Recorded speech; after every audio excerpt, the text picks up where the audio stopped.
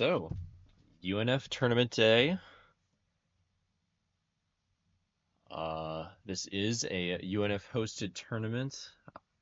I am your usual caster, Finn, here with my wonderful co-caster, Gray Color, Jake. Jake, why don't you say hi? Hello. Excited to be here. Big day. Very, very big day. Um, the way this tournament is structured, we do have a group stage and playoffs. There will be 3 rounds streamed on the group stage with interviews after each round. And the playoffs will just be the first place of Group 1 and the second place of Group 2 versus each other, and then the first place of Group 2 versus the second place of Group 1.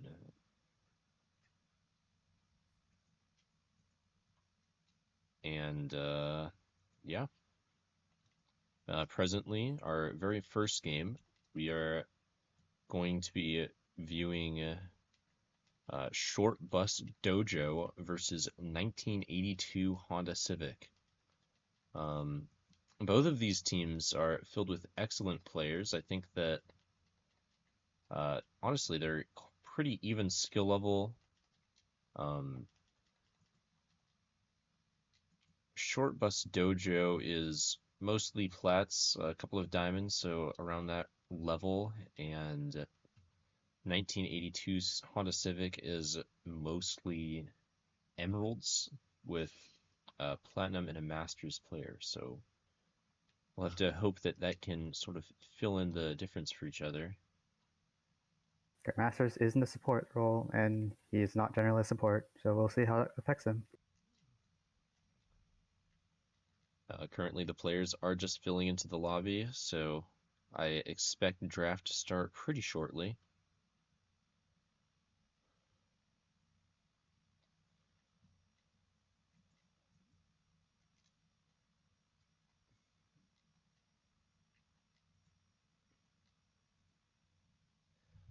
Um, the ADC and mid laner for 1982 Honda Civic, Antonio and Great or Mentally Unhinged, were actually filling in for UNF last Thursday on their scrims. So we got to see a little bit of a preview of these players' expertises, we'll say. Particularly Antonio was a pretty excellent, a very present member of the scrims on that day. I think he put up a really good performance, and it really does make me want to see more good performance from him today. I think we've also previously gotten to see Short Bus Dojo play. I know UNF faced them at Gatorland earlier this year, and it's exciting to see them back again for another tournament.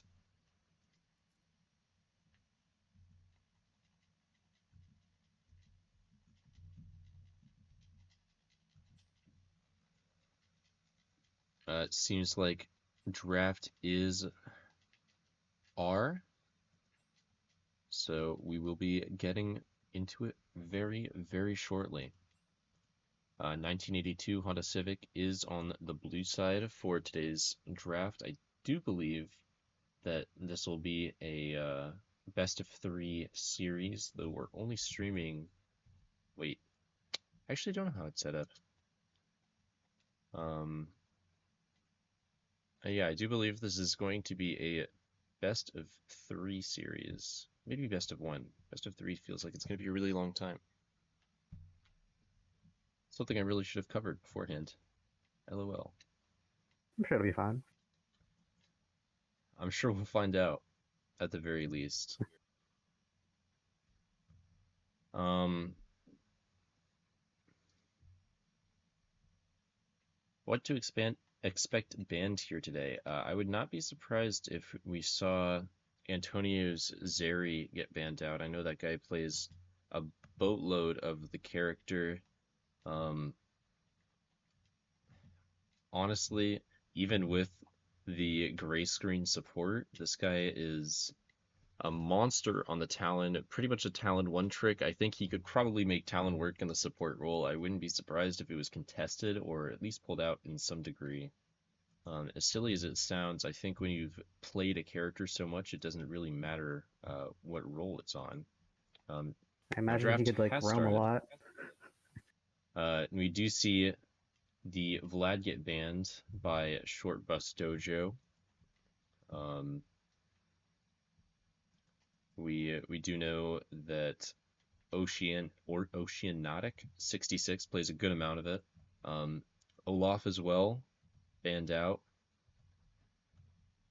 And by 1982, we have Yone, Ash, and Ambessa, all pretty aggressive characters. I think that this is really just base covering with these bands. It looks like 1982 Honda Civic is not expecting any particular team composition from Short Bus Dojo, and we actually do see the Talon band come out um, on the side of Short Bus. It's just too concerning to leave open. And we see a Gwen first pick by 1982. Um, this is definitely an interesting pick to come out of. I know Oceanic does play Gwen, but I feel like first picking Gwen is a bit of a ambitious draft choice. Immediately we see it countered by the Gnar. It could be that this Gwen gets flexed into the jungle role. Um, but I'm not expecting that. Uh, Diz or rather, Dizu. Zero does not play uh, any Gwen at all. He has a wide berth of junglers that he plays, but I don't think Gwen is one of them. Um, Boar Vessel as well isn't extremely experienced on the Gnar. I think it's a good matchup for the Gnar, but I think it's going to be a bit of a knowledge gap in the top lane. I think this Gwen is going to perform well enough to deal with it, but we'll have to see. I think that Boar Vessel is an overall better player than Oceanic, so it could just be that that is enough to overtake the Gwen. We also see a Smolder picked for Short Buzz Dojo, a very scaling pick, just something that will comfortably set Short Buzz ahead in the late game. But it does mean that they'll have a tough laning phase early in the bot lane. We see Jin Zoe come out. Um, And now we do know Mentally Unhinged, the mid laner for 1982, does play Zoe. However, this guy is a support player. So I don't know how refined his Zoe will be against the usual cast of mid laners. They'll have Additionally, Amelia for a cleanse on sleep, so they'll be looking for that. we do have the bans left for the support and the jungler of 1982, or the jungler and the mid laner for short bus. I think that 1982 will have an easier time getting the characters they want in this sort of second phase of draft. I think that the both jungler and support have a lot wider range of characters they can actually play. We do see Silas ban to come out. A Silas ban come out on the side of Short Bus Dojo. Um, and it looks like a ban a little bit uncertain on the side of 1982. They do accidentally skip their ban phase for this one. It looks like that will be somewhat contested in the game chat. I'll let you know as soon as I find out. It'll It's a be Yasuo. Yasuo ban. Um, in response, we get a Hui ban by Short Bus Dojo.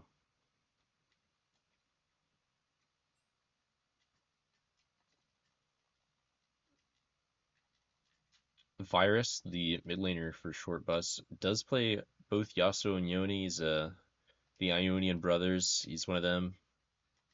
It's He also got also Akali plays, to round out. yeah, Akali, I was gonna say. Um, Syndra, Ari is really showing his continental favoritism, honestly. And Ramhis fan to wrap it up for 1982 Honda Civic. Definitely not a traditional ban. I do think it shows that they want to play maybe an 80 jungle and 80 mid.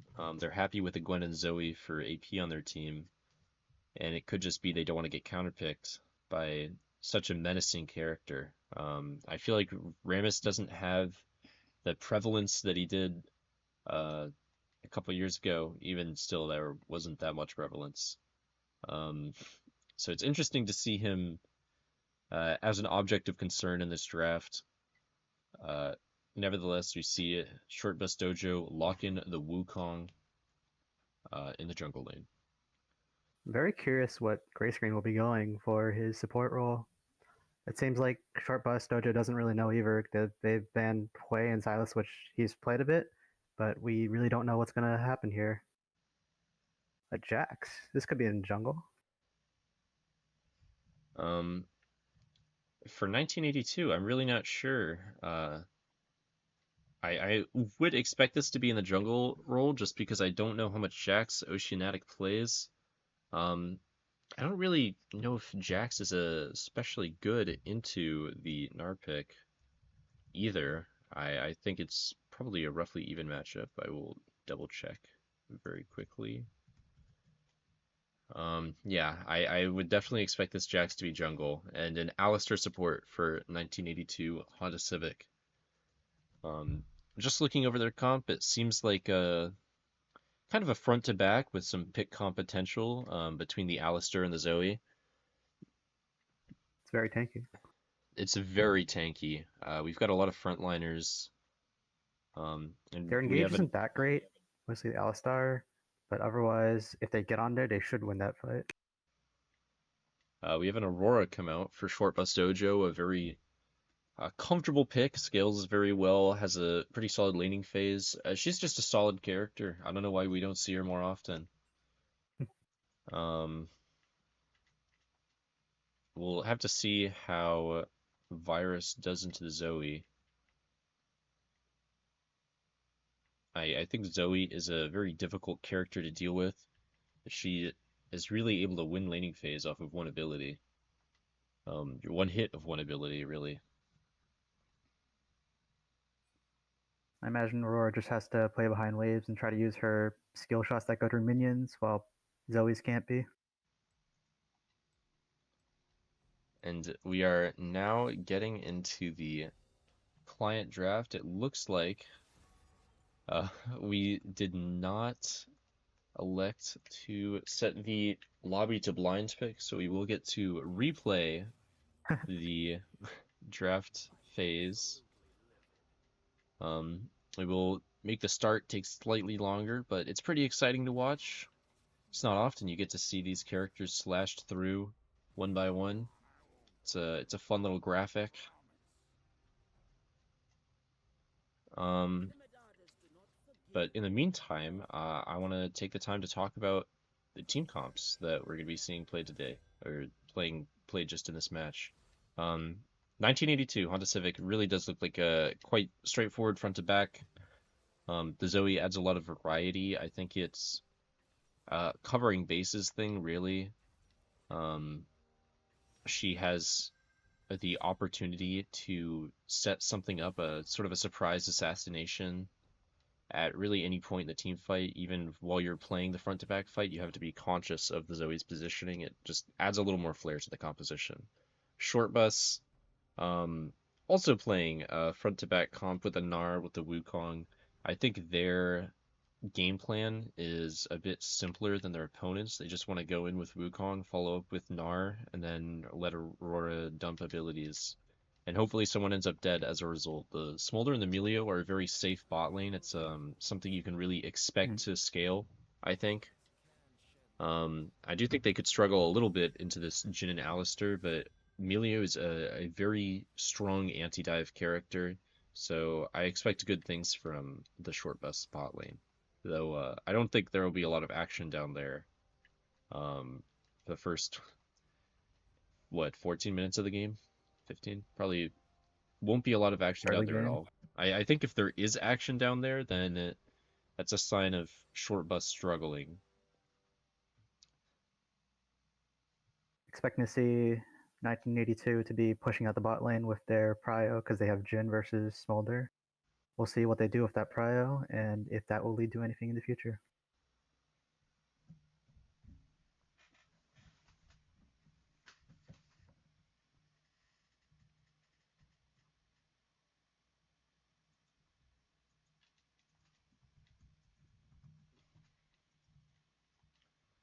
Side note, Short Bus Dojo is all orange. I love this. This is true. Your character's colors fit the team colors. It's a pleasing sight to see. Are we on Team Red? Down the right side.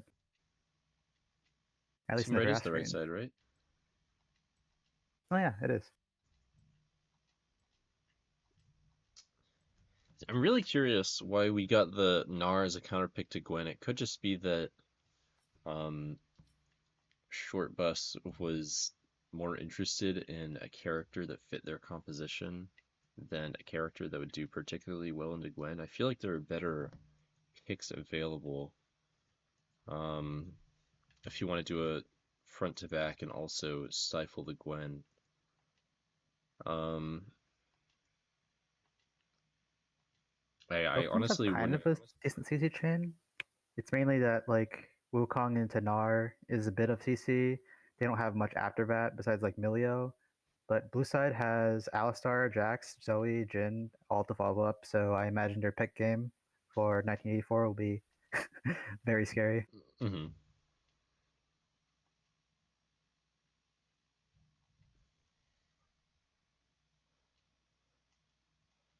I'm really curious if we will actually see gray screen filling in on the support role. Um, just because the players are allowed to switch around from where they're registered, I do think there is more incentive to put gray screen in a role other than support. But it could just this is a very for fun tournament. There's not a reward at the end of the day except for bragging rights. So it could just be that the player treats it as a for fun sort of thing. In terms of bot lane strength, I'm curious how the Alistar Jhin is going to work out. I feel like it's a little less thought out of a composition than the Melio and the Smolder. I think it's you can look at Melio Smolder and understand exactly what they want to do. I think Alistar Jhin is a little bit less straightforward. Obviously, engage with Alistar, kill with Jhin, but I wonder if there was a more effective couple of characters to go. Obviously, we did start with the Jhin. I believe the Jhin was selected before the Smolder was. Um, I think no, no, the the Smolder was Gwen chose first pick first. You're and right. then Smolder Gnar. Yeah. Yeah, okay. Um, so the Jhin as a counter to Smolder is really interesting. I think that he was chosen because of his strength in lane. But I feel like there are other characters that are stronger in lane, but maybe don't scale as well.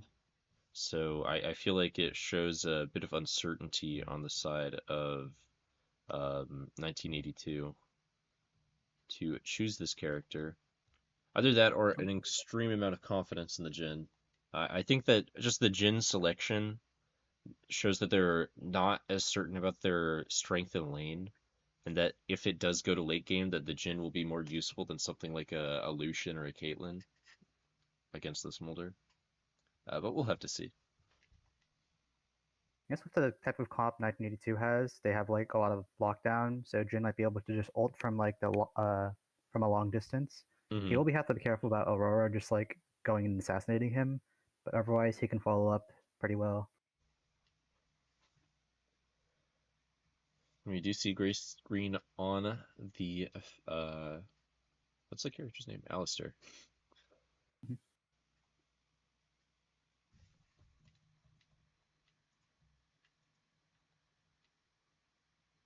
Alex are just one of those characters that's always solid. He's just incredibly tanky.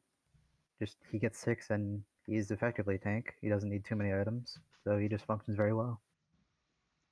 He will be going Ignite, so they might be looking for some early gank plays.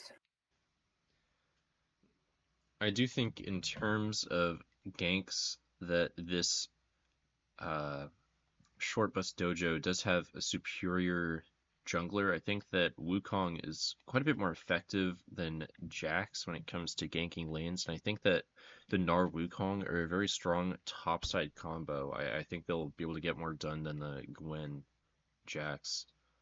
Um, Aurora as well. I think they have a very strong like team fight core around the grubs or like skirmish core around the grubs. So I do expect the topside skirmish to go in their favor. Um, I also think that the Wukong is a better counter against the Jin and the Alistair than the Jax is an aggressor against the Smolder and the Melio. It's just another character who wants to jump in, and Melio just excels at preventing that character jumping in. Both teams electing to five-man ward Raptors.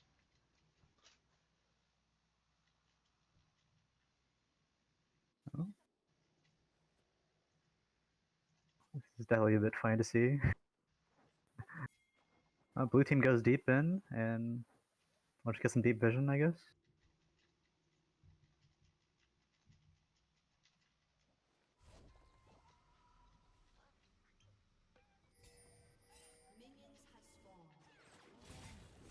In the end, I would Borvessel have engaged. gets caught out on the top side of the map, just chipped down a little bit and forced to recall. He will lose a bit of prio or his teleport to start this game off. I do think we do not He's see just the gonna Gnar walk. teleport up. I'm surprised.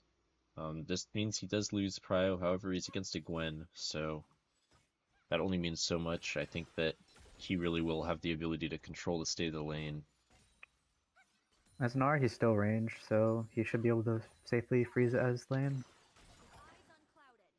We see how well Gwen can leverage her level advantage from this, and he does not lose any experience.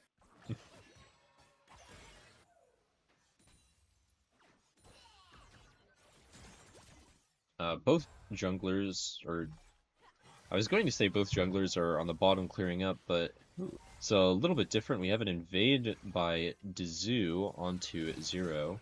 It looks like he's either not aware or not concerned about the Jax clearing his Oh, camps, but leaving the Raptors up. There is a bit of a skirmish around it, but in the end, the Wukong is deflected. Mentally unhinged, however, takes a bit of chip from this Wukong, and Dizu is almost dead. I do think that he barely lives, but that was dangerous. we're gonna see him survive. He's gonna have to wait out this camp to heal from the jungle pet now, but it is on vision, so it's a dangerous place. Meanwhile, the Jax comfortably 12 CS ahead. It looks All like in on top Borvessel is side. in a bit of trouble, but he does manage to leap away from Oceanatic. Um, this Gwen has been doing a very great job of leveraging the advantage she got. Flashes onto Borvessel and manages to survive under tower. This is a great start for the Gwen, who is a character that's stronger late game than early game. I think this is a sort of dark sign for how this game is going to go.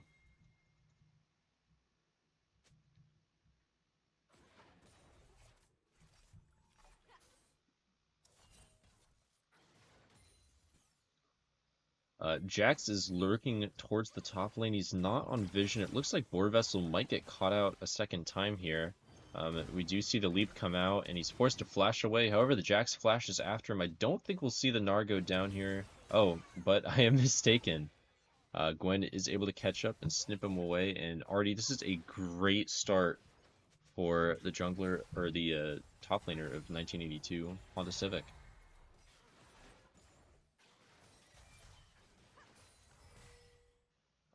Here in the bot lane, we see Smolder sitting comfortably on stacks. He has reached his 25 stack threshold, and we will start to see that skyrocket.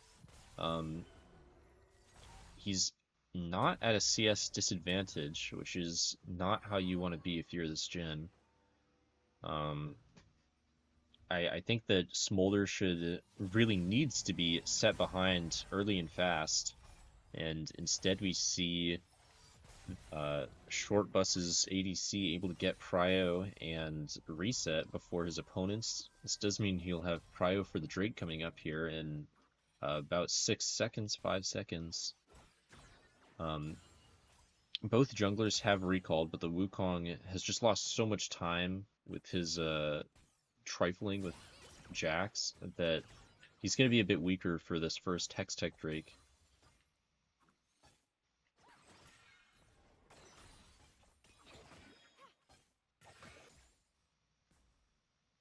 He does get the level 4 off of catch-up XP, but Jax is now level 5.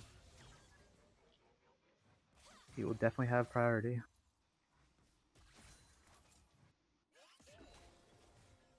It looks like despite what I was expecting to be a stronger sort of top side of the map, upper half of the map core, between the Wukong and the Gnar, that this Jax has just ganked in the right times, been in the right places, to the point where his Gwen is strong enough to really overpower just anything and everything. We do see Gnar go down once again, and Oceanic has an impeccable lead over Board Vessel. He will opt to clear the vision, I guess, not start Dragon. Jax was on the top side, but they're playing safe and might be looking for an engagement mid.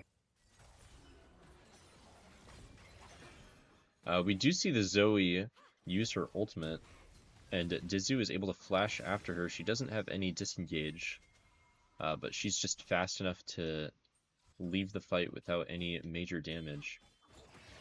Shortbus has a very strong prio for Drake here. The Aurora does not have ult, but she does have TP advantage over the Zoe. However, the Wukong is clearing upwards, and Jax is on a Drake at the moment. It looks like there's also an engagement in the bot lane, a great double two-man knockup by Gray Screen, but Antonio is not able to follow up.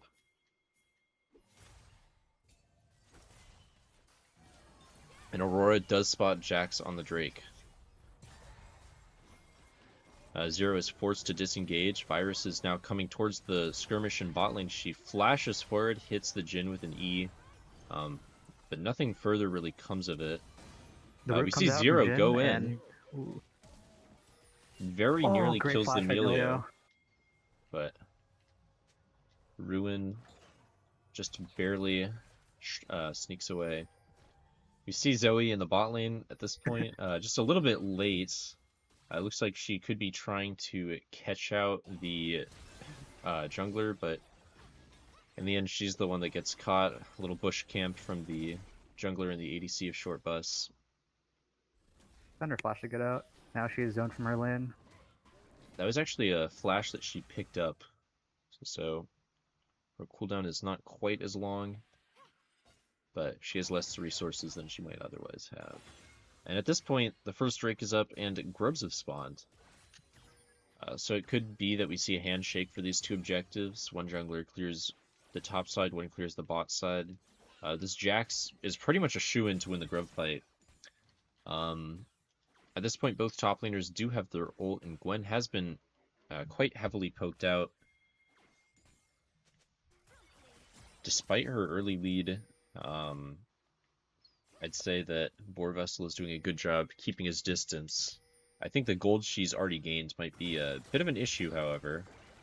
As I speak, Boar Vessel takes a huge amount of chunk damage. Gray Screen has roamed up and does hit the knockup. We see Gnar's ult come out, and both top laners use flash. However, Gwen is the one that walks away with a kill. Because we saw this Alistar topside, it was like a signal, a bright beacon for Short Bus to start this Drake, and we will see the objectives traded, as expected.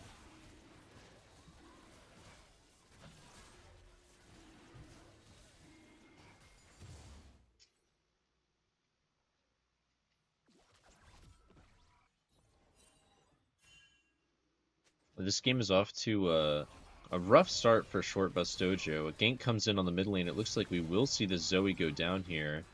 Um, Virus is able to secure the assist, but Dizu is really the one that does the brunt of the work. And this Wukong is still quite far behind in CS, but walking away with a kill now puts him in a slightly better position.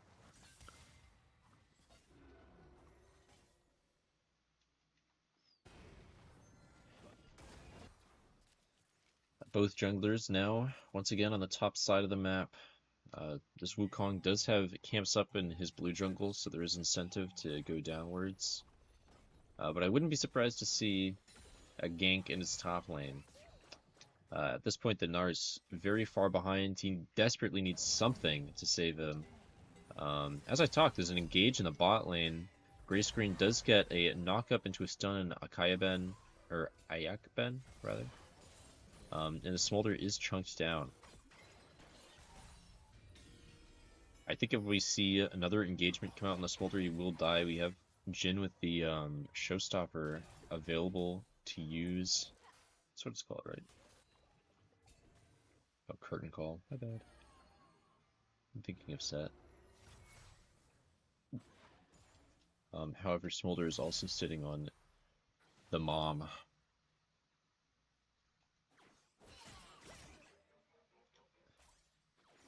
The next Drake, Infernal Drake, will be up and ready in about 3 minutes. And until that point, we shouldn't see too much action around the map. I think if it happens anywhere, it's going to happen in top lane. This Gwen is playing very, very aggressively and getting quite rewarded for it. He's looking for blood now. She has the level advantage. Gnar has the ult. He's gonna get the stun off, but we do see disengage afterwards. He's going back in. Ooh. The ultimate from the Gwen just not enough to tear through the Mega Gnar. And in the end, I think that Oceanatic did not respect War Vessel nearly enough. He thought that the 4 kills he had would be enough to displace the stats gained by Mega Gnar, but they just weren't. I feel like that he did not need to go down there. I think it was definitely a bit of an ego play to try and face off against the Mega Gnar. I don't think he dodged a single ability. He really ate everything. So definitely very sloppy play led to his death. It was completely unnecessary, and his team didn't really gain anything for it.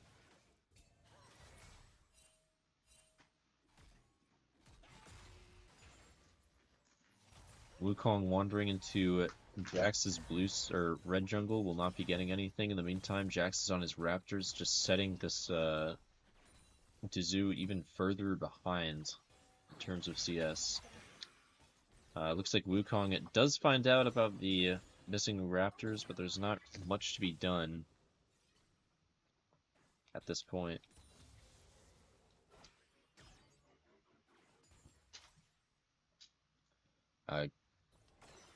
Oceanatic, despite his 3-kill lead, is now at a level and XP disadvantage. He trades on the Gnar initially without his snip snip stacks. Gosh, that's hard to say. Pulls out the needlework. It looks like he's going to be going down to this Wukong. Wukong does flash after the Gwen. Pretty ambitious. I do think we'll see him catch up. He does hit the smite and the I think it's his E. And once again, this Gwen goes down. The mid lane we see Aurora a bit. Yeah. Aurora getting chunked. The same in turn. But Ruin is present to help her through it.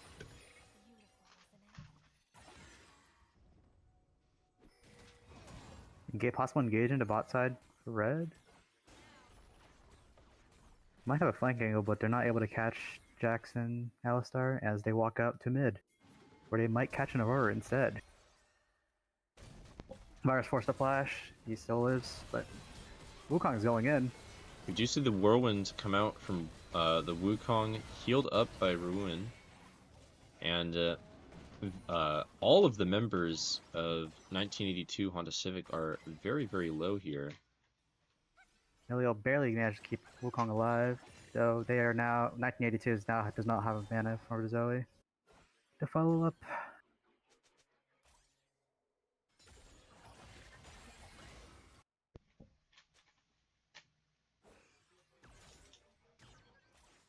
Oh, it's gonna happen a lot more.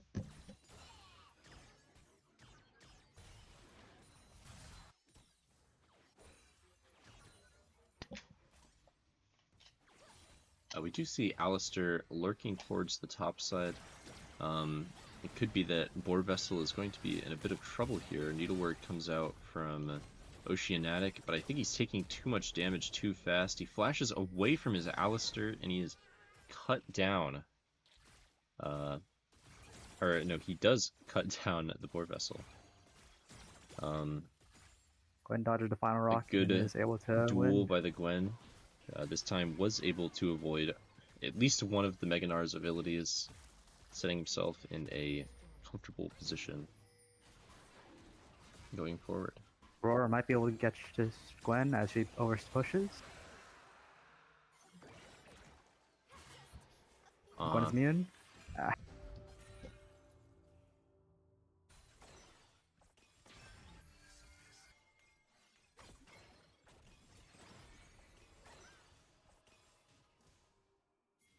Herald started and probably taking without much resistance. In turn, there was a gank in mid lane on the Zoe, but she gets out.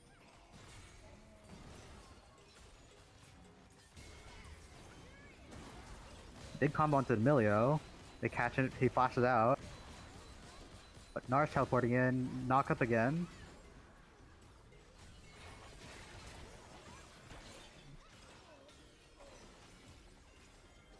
This ends with Alistar getting caught out, and so does Zoe with a great ultimate push by Nar.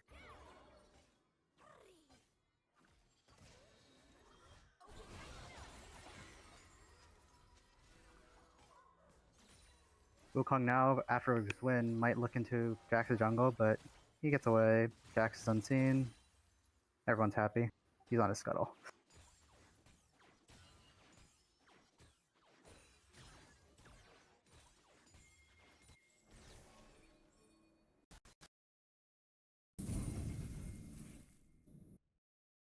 All of a sudden, from these engages, the gold lead is now roughly even. There's no longer any massive difference, and red side has regained map control with a bunch of vision and 3 pink wards all across this center line.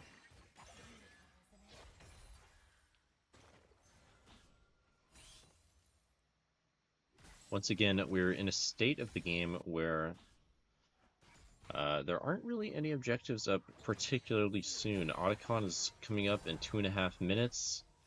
So there shouldn't be any major events going down. We see Haha, both supports roaming to the mid lane, hoping to get a little something from the juicy laner Antonio and Virus both. But there's enough vision that that just won't be happening.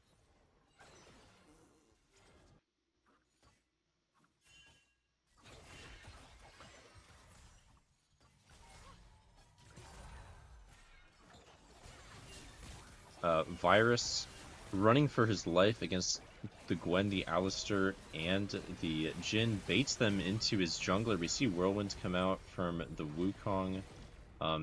He is shot down by the Jhin. However, Boar Vessel is able to chase down Antonio, and I think we're going to see 3 kills come out for Team Shortbus. On the opposite side of the map, or on the bottom side of the map, 1982 is shoving turrets. We see Rift Herald used, first turret taken in the bot lane. But it is just not enough gold to cover up for the 3 kills taken in mid lane.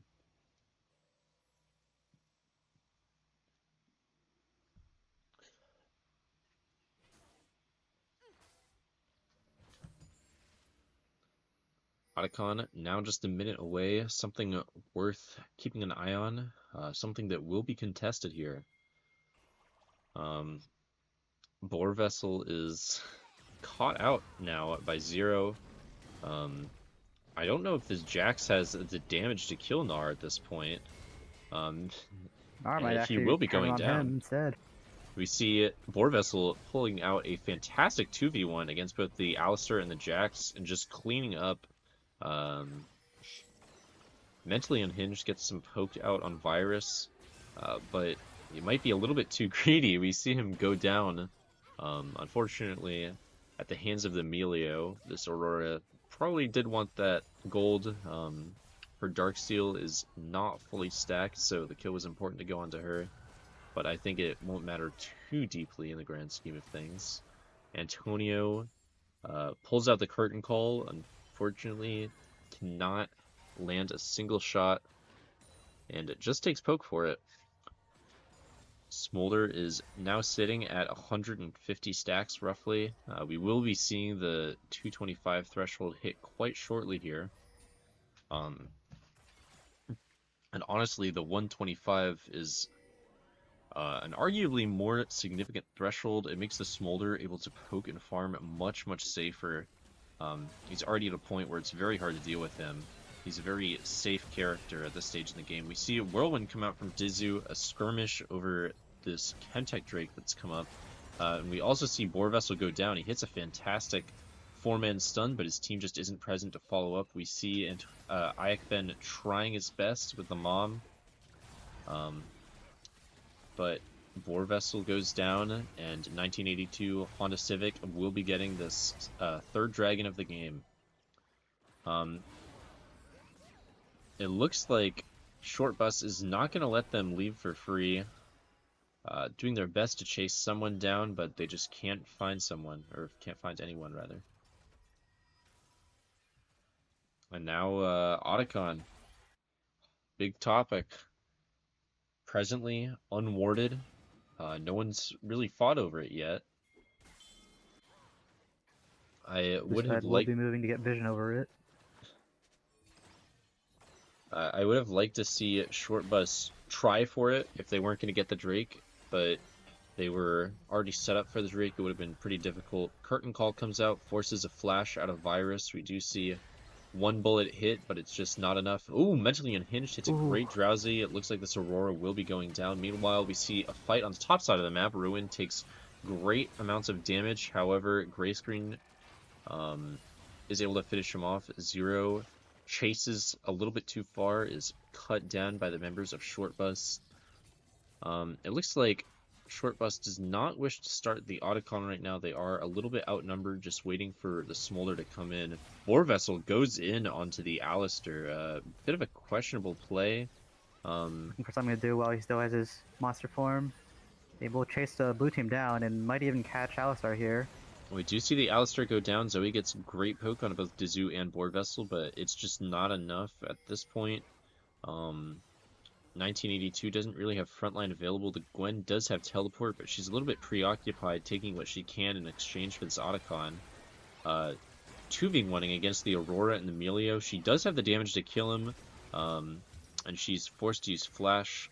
We will see this Melio go... this Melio flashes to survive. And I do think we'll see Gwen get this inhibitor. On the opposite side of the map. He will get cut off. Zoe has no mana to follow up, but he does get the kill. Blue team steals Otacon during the chaos because their jungler is dead. Zero additionally gets a kill on Ayakben. And that was honestly super disastrous for Short Bus. They were in a pretty comfortable spot to get that Otacon. But they just got too poked out by the Zoe beforehand. And their jungler was a little bit too greedy on the chase down, I think. Next Chemtech Drake, 2 minutes away. We already see Grayscreen working on vision around the pit. This Gwen gets yet another turret to her name. I think she might have participated in all 4 turrets, or all 5 turrets taken this match for 1982. I don't know if she was there for the most gold in this game Rift Herald one. By 2,000. Leading comfortably with 3 items. Has she shown up to a team fight yet? I think she's just been split pushing this whole game. I wouldn't be surprised to see her present for this fourth Drake, this second Chemtech Drake here. I feel like if she shows up, it's just going to be wraps for Short Yeah, the Bus. very big issue for Wukong, especially as AP is good into Wukong. They might just kill out Wukong or like Gnar as well, and that's the end of their fight.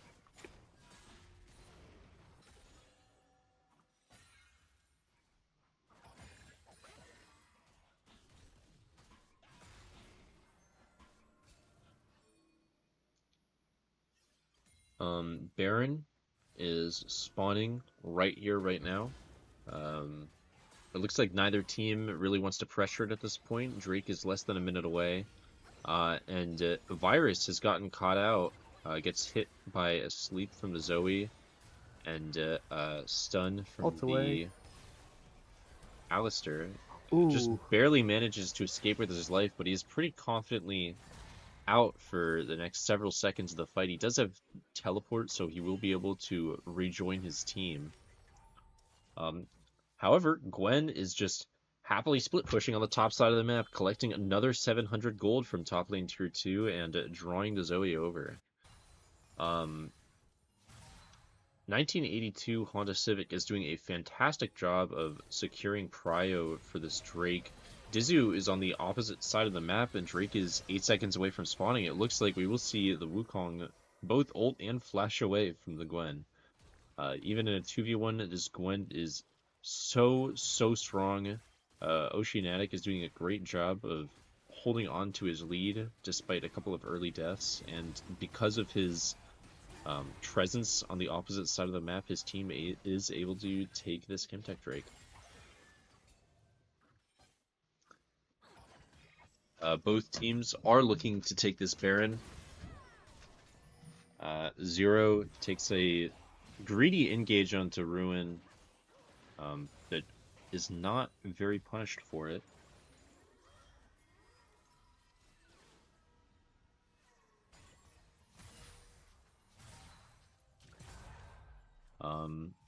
It looks like this Gwen is just keeping with her MO, walking to the bottom side of the map as often as possible, just staying away from the objective, forcing someone strong to come and contest her, under threat of her ending the game. And so far it's been working out great for her team.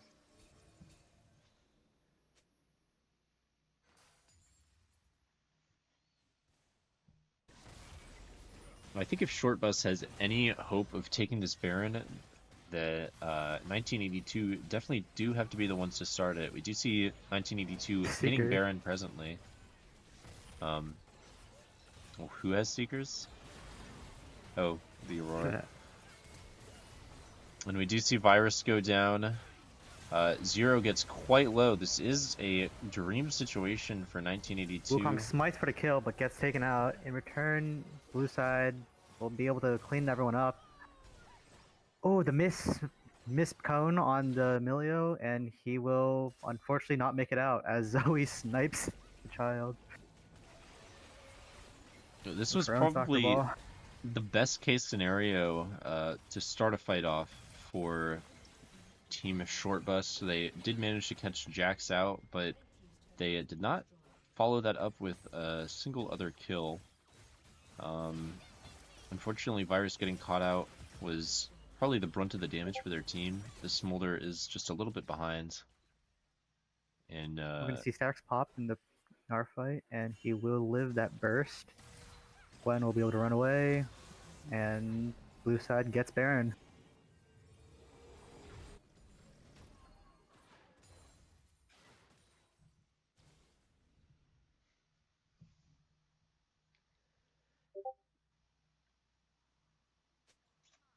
the next Drake is 2.5 minutes away. In that time, I do think we will see the team in blue pushing super hard with their Baron buff. It could be that we see the end of the game come out before we see this third Chemtech Drake contested.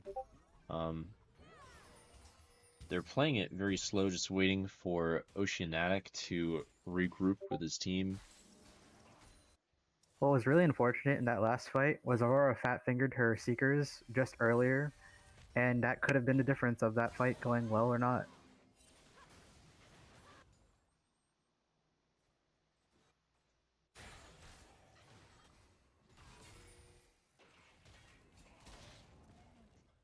Dizu now in a bit of an unfortunate situation. Um, Looks like he will be getting caught out. The snip step from Oceanic able to effectively two-shot him here. And definitely not the best start to a Baron defense for Short Bus. I think that we will see 1982 turn this one kill into the end of the game. Gray Screen is lurking around, taking a little bit of poke, but it just doesn't do any damage through the Celestial opposition. Our big Aurora ult comes out, Curtain Call, hits all 4 shots. Boar Vessel forced to flash away, very nearly dies, and we do see this Aurora go down. A flash by Mentally Unhinged. She hits a sleep on the Smolder, but is not able to finish it off. However, her team is just clearing out the Nexus turrets, and Game 1 is over in favor of 1982 Honda Civic. A great first match here.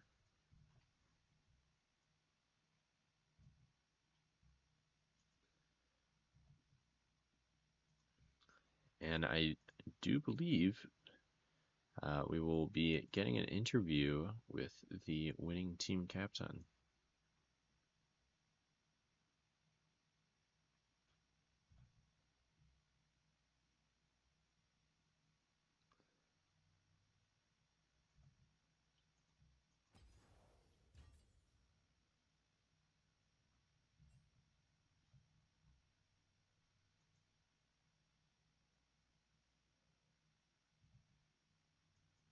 Um, are you ready to interview? Yeah, Alrighty. let's get K9 in here. Who's this guy in game? Do we know?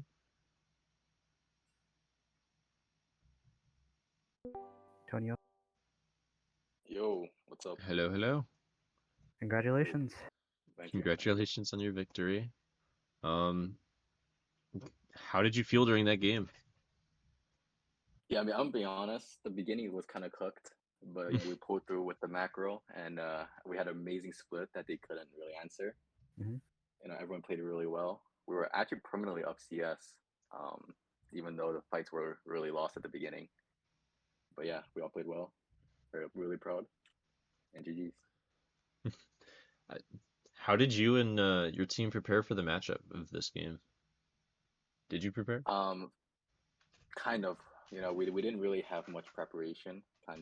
We played one game before this, missing our ADC. And then aside from that, I mean, we just talked draft mostly rather than play mechanics. Well, what do you think were the key factors that contributed to your team's win?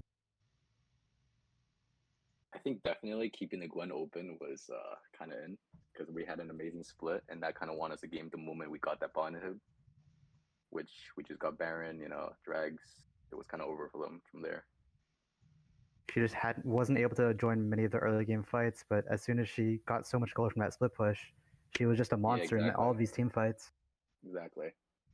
Also, that I gotta say, my whole team was surprised. That Gnar damage is genuinely insane. What is that? I was definitely super surprised that Gwen managed to die at all in lane. Yeah, no, Gwen had full item. Gnar was like Sheen, I think, and then somehow she died. And then later on, Gnar had a Trinity and one hit my jungler. Killed me too. That was insane. It just has a lot of damage and CC during that damage, so if you get hit at all, you will be in a lot of hurt if you're using his monster form.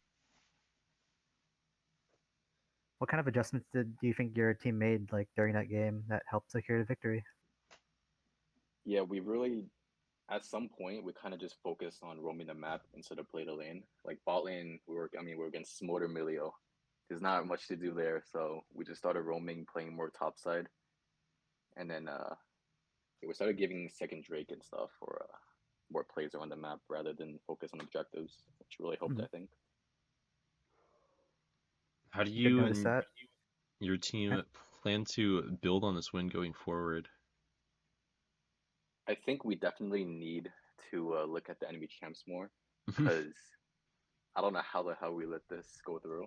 I think, to be honest, our draft was not as good as theirs. I think. I mean, Alistar into Emilio is kind of cooked, Miller can and then disengage pretty well. yeah, and I assume Nargwen. It doesn't look like a good matchup, but I top end it both through. I think going forward, we're definitely gonna look at enemy champs more and maybe cook up a better draft for you guys. Hmm. Can I ask how you feel you in particular did that game? Like, how do you feel about your own I mean, performance? see, I'm not a support main, so obviously, if there's any support mains out there watching, you might be disgusted. I think I did fine. I mean, honestly, I felt kind of useless other than, some engages. I placed the words, did what I saw other supports do. I mean, Just kind of I how think it is. overall, yeah, You did get some good kind of knockups in fights. You caught out Aurora had the support sometimes. role. Yep. Got some good combos in. Got some really messed up combos too. The camera didn't catch that, don't worry. I'm sure. Um, I think that's all we have for you here today. You have anything you want to say? Yeah, I mean, I think we have a really good chance. We're gonna get to the finals. Hopefully, games stream then, and then looking forward to it. Hmm. Thank you for your time. Yep, a good one. See you later. Ciao.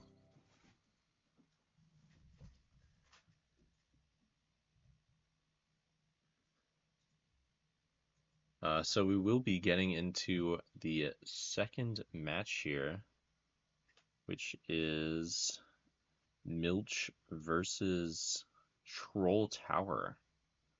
Um,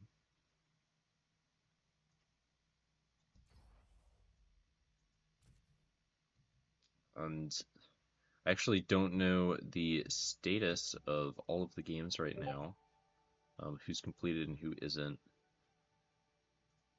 I think there are 5 matches that did just occur.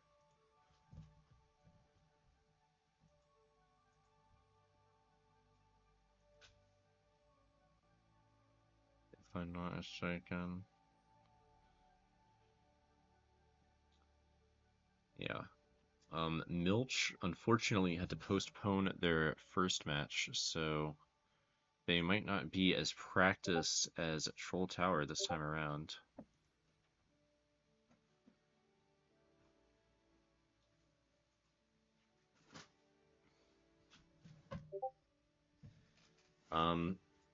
I think in the meantime, we will just talk about the results of the games that have completed.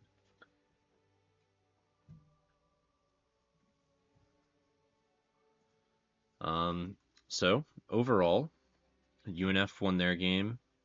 1982 Honda Civic won their game, and clearly their opponents lost. I do have screenshots of the aftermaths of the game that I kind of want to pull up here.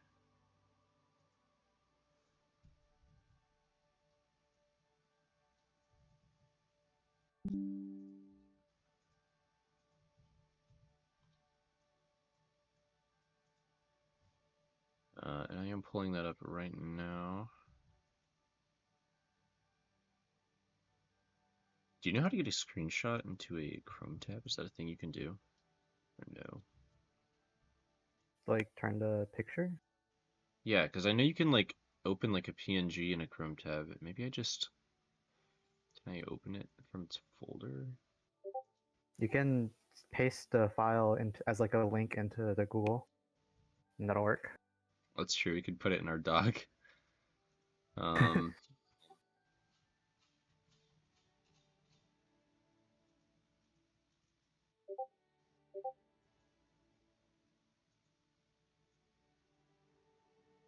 it looks like we will be getting into the next game here pretty shortly, actually.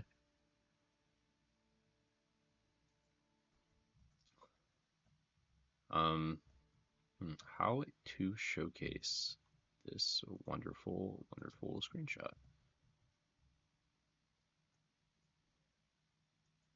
I mean, I guess I can just do the dock ID. It's a little bit shabby, but if it ain't broke, it's a little broke.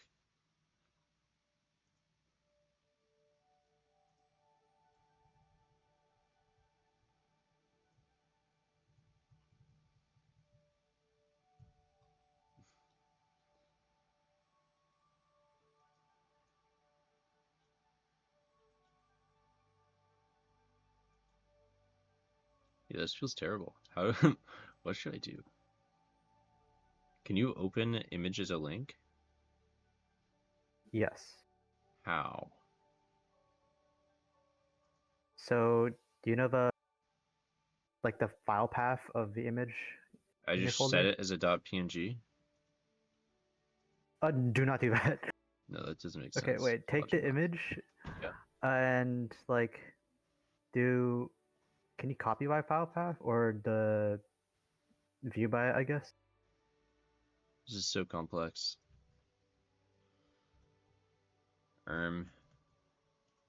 I don't think I know how to do Like that. this here. Okay. Like I have the file path slash. I guess I'll just Like rename the image so that it's not actually. it's like down there, and then you can copy paste that into the any Chrome tab.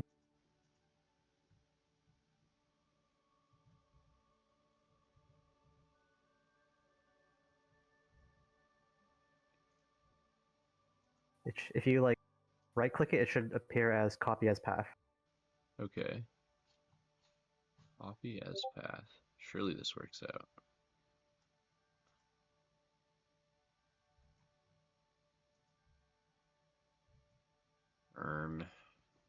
Screenshots.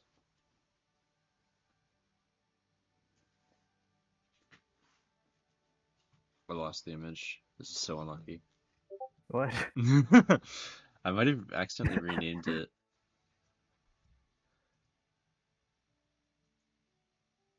Okay, wait.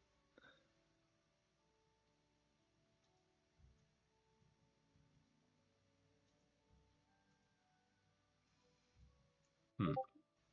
This is a very fun journey, but I'm kind of concerned about getting into the second game as well. Which is Troll Tower versus someone. I have so many files open on my computer right now, or tabs open.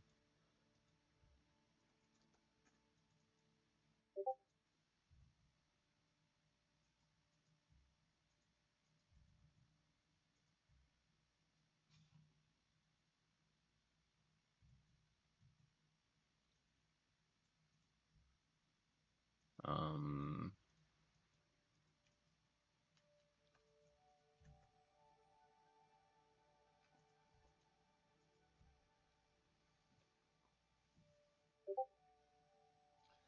so it looks like uh, T1 Mingo was actually the victor of the first round against Troll Tower. So Troll Tower will be going into the second round with a loss. I do have the captain for Troll Tower added, so we will be able to get into the lobby.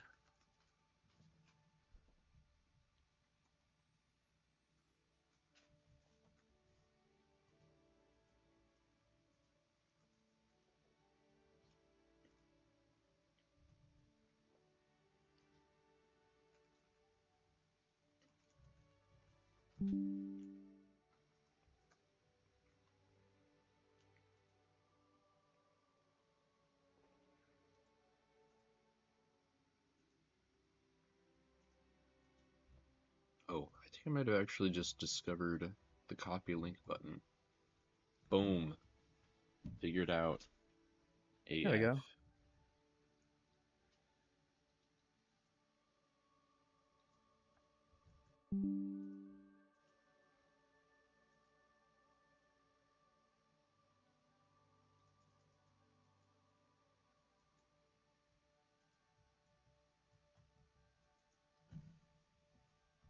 I think I might have actually just copied a Discord link. So I no longer know. That'll work as well as long as you have the image. Yeah, but it's got OBS in the background. I want something like a little cleaner.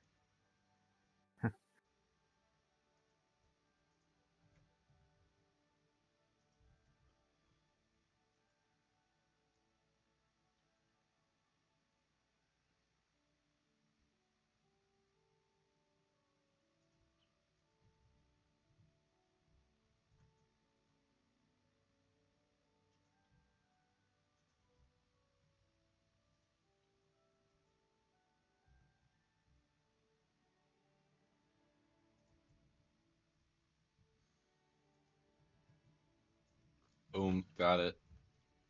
Thank you for your help. That was actually incredibly, incredibly helpful.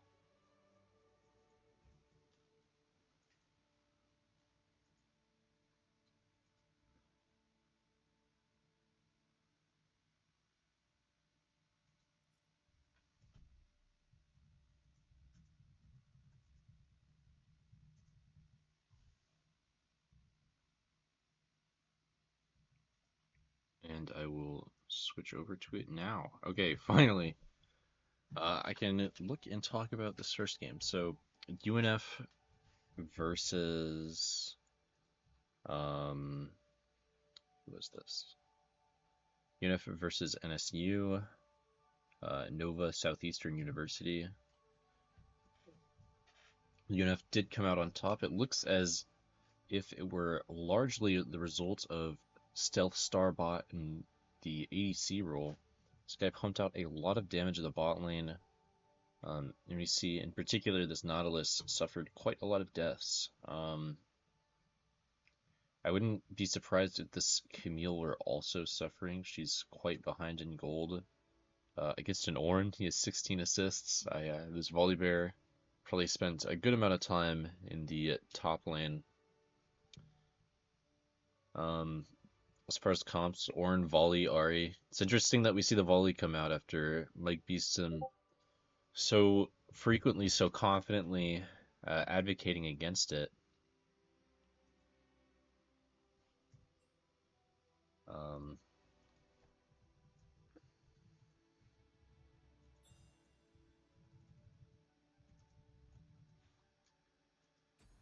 and I have just been invited into the next lobby. I will be sending you an invite, my wonderful Heavenly Codecaster. Thank you very much.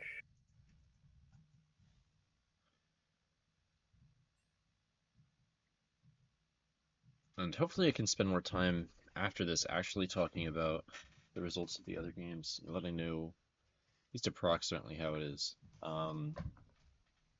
But anyways, yeah, UNF, really interesting to see Mike Beeston on the volley bear after so adamantly saying he wouldn't. It looks like he put up pretty solid numbers, but was not the star of the show, not the main player of the match this time around. Though he is predominantly ahead of everyone else in the lobby except for his ADC.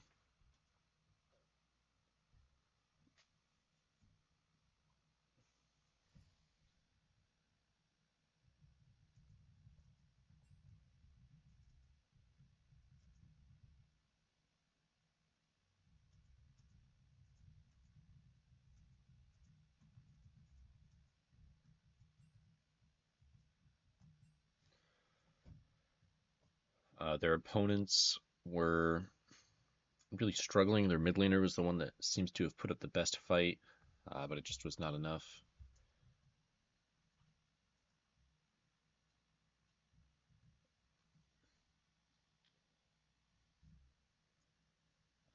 Nova Southeastern looked to be running sort of a pit comp. They have a Smolder ADC, which just screams front to back to me, but Nautilus, Camille, Xin, Talia, it's all very pick, not a whole lot of frontline. Obviously, Camille, Xin, Nautilus, all frontliners, but they're kind of squishier, except for Nautilus. It looks like we will be getting into draft here of this second round game very shortly. The teams are Troll Tower and Milch. as far as bands go, I can confidently say we're gonna see Swain band. Um, Yeah. Wazy, the mid laner for Troll Tower, I believe was rank 1 Swain at one point in NA. It is in NA, so give that as much salt as you want, but it's nothing to sneeze at for sure.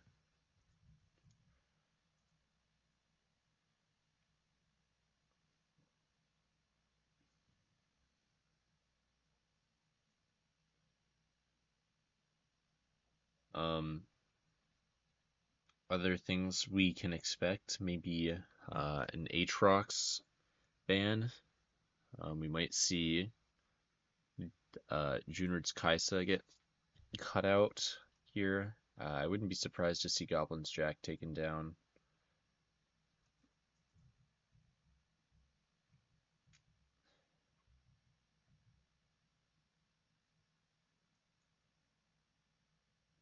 Um, Honestly, I could see a lot of focus going towards the ADC of Team Milch, just as far as bans go. He seems to be the one that plays the most. He has the most power on his team. Both his Kaisa and his Zaya are pretty well practiced. On the opposite side, definitely seeing the Swain get banned. Uh, would not be surprised to see a Draven ban as well. And Viego is another big, scary character.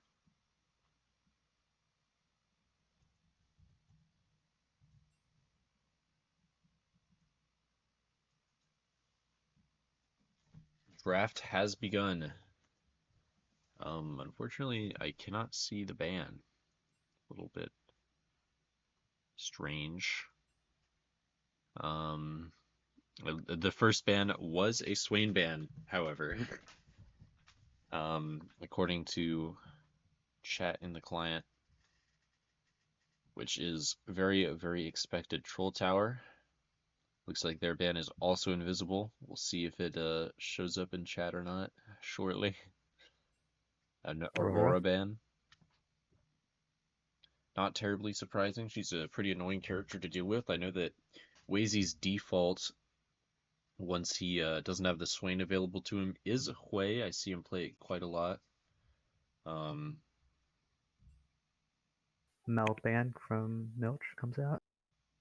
Though it seems as if he's putting some time into Mel. I know he has also a pretty scary Ari. It's a little bland, but it gets the Oh, job there's done. Aurora.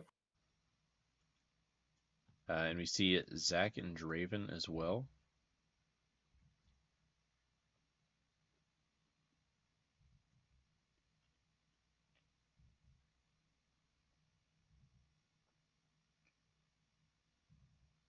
Control Tower is considered their final ban, and it is severe. Now, we'll see if the portraits are kind enough to show up for the actual champ selection phase. Oh, we see a Draven pop up in the corner. Can you see that, or that just a me thing? It's different for each client. I have more characters unlocked. And we do see the Kaisa locked in for Milch. Draft wall daw. Very scuffed. I'm gonna pick a Fellows in response.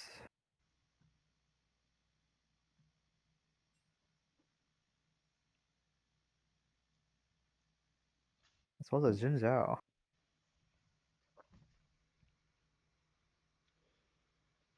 Both very solid picks. Aphelios is a character that scales magnificently. He's a very, very powerful source of damage into the late game, and Xin Zhao is a character that can really help guide him there. I think the knockups and the slows from the Xin Zhao will really help Aphelios catch up to whatever it is he's fighting. We see Shaco and Malphite come out for Team Milch.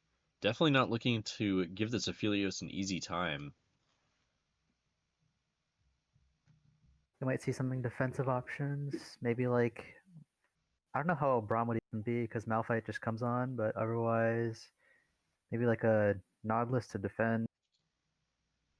Milio could work, maybe, but still knockup's still a big issue. And we do see the Nautilus, as predicted, come out on the Alright. side of Troll Tower. Going into the second ban phase here, we can see that Milch is very clearly trying to create a more dive-oriented team. They want to get in and make things happen. I do believe the Shaco is in the jungle. I don't believe Shaco should really be a pick that's super contested, much like a Rammus, but the fact stands that it is in fact contested. And the jungler for Team Milch, Goblin, does play a bit of Shaco, so most likely where it is. We Heimer do gets see Phantom Band. Phantom Band. Really putting it.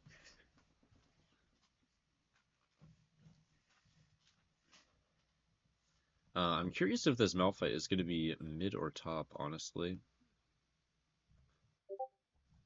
Milch takes out Ari.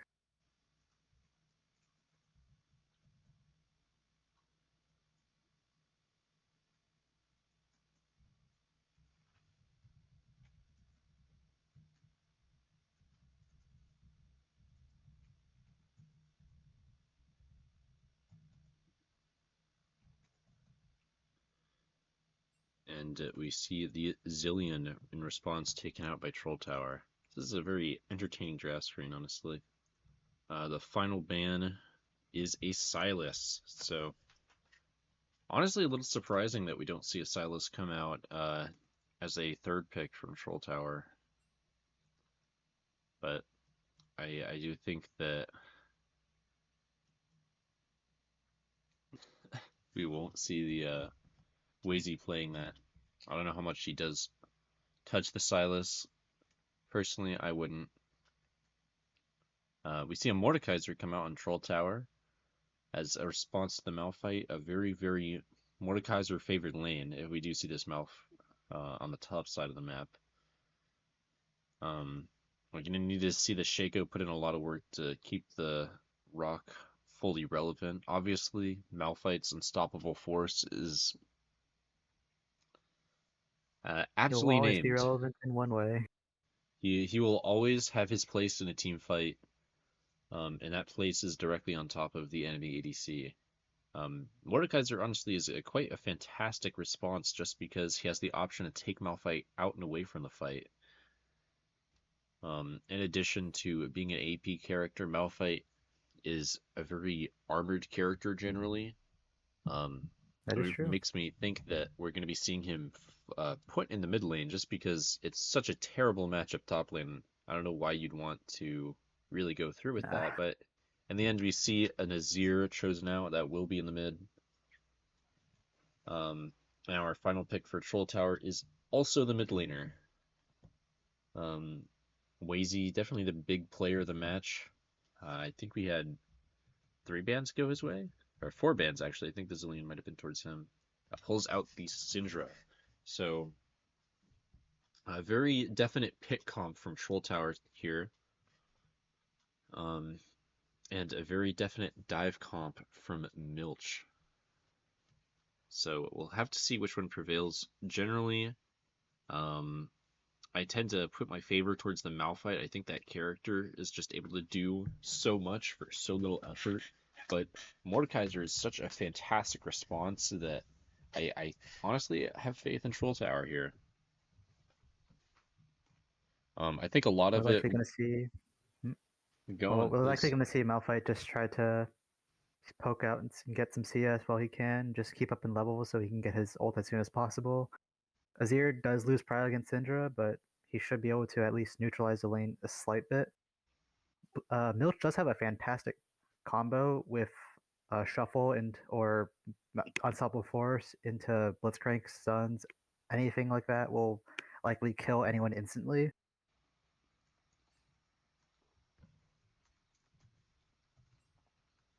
Otherwise, Troll Tower does have very good all-in and is very sticky as a comp. They have both Xin Zhao and Nautilus, as well as Mordekaiser slows that will probably win the fight if they ever do get onto Milch, considering they only have Malphite Blitzcrank. So we'll be seeing whoever gets the Wombo combos off first. I do have confidence in Troll Tower. I think they're a strong enough team. They've been playing together for quite a while that they can avoid those combo setups. Just I hope they know how to play more separated, just so this Malphite can't pick up 3 or 4 people with his engage. Both Azir and Syndra are characters that really want to scale. And I think Azir is a little bit more capable than Syndra of being a massive threat in the team fights. I think he's a little bit stronger in the mid game unless she gets a lot of early kills. And I think into the late game, his more consistent damage is just more of a nuisance to deal with than the Syndra one-shot. Obviously, feels terrible getting one-shot, but Azir is able to kill more than one person in a fight. And that's a pretty big deal. He is also more mobile, so he's going to be a bit very scary and more of the win condition. So Kai'Sa does a lot of damage. They have, for Milch, has a lot of AP damage, which should be good for Troll Tower at least, so they can itemize against that easier.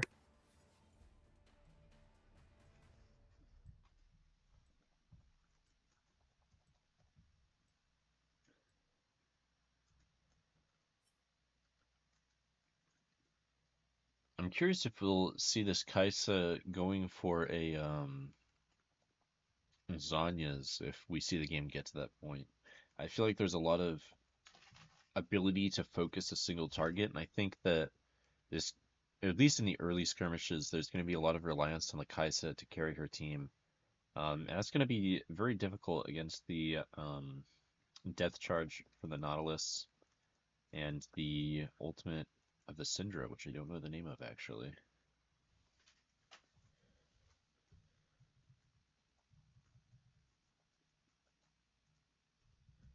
Unleashed Power. Checks out.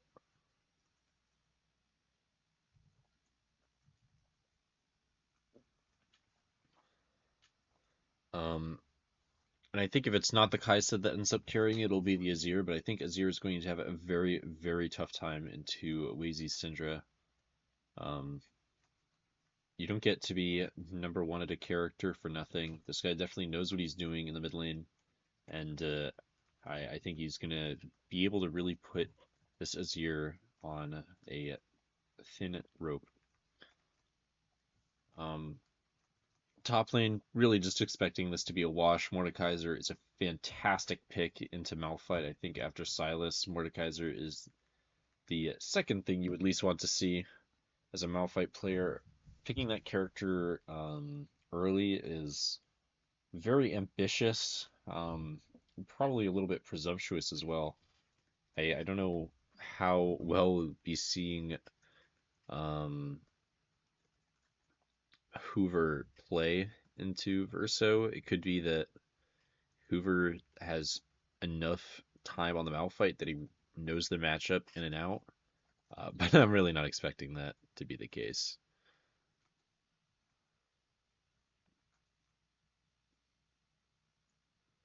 Both players are around similar skill level, and I think in that kind of scenario, it's the better character that'll really come out on top.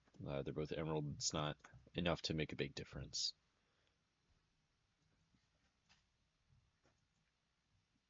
But we shall see.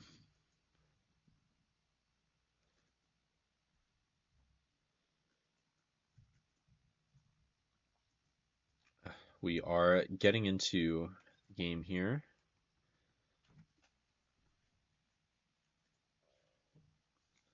A very I'm a bit nice curious about the selection of matchups skins. here, because Aphelios and Kai'Sa have a roughly similar early game, so it's mainly on the supports, and it is Nautilus versus Blitzcrank, so Nautilus should have the advantage.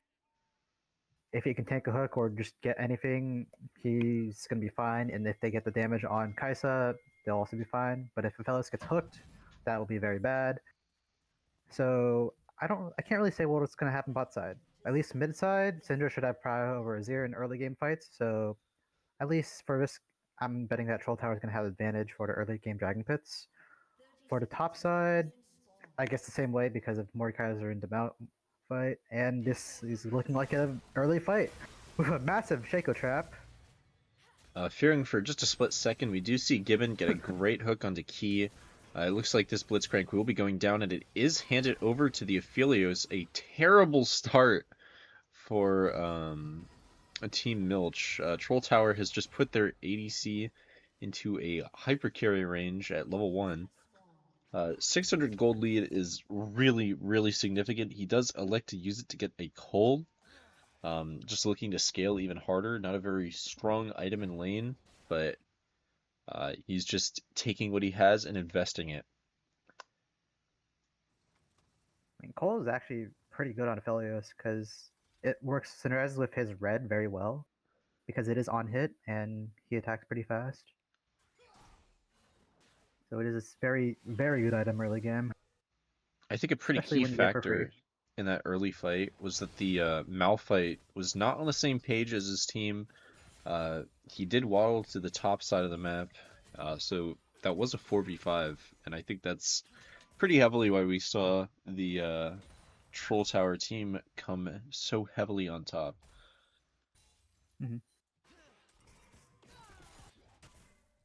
Nautilus is one of those characters with 2 CC abilities at level 1, so he was very good at securing those kills.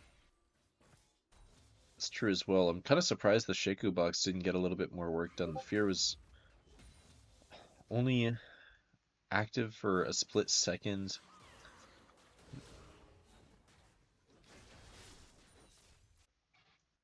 We do see some pretty aggressive trades coming down in the mid lane. Both characters getting chunked a little bit. In the bot lane, it looks like an early gank from the Shaco. It's exactly what this Kaisa needed. She does secure the kill onto Gibbon, and Jagon goes down at the hands of Sergeant Goblin. They're even going to get a shutdown off of that from the early kills. Now this Azir versus Syndra. Azir getting chunked out, very close, but will barely survive the Syndra. It looks like he does get hit with a Syndra combo. He's forced to flash away, just barely keeping his life. And now that is a flash advantage for Wazy in the mid lane.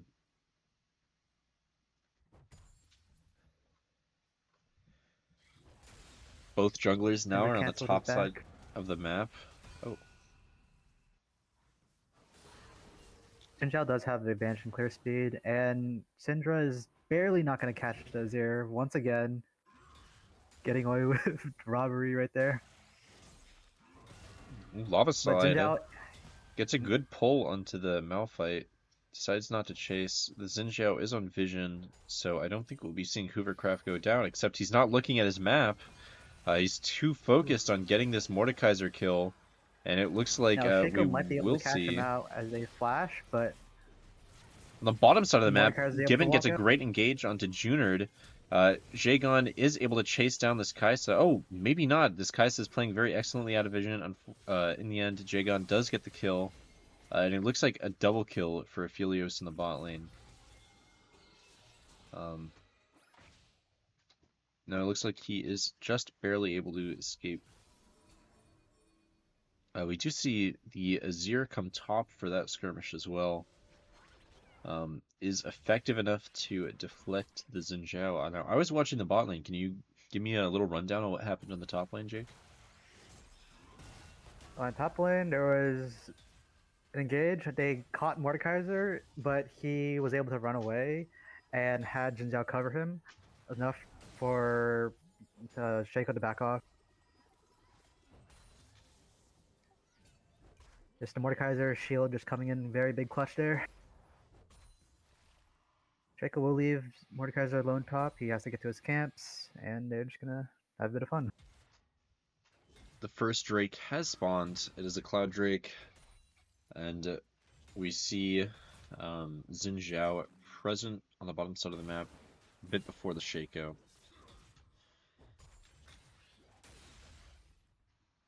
The true top lane island.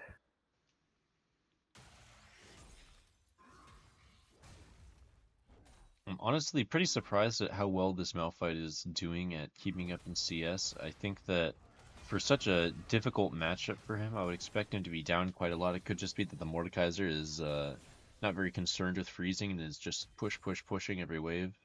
It seems to be the sort of MO of top lane right now to get prio and then use that prio to do stuff around the map. Almost like a mid laner, but I think at this stage in the game, there's not a lot to really do around the map, so I think the Mordekaiser Mordekaiser does have level benefits 6. quite a He lot might from look for anything freezing. here. But he also might be in one-shot range by Malphite. He's not quite there, but he's getting there.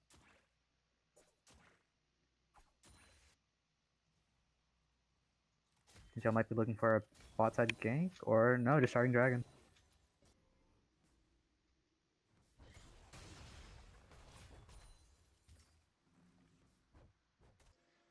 Looks like Oh. it looks like Team Milch is not aware of the dragon being started. Shaco is near enough to the dragon pit, but there isn't any vision in the pit. Xin Zhao uses his smite to start fast out the clear, but they're gonna have to wait until the smite comes up, or the smite gets stolen. Of course, Milch doesn't have any idea that smite is down, and it is enough time has passed where smite is back. Grub's now spawning in just a minute. Both top laners have gotten their recall off. Neither top laner has either summoner spells. Both of them have ults. It's a very, honestly, a very even state in the top lane. Mordekaiser, however, is threatening to get a little soused, a little tipsy in anticipation of the grubs. He's taking a drink for fun. Xin Zhao already taking the scuttle in front of the grub pit. And lurking around the top side of the map. As mentioned earlier, this Mordekaiser is completely allergic to freezing, so his jungler does not have the opportunity to gank. However, it is giving him a bit of a CS advantage through clearing under tower, which I think Malphite is a character that has a very strong capability to clear under tower, but it's still a big ask. And the CS advantage really is not as much as it should be. Both junglers take the recall. Grubs are now up, and we see only one of those junglers beelining back towards the top lane. I do think we're going to see Troll Tower get the second big objective of this game. Hoovercraft is quite low. He's fallen below half health, and the Mordekaiser hasn't even taken any damage. And is just Might look to ult from happily under tower collecting here. plates. That would be I don't lit. think so. I think that it's It would very lose hard some to tower CS. dive. That's true. He would lose this Malphite some CS, but I think it's a very, very hard to tower dive a Malphite. Just because of both his slow and his knockup, it puts you in a very precarious situation. And we do see Xin Zhao on the grubs. Shaco is taking this time to gank Wazy in the mid lane. We do see the Emperor's Divide come out and knock the Syndra back a little bit. She is in a bit of trouble, but just barely able to survive in the bot lane. We see Gibbon engage onto keep, knock up the Kai'Sa, but nothing really comes from it. Rambe goes in on the Azir, just barely unable to finish him off. We'll see if his bot lane walks up. It looks like they do elect to a pretty big potential engagement in the bot lane, but in the end, nothing actually happens.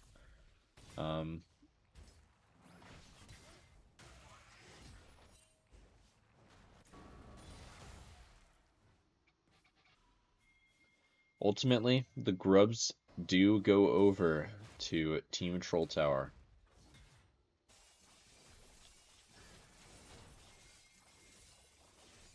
They are the favorites to win this game. And I think that is very much showing. They've been doing a pretty solid job of keeping even with their opponents, but the advantage they're getting... Wait, Xin Zhao CS? Are you seeing what I'm seeing?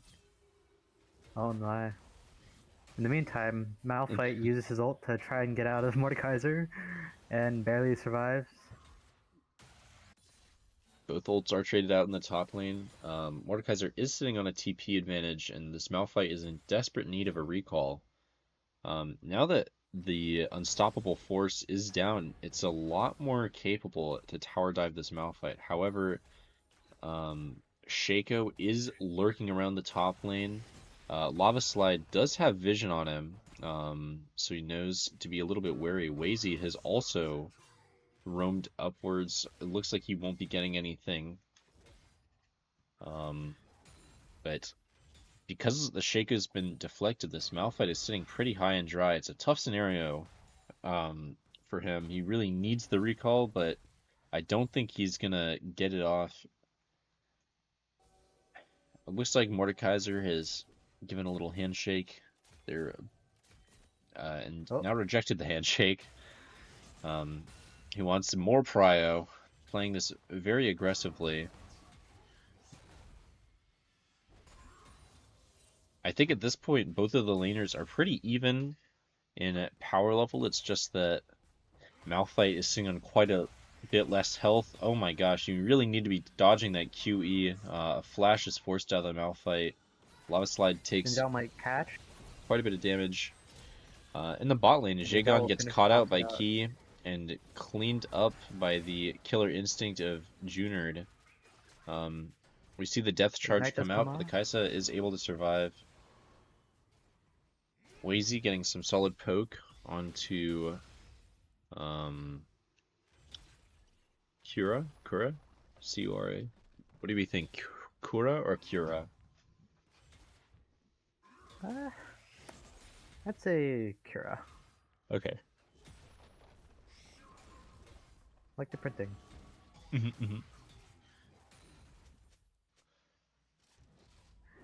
Mordekaiser presently sitting on 3,000 gold. He's going to be able to buy a full item off of this recall.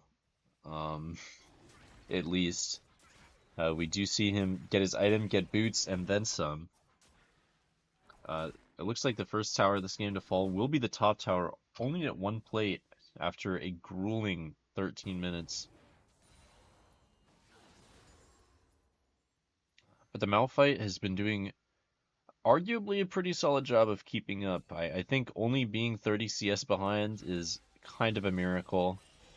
Mordekaiser is sitting at 10 CS per minute, and 7 CS, roughly 7 CS per minute on the Malphite is honestly pretty acceptable. Azir gets a great engage onto Wazy. It looks like the Syndra was trying to bait for her jungler, but Rahambe just didn't go in at the correct time. We do see Mordekaiser's ult come out. Hoovercraft just desperately doing his best to survive the realm of death. Shaco will be coming topside, so if he survives long enough, he will have help. And the Shaco is here, but can the two of them 2v1 Mordekaiser? I'm really not certain. With Mordekaiser already at his Rally's spike and with the blue boots, it's going to be very difficult for him to even take damage from the two of them, the Shaco and the Malphite.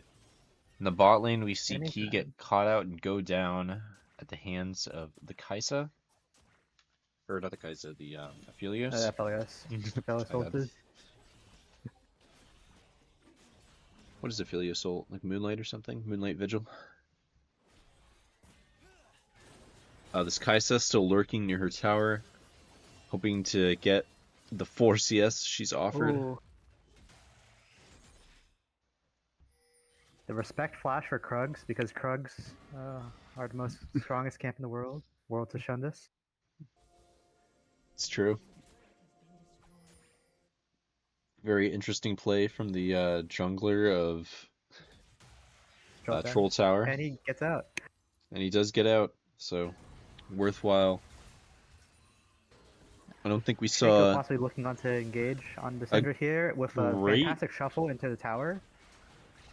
But do they have enough damage to close this out? Azir actually forced to flash and disengage. This clone is racing down Gibbon. In the end, it's Jaegon that gets caught out, and he does go down after the overcharge from the Blitzcrank. Kaisa able to pick up a double kill here. Junard looking for a third. Wazy does not have his unleashed power, so I don't think this Kaisa is in major threat of death.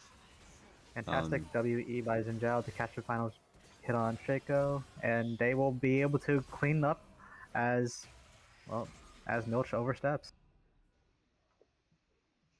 4 out of the 5 members of Milch go down in that mid fight. I think, was it 1 or 2 members of Troll Tower that died there? I think it might have been 2. Yeah, Kaisa, The bot lane duo. Aphelios and yeah, Aphelios and Nautilus. Lava Slide forced to use both the Flash and the Death Realm from the Malphite. Hoovercraft gets a great shutdown, and now Gibbon is very All of a sudden, overextended, forced to flash away. I'm honestly kind of impressed he survived all that. I really think that Nautilus should have died there, and the fact that he didn't is kind of a sign of how good a player Gibbon is. I would have died there. I just know it.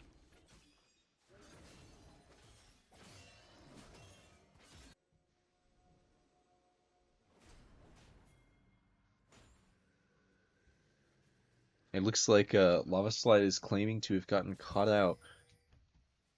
And that's how he died. On purpose. Curious if that was the case. Troll Tower has a lot of presence in this current Baron pit. And we'll probably get Herald.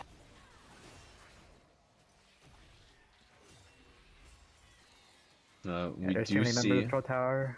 Troll Tower walking For with Shaco Herald. cover steal.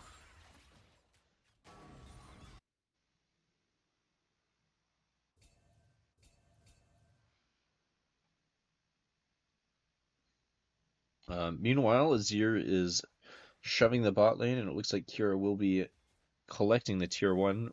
4 members of Troll Tower launching a defense on their turret. Could also have something to do with Drake spawning. It is a Hextech Soul.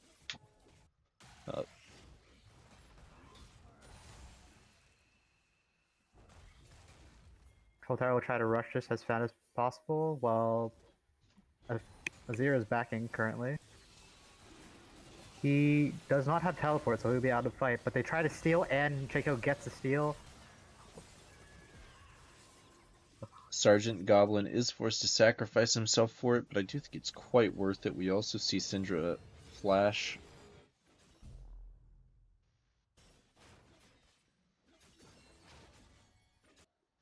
I believe she got hooked by the Blitzcrank there. I and had to believe run you away. are correct. Lava Slide now actually losing trades against Hoovercraft. Pretty impressive how much work one magic res item is able to do here.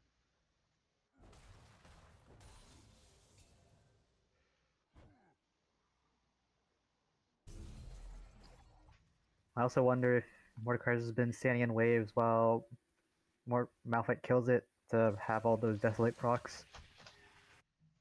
I don't know, I could though. believe it. Otacon spawning on the top side of the map in just about a minute. We see Sergeant Goblin clearing upwards, and we see Zinshao already there. Though it looks more like he's lurking around the map than looking for the objective. I'm curious if we'll see it contested on spawn. Otacon is a pretty difficult objective to take, as it shreds the armor and MR of whichever opponent it hits. Shaco It makes it going onto this Fellows here, and Blitzcrank is going to follow, but misses the hook. They get caught out by a great depth charge, and Kaisa dives onto fucking Lazy, and barely gets a double kill on Aphelios. Rahambe Yeah, is tries to chasing chase. down Sergeant Goblin, but I don't Not think it'll catch work out. and return to his lane.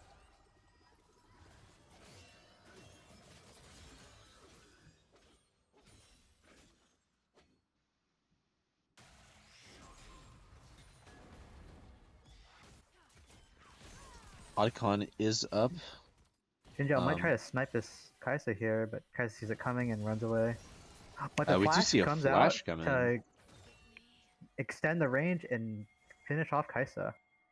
Now Shaco will try to chase the Shinzao. He will try to run, but is caught, and the unstoppable force knocks him up, and Shaco secures a big shutdown.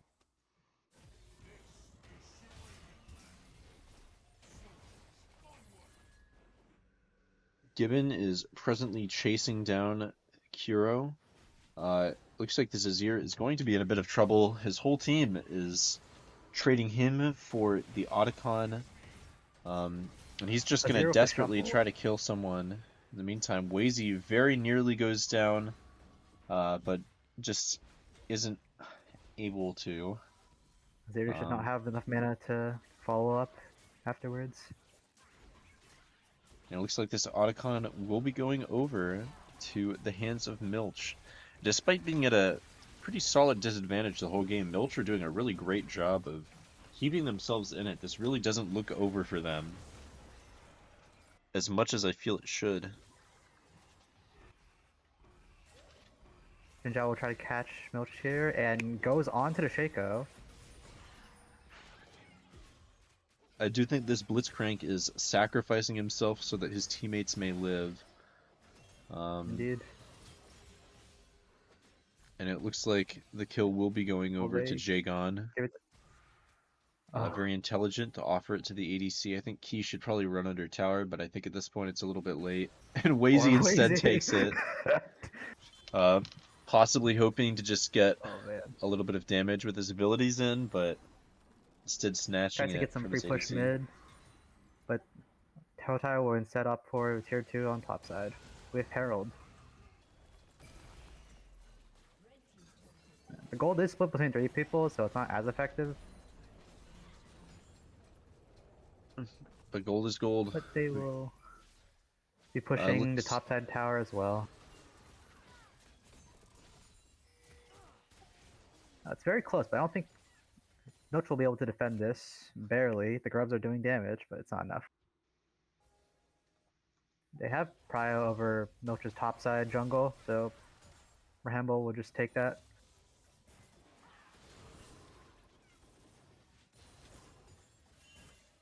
Wazy now sitting at 101 Transcendent stacks. I believe is it 125 to get the execute on ult? I think so. I also think so. I gotta double check. It's 120. It's 100, but 120 to get the extra ability power. Okay. So he is fully stacked. Oh, never mind. He's 101. His ult will execute. Now, once again, we see Sergeant Goblin go in for the steal, but this time he is unable to get it. And we do see Shaco fall at the hands of Wazy. Syndra now is sitting on a bounty. Zero splits topside while Dragon was going on, so they at least get something. But now, Jinzhao getting a bit caught out here as Milch goes on to him. But, oh my. Aphelis gets a lot of damage here, stuns onto Kaisa, but it's not enough, and she cleans up.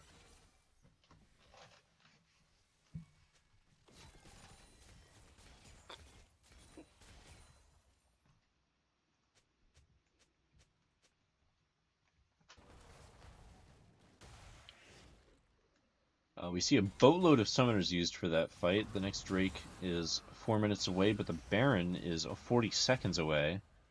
Malphite getting Mordekaiser's ulted and looks to be caught out here, even though barely living. Mordekaiser with a great E-snipe, and he will now be fighting against Shaco. Once again, hits the E onto this. Sergeant Goblin. I do think Shaco is a character that is safe enough to survive. However, he has baited the Mordekaiser to mess with him long enough that the whole team of Milch has appeared. And gets the kill to Kaisa.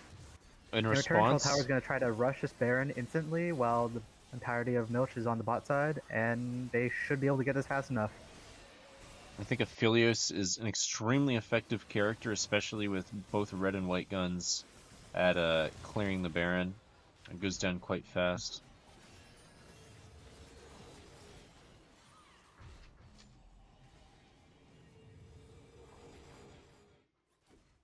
fantastic back and forth here.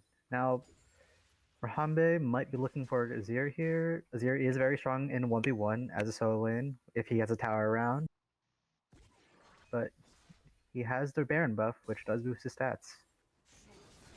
I do think Rahambe is going to be able to get damage down on this Azir. He does miss his Wind engage. becomes lightning and is forced to back off. Azir with the Wazy, chase. however, Wazy sellers. gets a fantastic stun, forced to flash away from Junard. Kai'Sa Ultimately Killer does go Instinct down support to the forward and snipes with a W.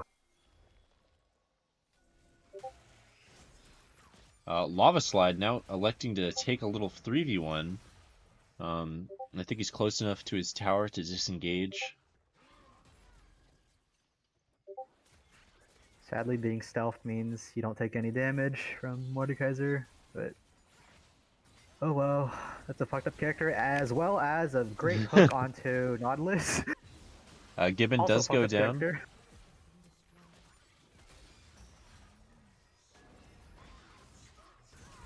As he catches Malzahar, Mordekaiser gets caught by another great Blitzcrank hook, and Milch will be able to take this top side tier 2.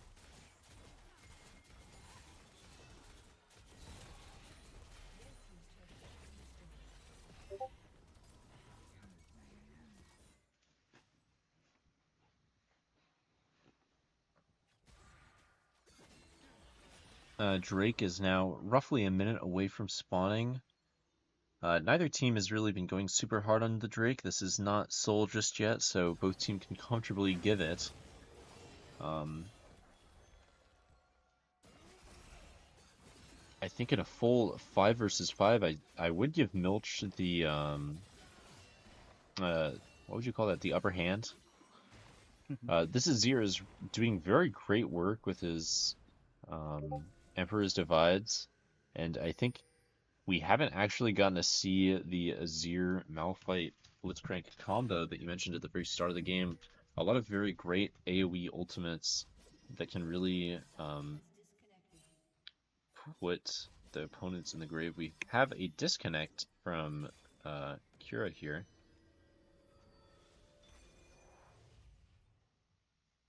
The main thing between these two teams is that a lot of the gold is concentrated on Kai'Sa for Milch, while on the side of Troll Tower, they have a lot of gold between Jinzhao, Syndra, and Aphelios, so they might be able to leverage that a bit more depending on how they want to play this. But Milch does have a lot of crowd control to help get Kai'Sa onto those characters.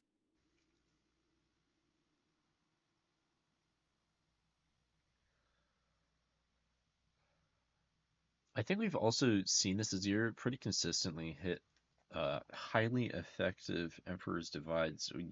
I anyways keep seeing him hit like 3 people at a time, and generally it's a 3v1, so he's not able to follow it up with anything. It could be that his opponents are a little less concerned with playing safe.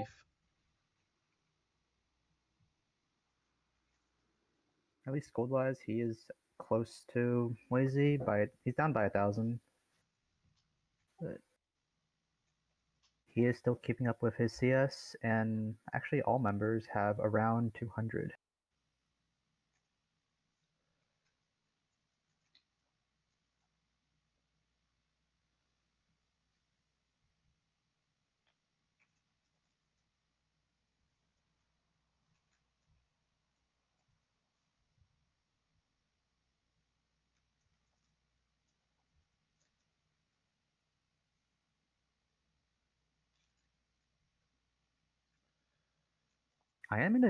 I'm interested in the cosmic drive that Syndra has right now.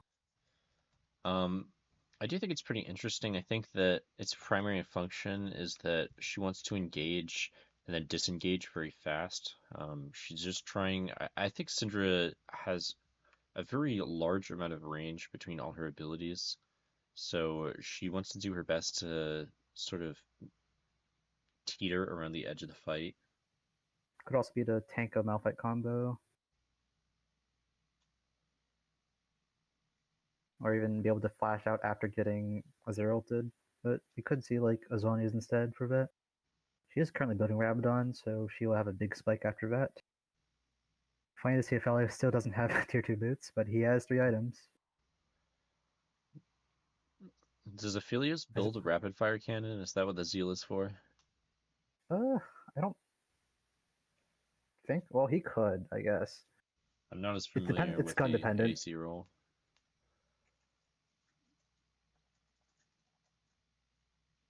It's interesting to see the Azir building up a Banshee's Veil.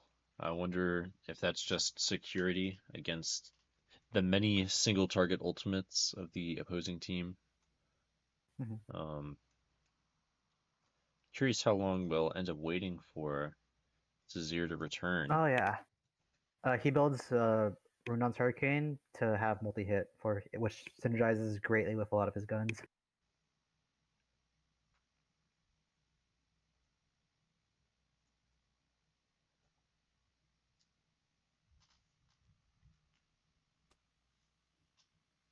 Then we have the very good itemization of melee supports. It's quite the meta we're in. Just lock it into redemption. I think it's very interesting that they decided to buff. I believe redemption got buffed recently, right? That's why we're seeing it have so much prevalence. It's also just interesting that both are kind of like the same item, at least in terms of like defensively. Redemption can be used to get vision though, as well as do damage, so it just takes a bit longer to hit.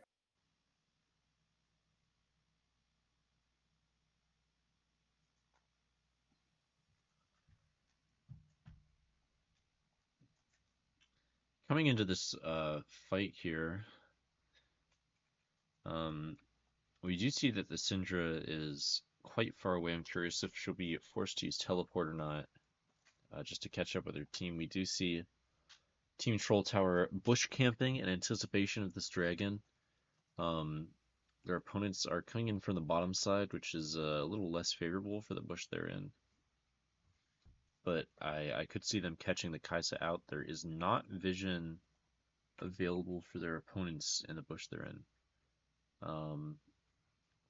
I'd say generally the area is a little bit better warded for Troll Tower, but honestly it's quite even. I really like the sneaky control ward from Milch in the bush behind the Little pocket there. Yeah. I don't know what you'd call that bush. Yeah. Like the Grump bush? There's a bush close to Grump, so I wouldn't call it that. I would say Hexgate. I think pocket's a good term for it.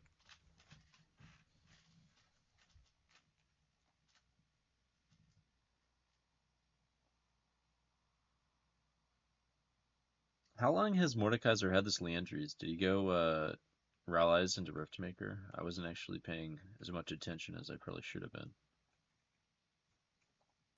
He went Riftmaker second. I think that's what he normally builds. I just thought it was funny that the Leandries had so little damage.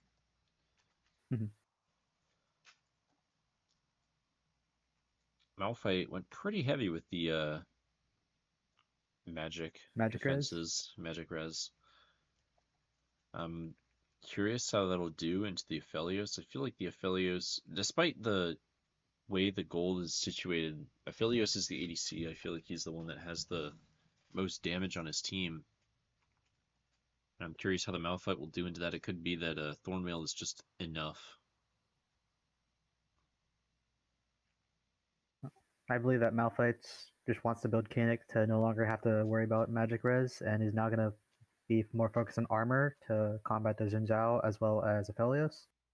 Or he might throw in a little AP just to help kill Aphelios, who knows?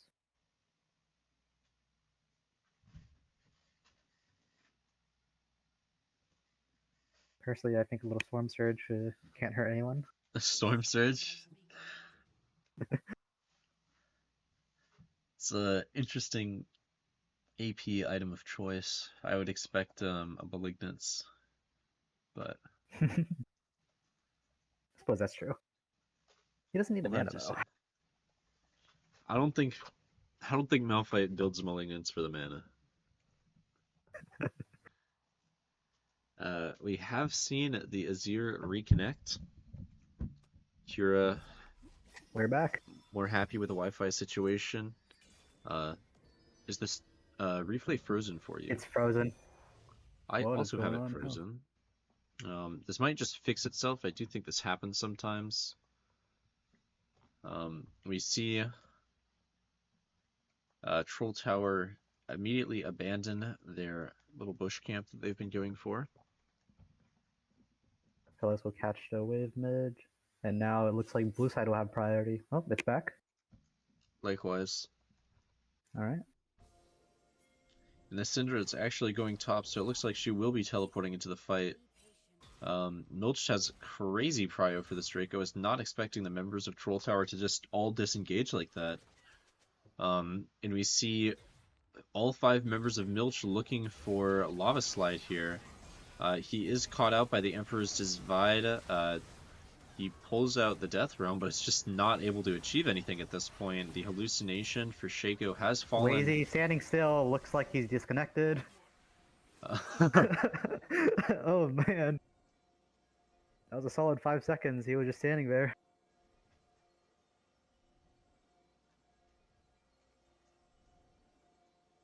It's hard to say how this fight will go, but I a think lot of red side, it has been CC'd. some deeply unfortunate disconnect timing. I definitely think that we're gonna see the team in blue come out on top.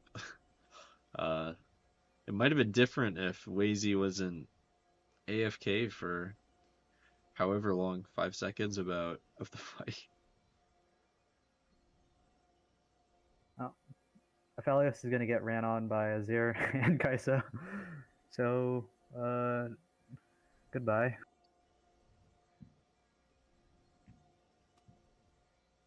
R has been called for the team in blue. I'm sure they're ready.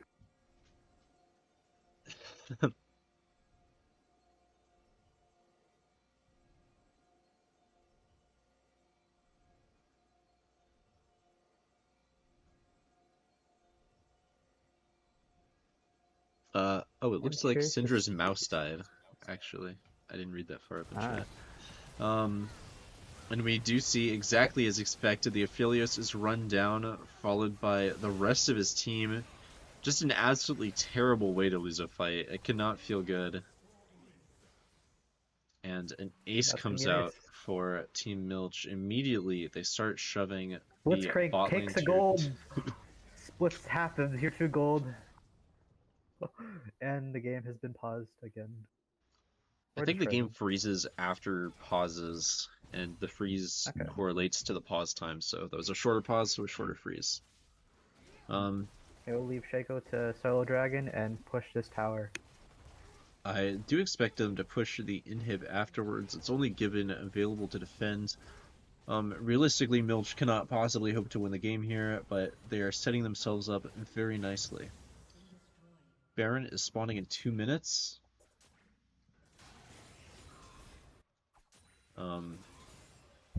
Milch is now at soul point. As I said, I definitely think that Troll Tower are the favorites to win this game. I'm surprised that it's turned this way. I think the draft for Milch definitely has something to do with it. Their team is quite a bit better at fighting. Just those big 5 versus 5 fights. There's a lot of reliance on this Aphelios to dish out damage. And into the Malphite, it's very, very difficult.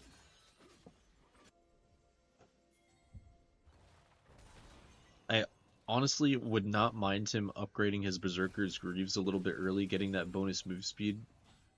Just doing whatever he can to survive, or to attempt to survive the Malphite are. Rock solid, unstoppable force. It looks like Gibbon does get caught out. We will see this Malphite go to, or not Malphite, this Nautilus go down. Hoovercraft goes and Kaisa in. dives onto the Aphelios and Zonya's out. Blitzcrank goes in, and it is just wraps for the team in red. It looks like a quadra kill for the Kaisa. 2 members of Team Milch teleport to the bot lane, And this is GG.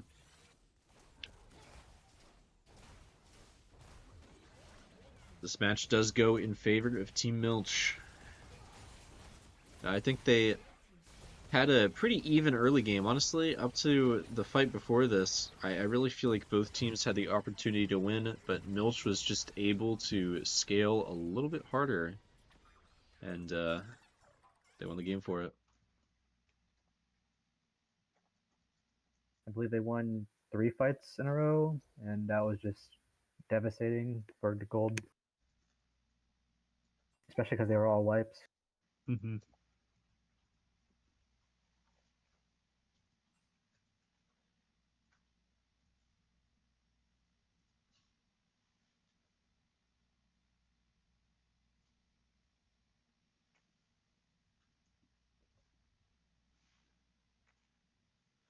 Now, I don't actually know who the team captain is, so I'm not sure who to add. It's Mickey. Okay.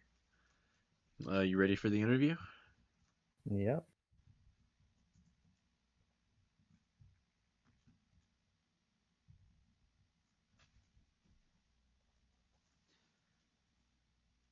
Can I ask you to conduct the interview just because I need to feed my dog? All right then. Sorry, is that something you're okay with? I'm able Yep, to. it'll work. Okay. Cool. Then I will make sure stream is all set up on the lead client. Have fun. Hello. Hello. Hello. Congrats on the win. Thank you. Well, I have a few questions for you. So the first Okay. being, how did you feel during the game? Pretty good. I feel like we all played pretty well as a team. Mhm. But yeah, it was good. There's a lot of back and forth there. So did you have any thing you specifically prepared for this matchup? Um, no, not really. This was our first time like actually playing like as a team. We'd played like flex like once or twice before. No. But um, no, we just kind of practiced like champs we were good at and like kind of drafted comps that we thought would be good in like a comp setting.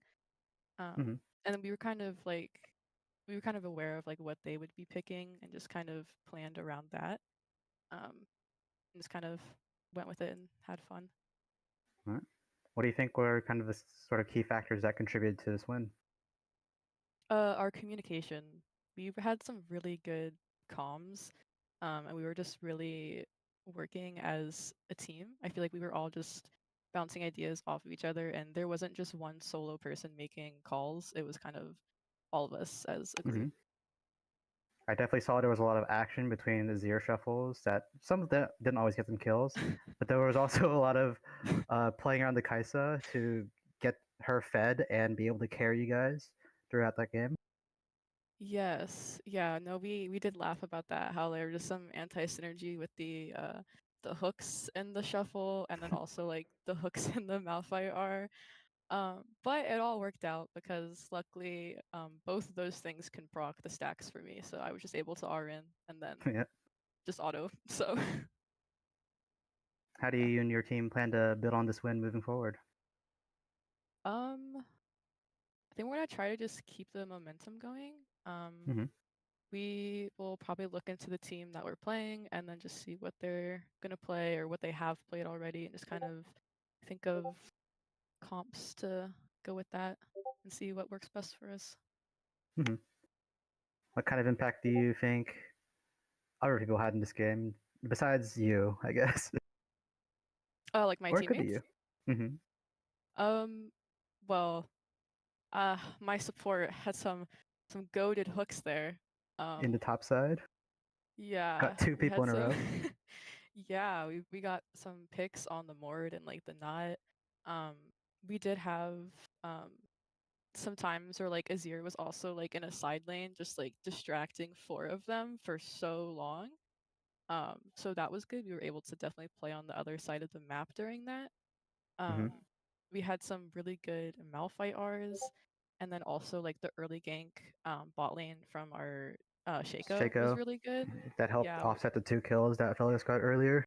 yeah, for sure. Because I was able to get a kill, and then our Shaco got the shutdown, so it was just able to kind of snowball him a bit. But it's pretty good. I will say it's a bit messed up that that was considered a shutdown from the early game. Yeah, I mean, it was a small one. I think it was only like 100 gold, but still, it's just sometimes getting like 2 kills that early on isn't as great. Um, but yeah, Well, I'd like to congratulate you on your win, and thank I believe you. that's all the questions I have. Do you have any questions for me? No, I think Or that's any it. thoughts, I guess? Yeah, All right. I'm good. Thank you very Cool. much. Thank you.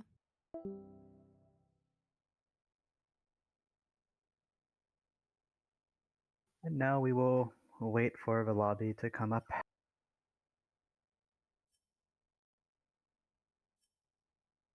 Wow. Finn's the one having stream though, so he's gonna have to get back for stream to come back anyways. And I am back. Wow. Welcome. That game was definitely very action-packed of how much back and forth there was. I really like the sequence of like kind of fighting, especially when they led to Troll Tower getting Baron topside that one time. Because there was a lot of them baiting each other, I guess, and then into Troll Tower actually doing something with that. Mm-hmm. So that was some good macro there, which turned mistakes into something good.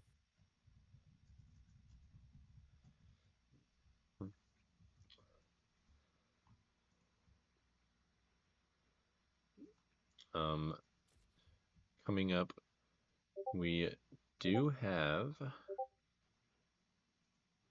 UNF versus a team we've previously seen, Team SBD, Short Bus Dojo. I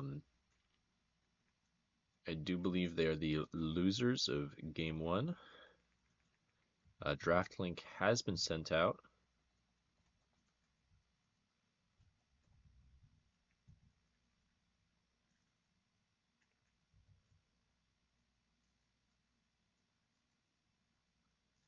And it looks like Team Troll Tower FF to their third game. Pretty surprising outcome. Might be wrong with that. But that's what I'm seeing. Our draft has been cast. Looks like we will be getting into it shortly. I'm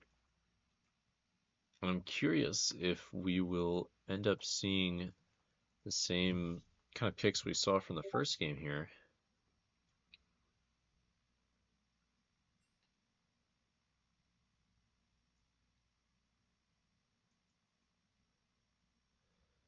For SPD, we saw a Smolder Melio bot lane, Wukong jungle, and Aurora mid. I think the Gnar was picked a little bit in response to the Gwen more than anything.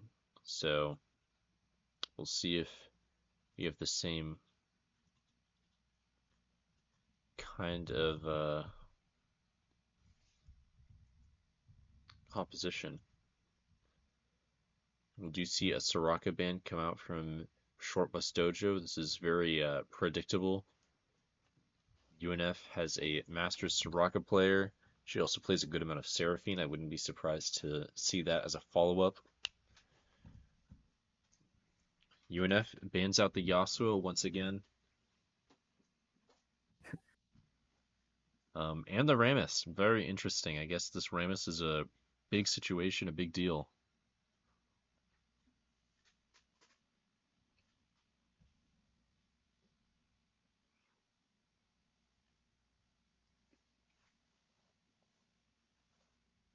Two bans are going to go on the ADC. I know Stealth Starbot is very, very good. What is Preston doing here?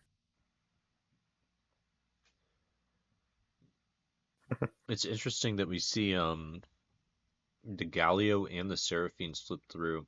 I know UNF has compositions that they really like to stick to, so I don't know if we'll see these big picks come out. I really would like to see UNF draft the Galio in their first 3, but the Nocturne kind of makes me think we're going to see an Orianna come out instead. I do think UNF has a bit of pride in their combo comp. We often see Nocturne Orianna and then a Misfortune as the ADC. We'll see if we get that with this abnormal ADC, I suppose. Normally it's Tourney Nilo in the ADC role, but this time around we do have, as mentioned, Stealth Starbot, I think is his name. Yeah. And we do have Nocturne Orianna locked in for the first two. UNF red side favorite. I think it makes it very clear what UNF is intending to play this game, so SBD has a lot of time to sort of counteract that, and we do see a bit of that in the Syndra pick. Pretty acceptable at forcing a disengage. She just knocks the Nocturne away if he is to go on her, and also a Kiana in the jungle.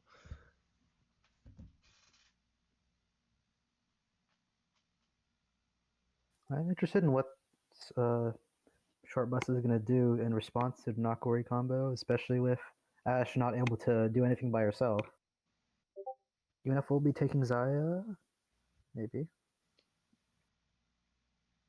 If so, she is decent. She can ult for Syndra or Kiana and survive, or they will be going all in with the Samira. They definitely want to dive then with Nakori and Samira. So I assume that's what their game plan is going to be, and they're going to take out Mordekaiser, so he can't take away Nocturne or Samira. And we do see the Seraphine ban come in from Short Bus Dojo.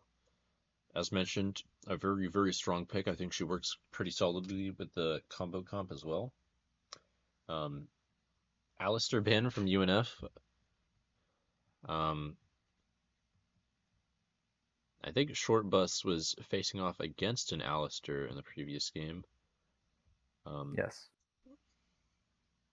I don't know And exactly Nami will be banned as well. strong they are at playing it.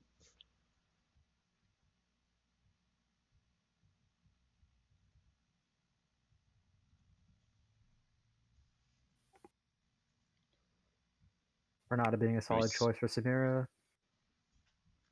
I love seeing the Renata come out. I feel like I have not seen maybe any Renata gameplay from Amber Dragon. I can recall having seen it once, but I can't remember how the match went. This is a character I like to see, and I look forward to seeing how the bot lane goes for UNF. I think Samira is a character that's usually pretty tough to make work. But when she does work, she is an absolute monster. What she really wants to get ahead and then stay ahead. And I think Stealth Starbot is a player that can pull that off.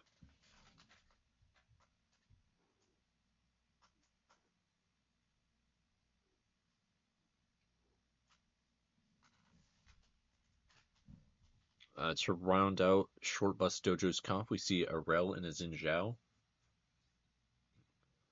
Rel, pretty solid engage, pretty solid anti-engage. And Xin Zhao as well, both solid at going in Counter and engage. keeping others off of him. We see Ornn come in for UNF, rounds out the composition, makes it seem a little less dive, a little more front to back, but Ornn definitely has potential to single out a target and knock them up with his ultimate.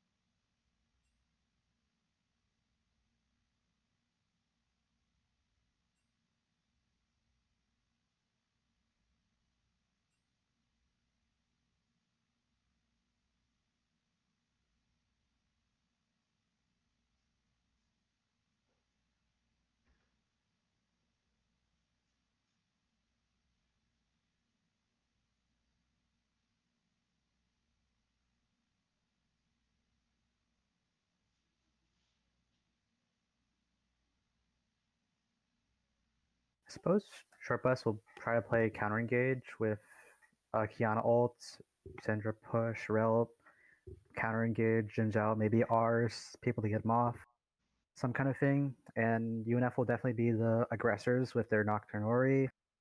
They might look for something with Fernata, Hostile Takeover, or Ornn, but that's less likely. And Samira will just have to wait for her turn to follow up.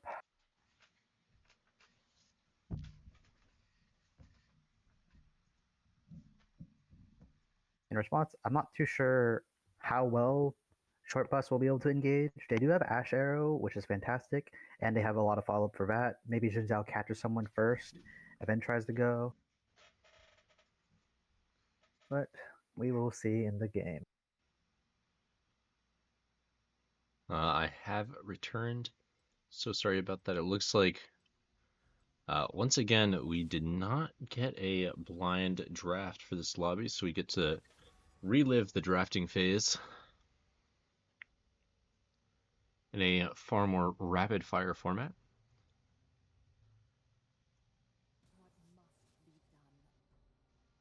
This just keeps the history in your match history, even though you can only see it for yourself.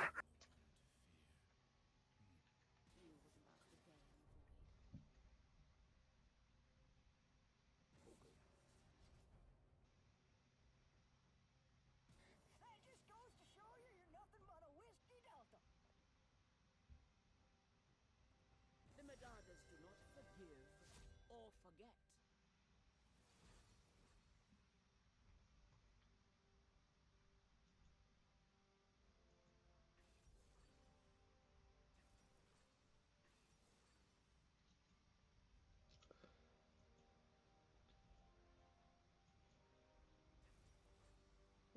What did you discuss in my slight absence? I'm so sorry I had to leave.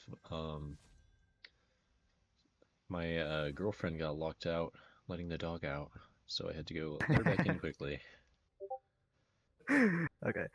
I just talked about, so I think Short Bus, Team Short Bus has a lot of counter engage potential with a Kiana ult, maybe Syndra scatter. I can't see the full draft right now, but basically they're going to be on the more defensive side, or they might catch someone with an Ash Arrow and try to engage off of that. While UNF is going to be the more aggressive side, diving in with Nocturne Ori, as well as like an Ornn follow up. Is this And Xin Zhao top? we'll just I be just seeing this. realized. We have Syndra, Kiana, Xin Zhao. Interesting. Who's in the jungle? Who's in the top lane? We'll see. I'm gonna assume it's gonna be Jin Zhao top because Kiana into Ornn sounds miserable.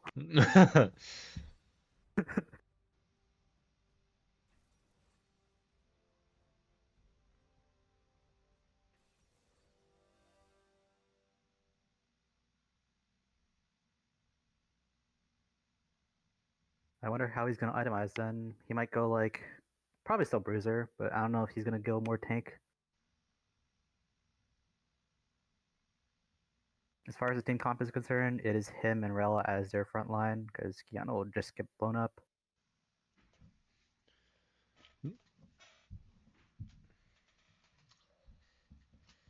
I'm really curious, as you mentioned, as to what Team Short Bus is going to do to win fights. It really feels like they're going to be trying to play second.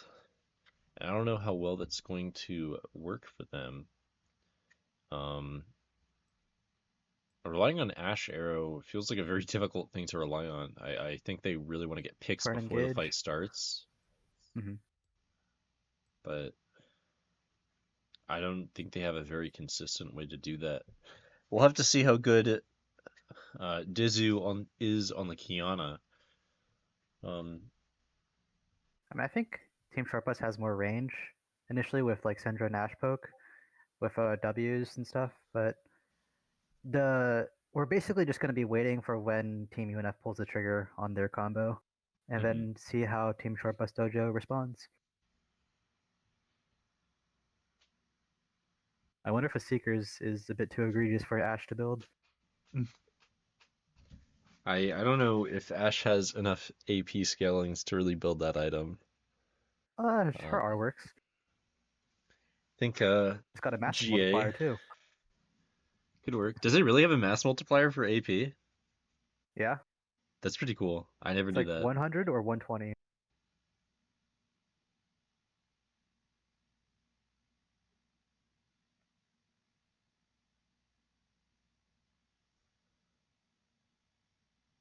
It is 120% AP. That is so interesting. I'm actually gonna look that up because I really am Have curious you what never that seen looks like. AP Ash one-shotting people? I actually haven't. Wow. Oh, did you say massive multiplier? Yeah. Massive. I thought you said mass, so I thought the hitbox of the arrow got bigger with AP. Oh, that would be very messed up. And I I don't think it's think already big enough. But then UNF can always Samira reaction time the Ash arrow. So we'll see if Stealth Star Bot has those reactions. I And they believe also in him. have a Nocturne spell shield, so in theory it'll be difficult to catch someone off. It'll be Oriana or Renata. Renata will probably be able to tank enough to get her W onto herself and then ult, so that's going to be hard to dive as well.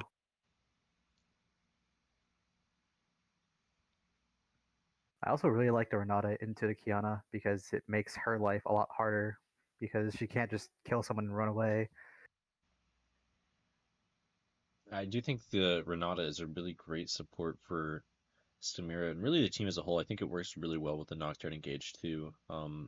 The second chance is very, very helpful in I believe her team fights. handshake also stops Rel jump engage. Um, I think I want to say so. I want to say the hitbox goes through, but it is a very effective, like, forcing her backwards. It's not as good as Milio Q, but hey.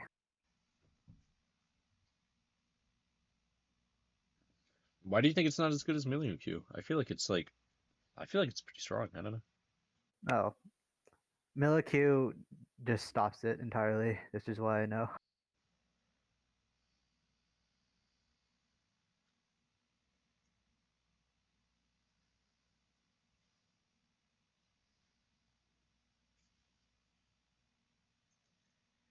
It does look like Zinja top with Ignite, so that's interesting.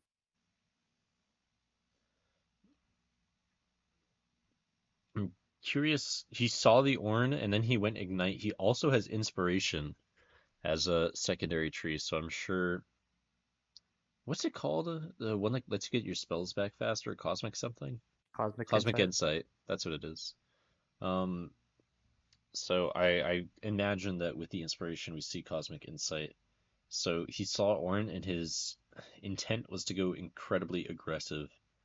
Um, I'm curious if he'll play like a Zahen, which I do think Zahen does pretty solidly into tanks just because he's so capable of filling up his meter or Mhm. yeah, sure. Jinzhou also does have some sustain with his 3-hit passive. So maybe we'll see a bit of AP. Who knows? I've seen those videos.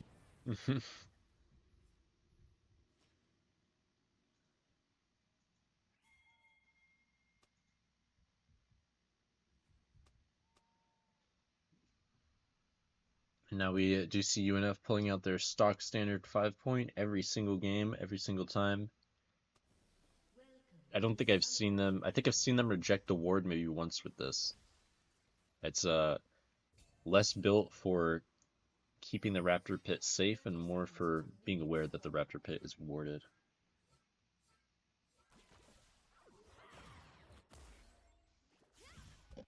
Both sides will trade a mana flow stack.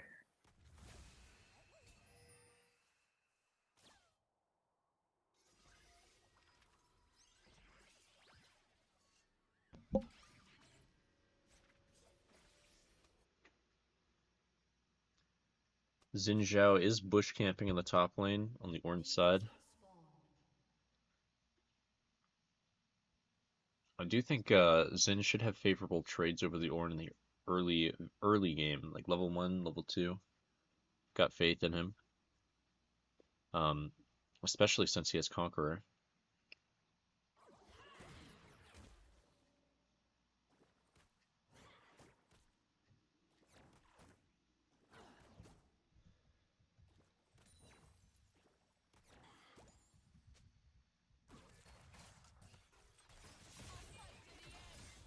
Early engage on the an bot side.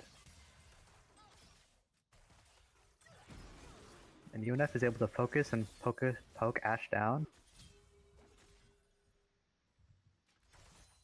Meantime, Jinzhao pokes out Ornn and gets Prio there.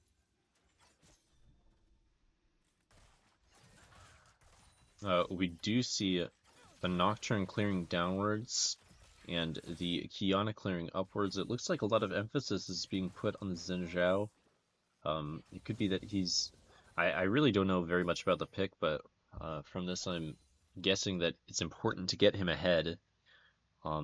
Also, from his runes and his summoner spell, I think it's very important that he gets early kills onto this Ornn if he wants to be relevant in this game. Amber Dragon caught out alone. I don't think she's in the worst position just because she's level 2 versus 2 level 1s. As I say that, both of the short bus bot laners level up. Orianna Jack Frost chomped out. also caught out by the Syndra. The Orianna versus Syndra matchup is very Syndra favored. Boar Vessel engaging onto Nick under tower and top lane. Both top laners use flash, but Nick just barely survives. One more ounce of damage from Boar Vessel, and the Xin Zhao would have gotten his kill. A very, very, very aggressive play, honestly, from the Xin Zhao. I don't If he had really gotten the agree with it. kill, Ornn would have lost all the experience, which is probably why he went for it. I just don't think the Ornn was low enough to realistically attempt something like that. The flash after the Ornn as well was a very, very aggressive. It did almost work out. It If would he have been was very big poked if a it bit worked more. out, but Mm-hmm. it could just be that the pick is so volatile that it needs that kind of action. Now, To top side make Ornn's something gonna work. teleport in, but Kiana is here to meet him. Boar Vessel is standing in a very And- big wave. Ornn is also level 4, which is, I think, why he went for that, but the Kiana's presence just makes a terrible fight for the Ornn, and Boar Vessel does come on top. Ornn is going to lose probably not as much XP as Short Bus might have wanted. It's a pretty big wave to shove. Luckily, Kiana is there to help. In the bot lane, we see Stealth Starbot already have the second chance forced out, but not activated. Ashe with great spacing and hitting 3 times there. Mirror Force of Cleanse and Flash out.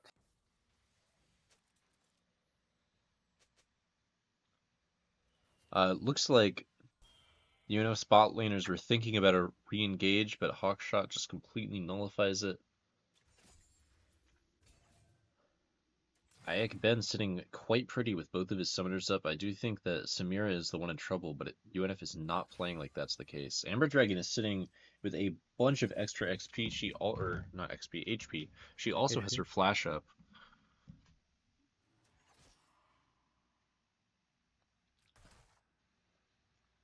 But I think that the summoner spells being available to the Ashe just put her in such a superior spot that it's not smart for UNF to go for a fight like this. Or not against like this.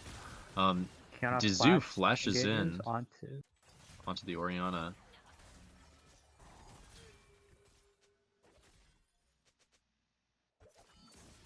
In every lane, the laner is getting poked out. Orianna forced to flash away from the Kiana's engage, so ultimately not too much came from it, but Orianna not having flash just sets the Syndra up even harder for yet another kill in the mid lane. The first Drake, Ocean Drake, is up and available. Mike Beeston gets his Grom stolen by Dizu. This Orianna is, or not Orianna, Kiana is getting run down. UNF spot lane is roaming up, but the Syndra alone is enough to force the force of UNF away. Amber Dragon catches an engage with a great onto the handshake. Ashe. Stealth Kiana is here Starbot to goes meet in. Stealth Starbot. The second chance is activated. Ayak Ben getting a lot of mileage out of his summoner spells, but he is able to dodge, and Amber Dragon gets the kill with autos on Renata.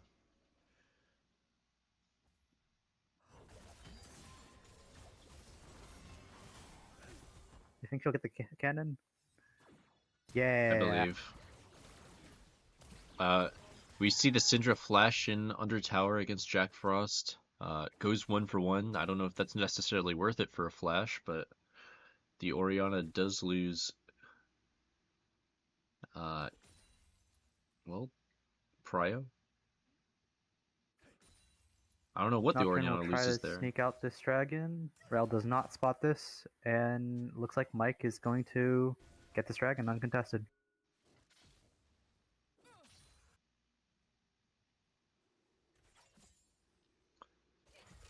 Grub spawning in about 40 seconds. Thus Nocturne's back timer is good enough that he will be able to get to Grubs on spawn. Kiana is taking this 40 seconds to take Michael's red buff.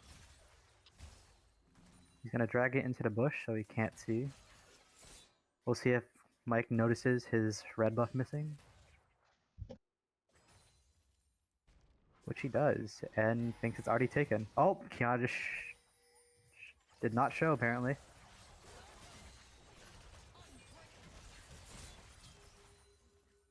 Kiana runs away.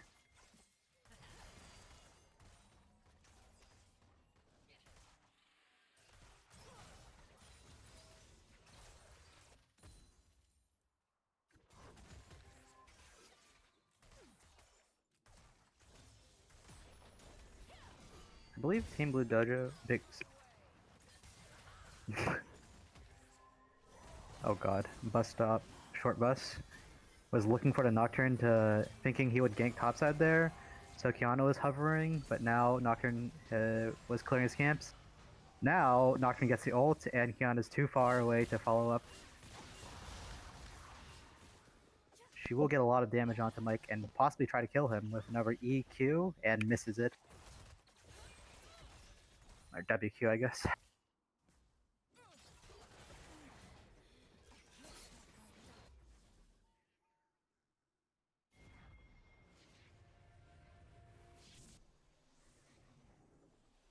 You know, on the bot side, it appears that they attempted to dive the Ashe and ultimately failed. Kiana will be getting grubs for free, while Mike clears that. Mid is roughly neutral. And Jinzhao will be helping Kiana with grubs. Rel is also present for the grubs. A little bit unnecessary, but she might be able to get a little something on a Jack Frost. She does flash forward, get a great engage onto this Orianna, and Virus is able to clean her up with an unleashed power. Jake, check the kills. Check the kills at the top of Oh the my screen, god. Jake. Why? Why? Alright, but outside might be getting another fight as Nocturne is nearby. Samira wants blood here, and a teleport comes out from Syndra. Syndra. Yeah, Also Syndra takeover teleports to the bot comes in. lane. We also see Orianna teleports to the bot lane as Syndra Samira gets on the handshaken. Ashe. Cleanses the knockback and manages to live and lifesteal her way to victory here. In this fight.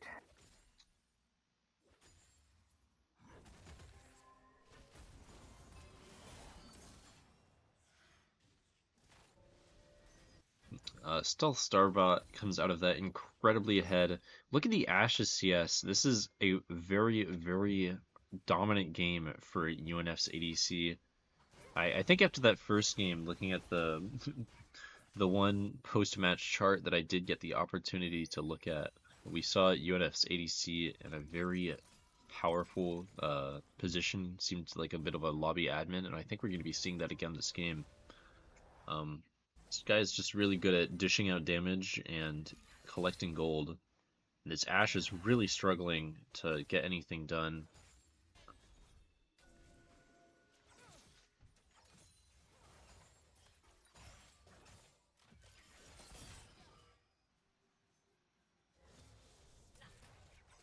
Next Drake, just 50 seconds away. The Syndra is lurking around UNF's bot lane, and the bot laners have no idea. Amber Dragon just catches vision of it.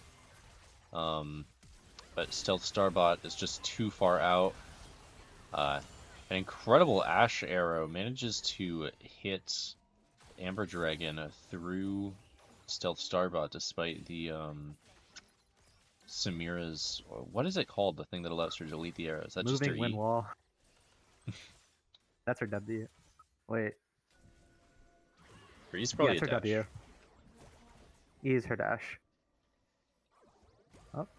Now it looks like UNF is looking at the Syndra. She will flash to Oriana R, but Nocturne is gonna paranoia onto her and try to keep going.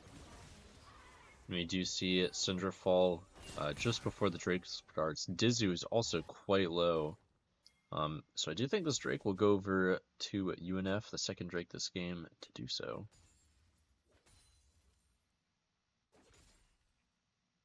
There just aren't enough ultimates available on the side of Short Bus to realistically contest this Drake. In the top lane, Xin Zhao does have a pretty significant lead over the Ornn in terms of CS. In bot lane, Stealth Starbot goes in on the Rel. We see the Inferno trigger come out while the Samira is under tower. Both Samira and Renata take a tower shot.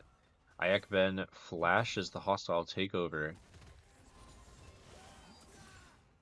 And ultimately, I'd say it's quite a winning trade for Team Short Bus Dojo. Samira, of course, is able to lifesteal off the wave pretty solidly. Ayakben takes a little bit more poke. And I think if the Samira gets another Inferno trigger off, we will see Short Bus's bot lane go down. Mike I Beesum believe forced to flash away in the top lane from a Samira ult. Xin Zhao also looking out for him. What do you believe? I'm so sorry. the bot side is very scary because both sides are very low. I don't think Team Were you Short Bus will watching win top lane there? because no. I'm sorry.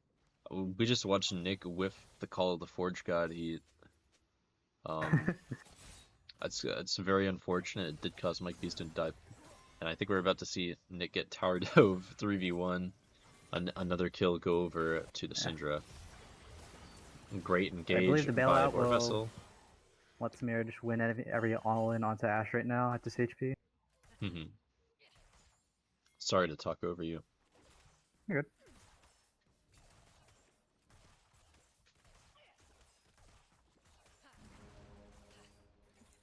Team Blue rushes, barely gets the first turret over Team UNF on the bot side.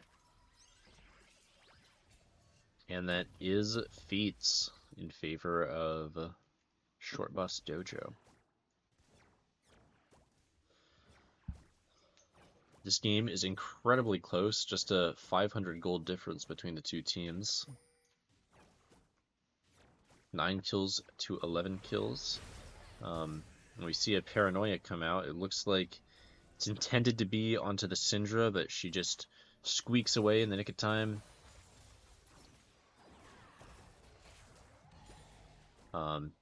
That Paranoia ends up getting nothing. War Vessel looks for a little something something onto Stealth Starbot, does not hit it. Mike Beestum now in a bit of trouble. Gets knocked back by the Kiana ult, pulled in by the Rel. We do see the jungler for UNF Paul. Inferno trigger comes out, but it's only hitting the Rel, it's not enough.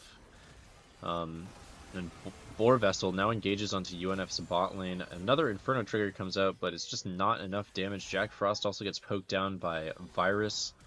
And Nick is forced to flash away, but gets chased under tower, a triple kill towards Short Bus's top laner. Boar Vessel put in a lot of work that fight. He's really making the most out of his Eclipse Lord Dominix. It's a very unique couple of items to build, but he's really making them work. I suppose he wants the armor pen for Ornn. It's interesting to look at. I've built it before, not on that character, but I definitely, I don't think it's the worst thing in the world, you know? It helps you a good bit. I believe he should have gone Mortal Reminder just because of Samira's healing, as well as Ornn, but it's close enough, I guess.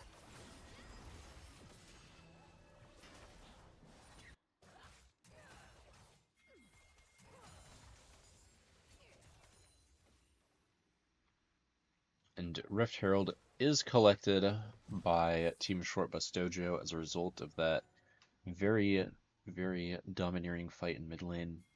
Boar Vessel is now in the bot lane against the Orianna. I do think this is going to be a very Xin Zhao favored lane if it's allowed to resume. Already the Orianna is sort of slinking away into the river, but I don't think Nick will be roaming bot anytime soon, so she really just needs her jungler to hover her. Ruin, a little bit far forward, caught by the slow of the, what's it called? Loyalty program. But ultimately does not get caught out any further. UNF is centralizing a lot of their laners around the mid lane. I was about to say it's going to be tough to defend the turret in the bot lane. The combo, Paranoia Shockwave, does not manage to work out. Shockwave used just a little bit too early as Mike Beast engaged onto Virus. Ornn pulls out the Call to Forge God 2v1 in the bot lane, and it looks like this Ornn will be going down. Meanwhile, on the Drake has been started. Stealth Starbot is the one taking the Fury. Mike Beestum is really looking for a fight either onto the Rel or onto the Syndra, but getting neither. Virus hits a great stun Big onto shove. Stealth Starbot, and we see both bot laners go down.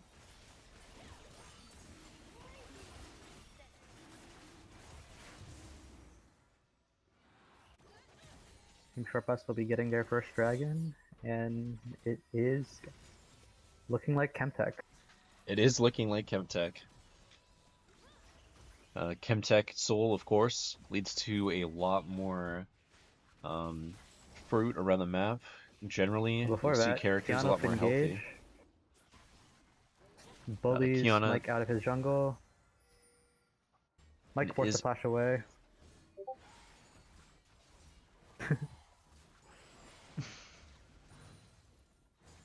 Jack Frost now babysitting him on his Krugs.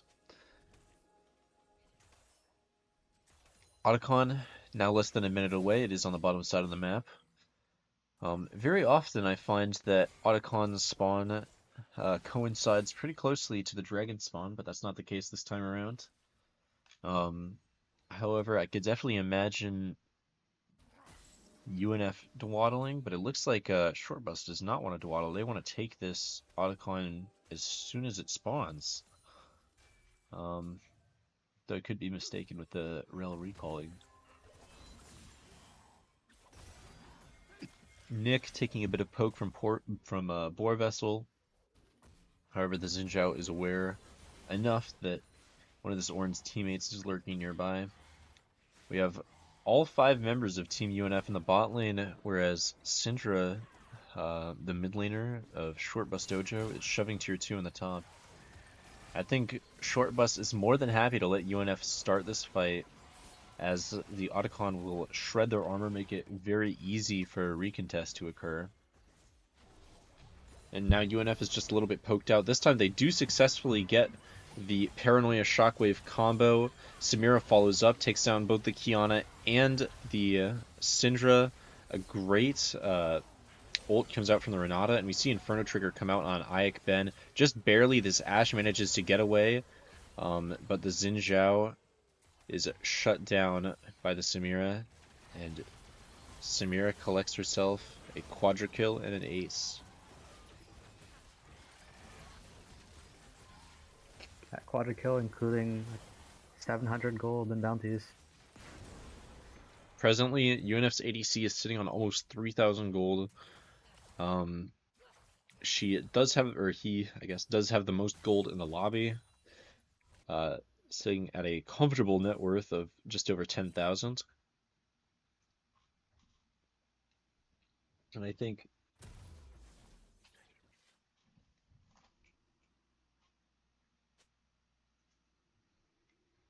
It's looking like an Infinity Edge into possibly a shield though.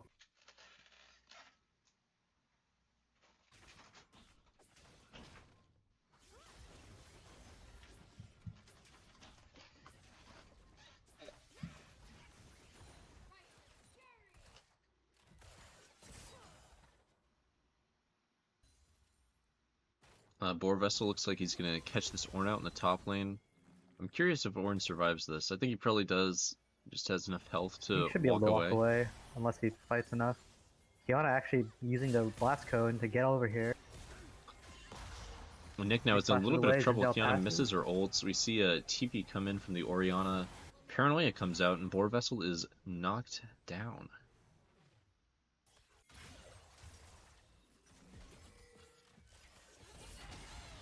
A great engage by Rowan. Ruin hits 3. Shockwave comes out as well as the hostile takeover. However, it only hits the Syndra. When Ruin dies for his An ambitious engage. play, but there was just not enough follow-up. People were not close enough. Now, Virus gonna hits get some a poke onto Amber Dragon, great but stun. it Also uses the is not going to Unleashed be in power. execute range.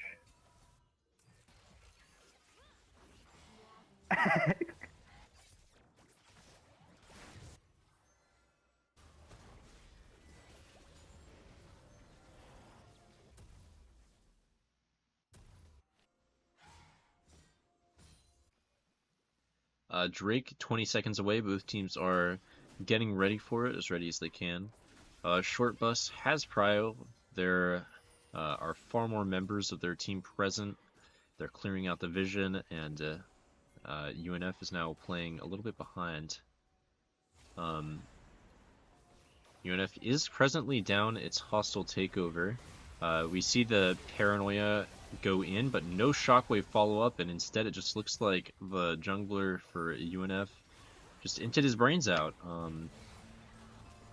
I think that would have been a fantastic play if the Shockwave had come out. Instead, Shockwave catches 3. The Samira is able to pick up a triple kill. I will expect to see a Samira Penta here. We see the Inferno trigger come out and clean up the Ashe. Looks like we will not see the Penta. Dizu is determined to avoid it. And as Drake is picked up for UNF, the Samira is a monster. She just dishes out so much damage. And there's really nothing that Short Bus can do about it. I think they have to really heavily rely on their Rel, but the Magnet Storm was just not up and available for that fight.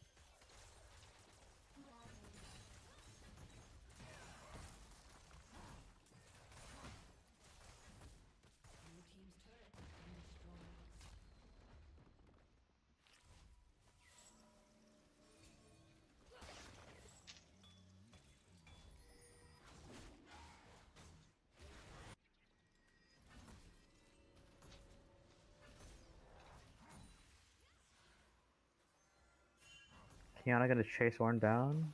Renata stays to help. But hesitant on whether to actually help, because if she goes in, she will not be able to get out. We just see Paranoia come in. It looks like he is looking for the Kiana. This time we do see the Shockwave hit. And Kiana does go down. Ben is short to follow. And Mike Beestum just walks away with his clean 2 kills. Flashes past the Rel Q in order to keep going. UNF is Can I now get the very well stun? set up to take this Baron. Amber Dragon, despite her looks, is a tank, so she is more than capable of taking what Syndra has to dish out. Stealth Starbot looking for something, just taking it spell after spell after spell from the Syndra. And healing up off of the Void that much Scuttler. more. Almost half his health bar, honestly, healed by that Scuttle. And he wants more. 1 CS. Very greedy. They're going to look to push topside turret with this Baron buff.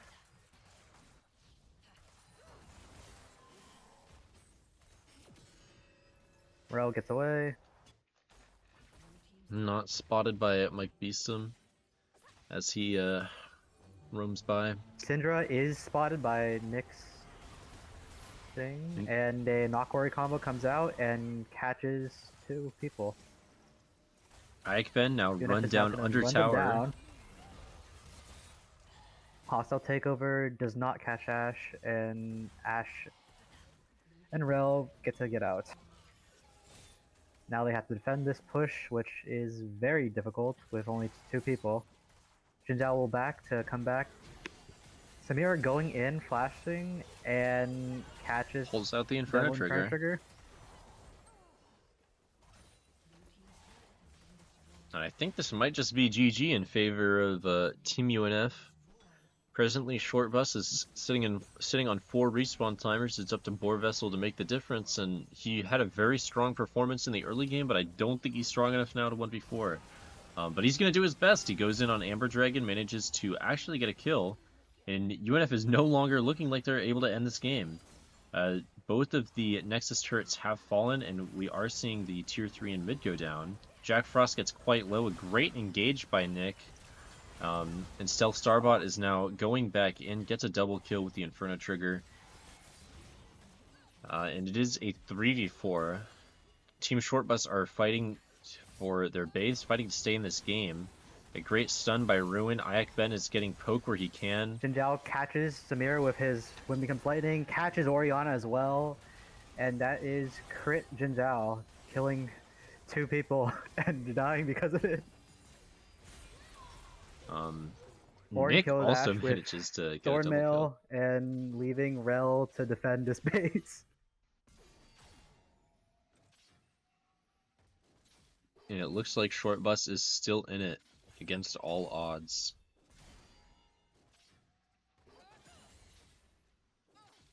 Jinzhao did get about 1200 gold in shutdowns earlier. So it's now going to look like how much damage Jinzhao can do compared to Samira.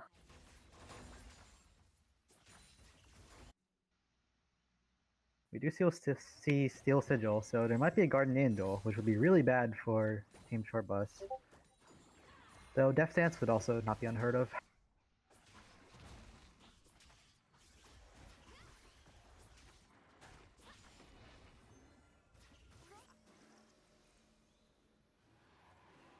Dragon is up. Jinzhao will clear out the waves in case any teleport shenanigans happens. This is Soul for UNF, so it is quite imperative for Short Bus to defend this Drake. However, its health is dropping so rapidly, I don't think they have the chance. UNF does pick up Hextech Soul, or not Hextech, Chemtech Soul. Tech.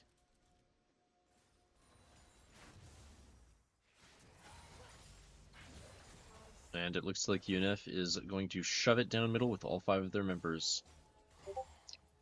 Presently, everybody is sitting on ult. Samira does not have flash. A great Paranoia Shockwave comes out from Mike Beastum. Does not manage to kill anyone, but puts Virus down quite low. It is imperative that this Ashe survive and pump out consistent damage if Short Bus wants to win this fight. Short Bus getting zoned off their Nexus a bit, but now finding an engage onto Self-Star Bot. The bailout does come. Hostile takeover. Samira killed. Jinzhao now on Oriana and gets taken out by the Fear. And Paranoia comes back again to finish off Syndra, and Team UNF is gonna win this game. Very well played that whole game by UNF. Stealth Starbot really just running over this lobby. This guy is a monster on Samira. I can't expect that anyone who is aware of this will let it slip through draft again. And now I do believe we're going to have UNF's captain in for an interview.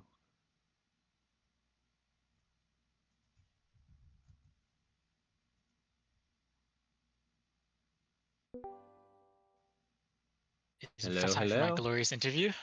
It is Hello. time for your glorious interview. Well, how do you Excuse feel me. during the game? Oh, did you ask a question? Sorry, I was reading the stream. I was hearing it double, so I was like, oh. How What? did you feel in this game?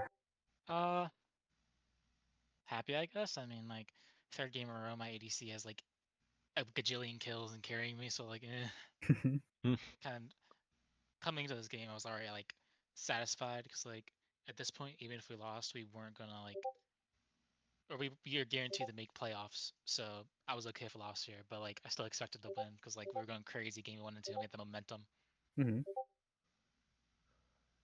How Did did you your and your team? teammates? All right. No, go ahead. What was that? I'm sorry. Did you and your team prepare anything specifically for this matchup, or was there any Um, preparation into this draft? we just kind of winged it. I mean, I don't know. We looked at the OP and Bush played champ, banned him for like the people we thought were problems, and yeah, I mean, I don't know. We kind of decided on like the Nocturne Ori as our R1, R2 because we didn't really know what they were going to play, and that's kind of like solid core for like any comp really. And the rest we could kind of just pick whatever looks good. So I think on our third or fourth pick we landed on Samira because it was huge value into the Sinja, Kiana, and Ash. Mhm. And yeah, I What do don't you know. What do you think was the main thing that contributed to you winning? Me. You? I could believe that. Yeah, The yeah. Oriana put I have a in a lot of presence. I have work. a presence in fights that is feared by many. I think your shockwave was really pivotal. Like every single fight, you hit like two or three people. It was very, very good every time. Yeah, once we actually started doing it, because in the first half the game was looking kind of iffy. We were down, and then we started. We're like, wait, we're knocked in Oriana, and then we started doing the thing. So they had like an undodgeable Oriana ult, and Mhm. fights started going way better. Among other things we started doing, but you know. There are also some raw Kiana ults, or not Kiana ults, Oriana ults that did get some people. I remember Yeah, I one didn't. specifically on the Samira, it led her to get a triple or a lot of kills. She got a quadra for it, I think. Oh my god. After Every I was fight, actually about Samira to gets a ask about quadra that kill. same They fight. all blend together. There's too I many of was, those that happened. That's the I Drago was, one. yeah, I was on drag. I Yes. was gonna ask how you felt about your jungler diving in 1v5 and dying that fight. I was like, I was kind of like, damn. But then like, I look to my right, and I see my ADC coming to save us, and then bro killed them all. So it's like, chill. Worked out. Was that intended to be a paranoia shockwave and you just missed the shockwave, or did he just Oh, rip that? yeah, the fight where the ball came. Yeah, yeah, the ball came off because I walked up around like that weird rock near Gromp, and he walked Mm-hmm. down, so like ball came off at a really weird angle. Mm-hmm. And I kind of need to hug him for a Nocturnal because it will come off anyway when he's ulting to someone, but I need to just hug him because towards the end you can kind of like buffer the ball coming off if you do your ult at the very end of the range. Mm-hmm. But I didn't do it, so yeah, that was awkward. What adjustments did you make during the game that secured your victory? uh, hmm. Did Definitely you starting change up to your play strategy more at all? around like flashes because we were getting like Sinja flash or Ash flash, and we were really like abusing that in fights of like our Orinal or Nocturnal because like that's baby food. We just eat on that anytime we see it. If they don't hug turret, Hmm. and from there fights just kind of played themselves once we got a pick.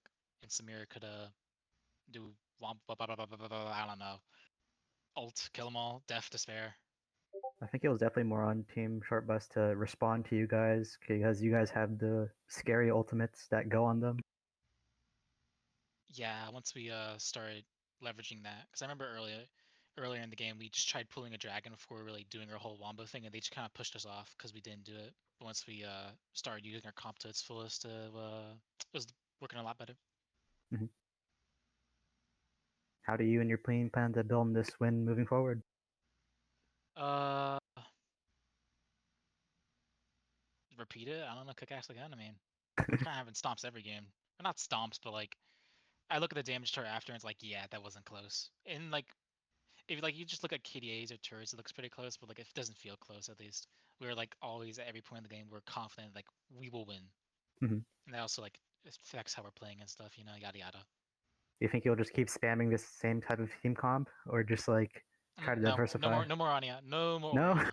I'm sick. I'm sick of it. 2 games back. Did I play it? I forgot what I played second game. I no, I didn't play it. Game 2, I played Galio of Nocturne because Ooh. Oriana was banned. So maybe I will play Oriana again. I don't know. But our Hmm. Nocturne plus random dive person mid is always a good comp. It's pretty easy to do. Hmm. I don't know. What kind of impact do you think uh, your teammates had on the game, besides Samira, I suppose?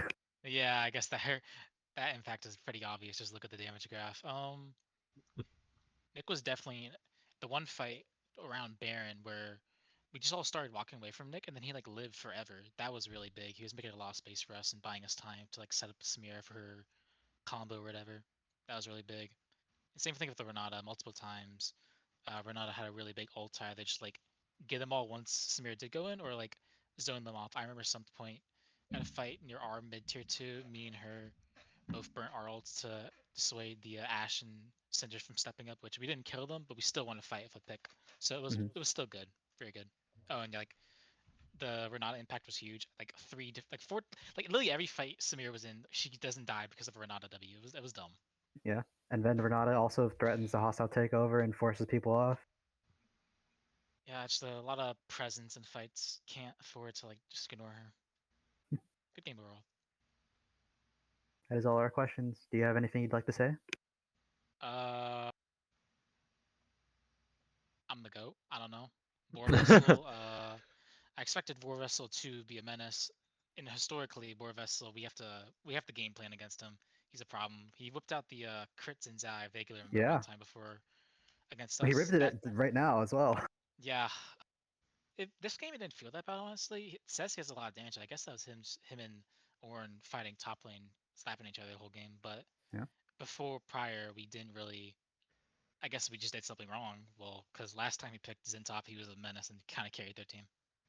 I think he put a lot of work in this time around. There was one fight where he got triple kills chasing someone down under tower after a port engage from like Beastum.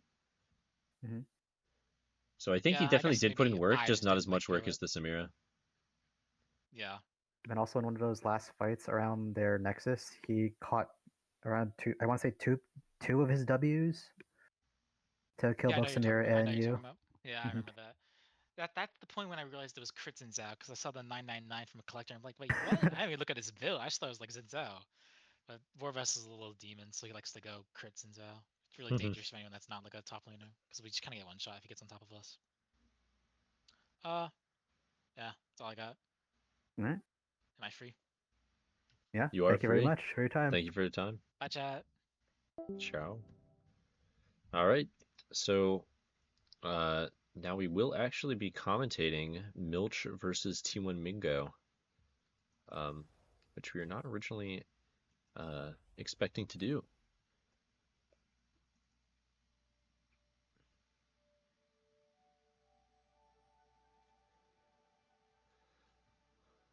I am not sure who the contact is.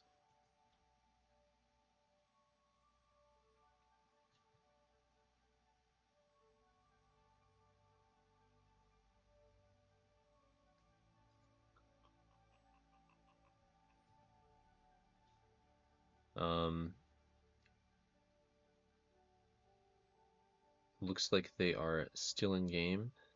My apologies. So once Milch is out, we will be commentating Milch versus T1 Mingo. Nice little extra treat. Originally, we were going to spend this time letting people plug, but I don't think there's enough to plug to fill up a whole league matches worth of time.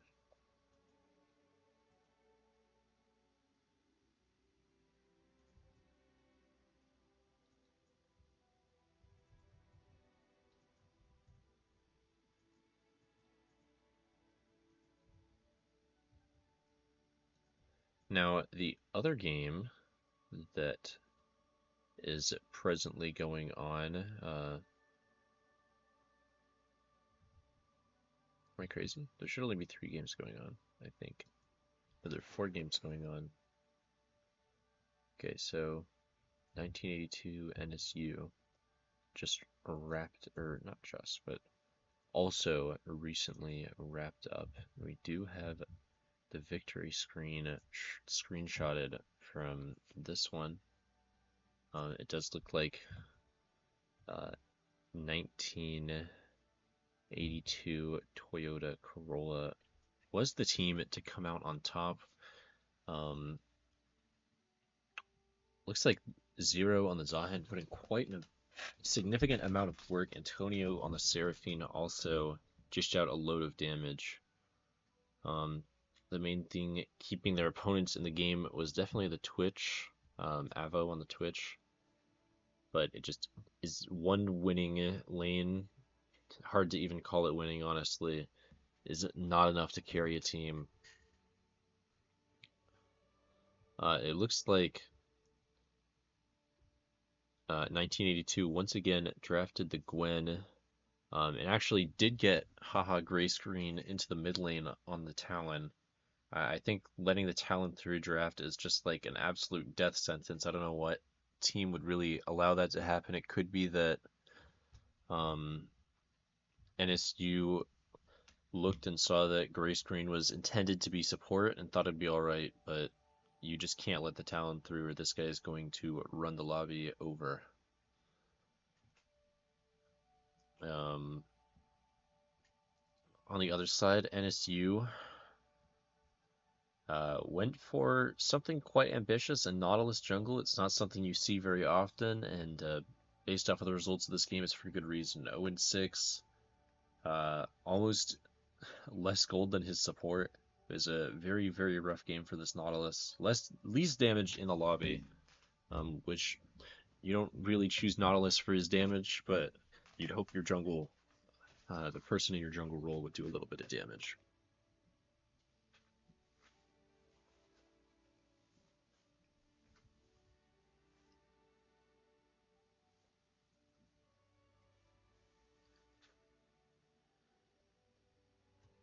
So rounding out the group stage, going into playoffs here, for Group 1, we do have UNF 3-0, undefeated, very solidly first place for Team 1, or for Group 1.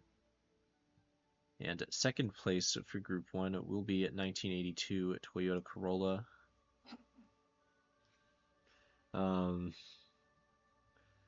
And we cannot say for certain who those who make playoffs are from Group 2, just because the games aren't quite finished yet. We still have Milch versus YBI, I think. Maybe not. No. Who's playing right now? Troll Tower doesn't have theirs.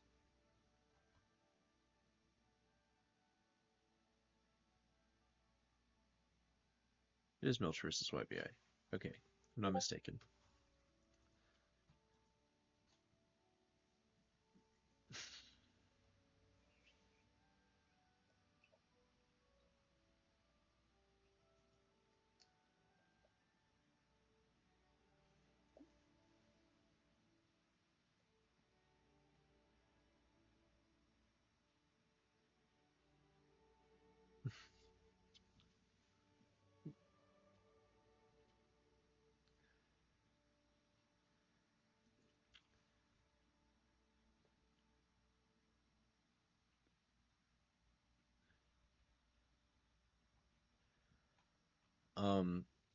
Once YBI and Milch wrap up their game, we will be going into Milch versus T1 Mingo. We have not gotten to see T1 Mingo play yet. Jake, could you tell me a little bit about what we could expect from their team?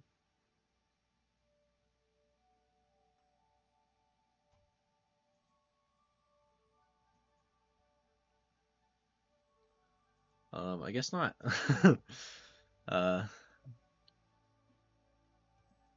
It looks like Mingo have, or not Mingo. Who is it? Dude, I just said. Milch has wrapped up their game.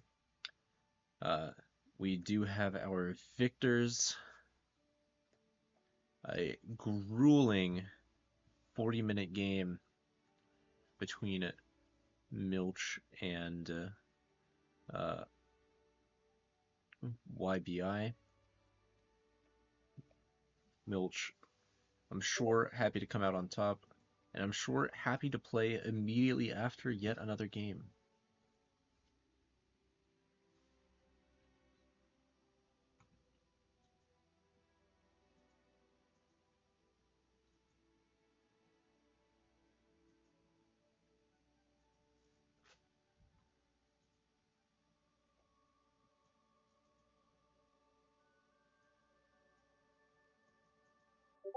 And I will pull up the results on a screen for us ASAP. Here we go.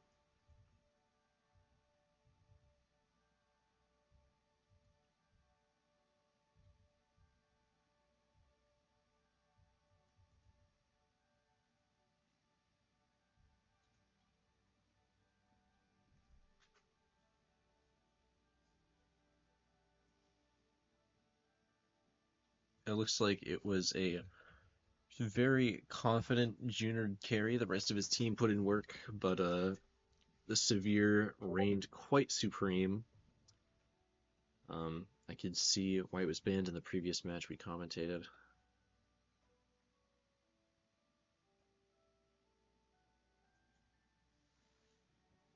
The main opposing force was the Jinx, both ADCs putting in a lot of work.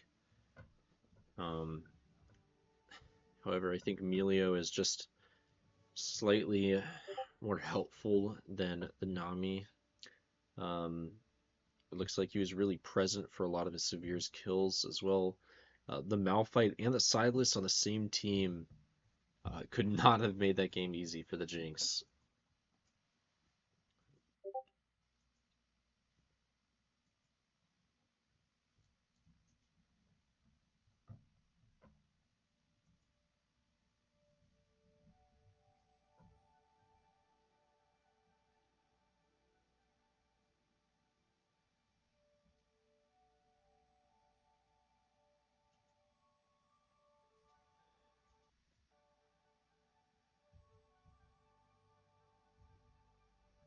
It looks like we will be getting into the next game fairly shortly,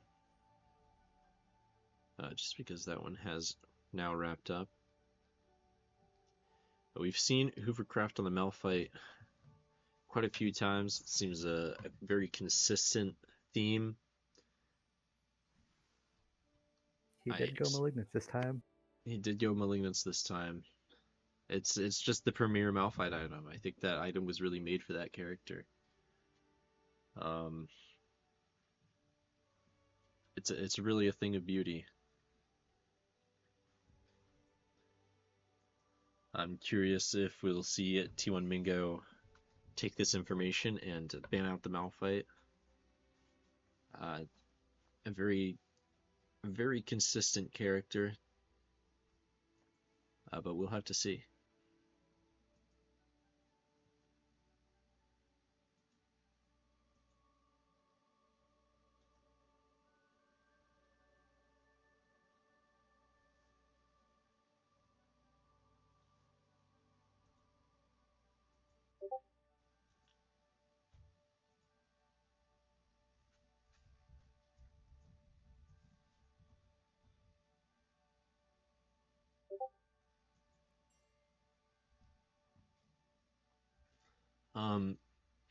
So we haven't seen any play from T1 Mingo yet.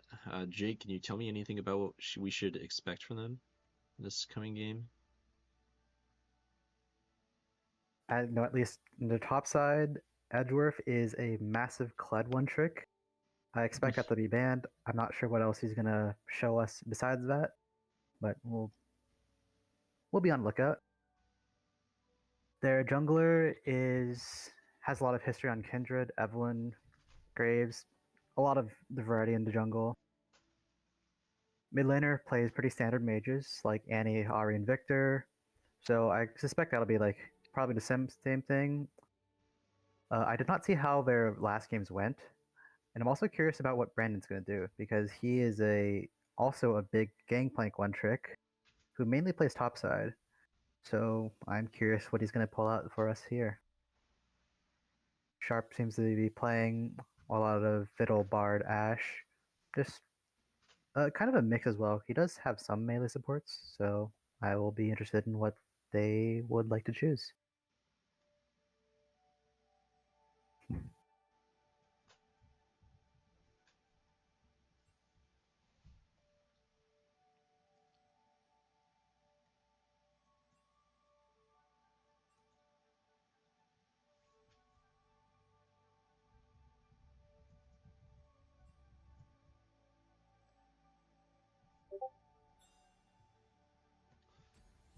I Do we have know where now. the games are kept? The games are kept. Like, what do you mean? Like the ending screenshots? In the group chat. Okay.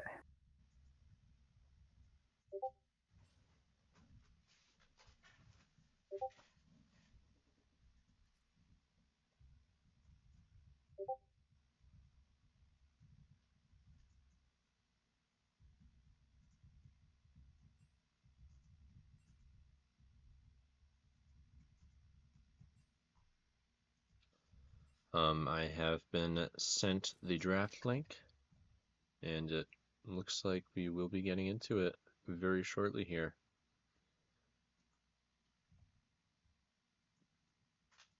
A third draft mechanism. This is a very unique looking one for certain. What is this? Wow. It feels like it could fit on like a mobile phone. I wonder if that's what it was meant for.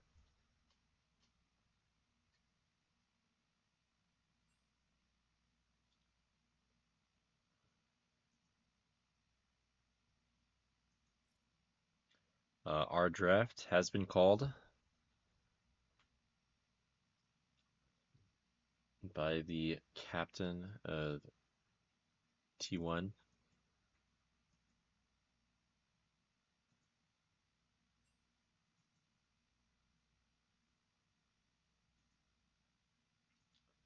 And we see art come out from Junard, which I would not surprise to be the reigning captain of Team Milch. This guy is kind of mogging everyone else in the lobby with his 4-digit level. You see Brandon match that, but 4 digits just looks so much more impressive next to 2 digits, I gotta say.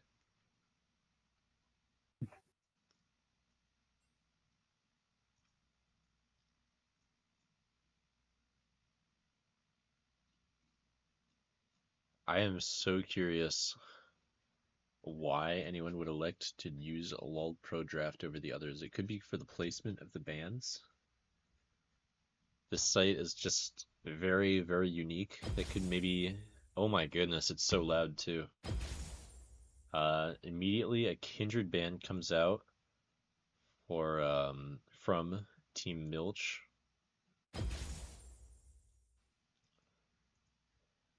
T1 Mingo responds with a severe, and we see a fiddle ban for Milch. It looks like a bit of pressure put towards the support of Mingo. And Mingo has done their research. They're not letting the severe slip through this game. I'm curious if we'll see Malphite. Wow. These sound effects are something unique. Do you have sound on for the site? I did not. Then we see Zach banned by Team 1 Mingo. Horn band. A very fast Orn ban response. Edworth did pull out the Orn last game.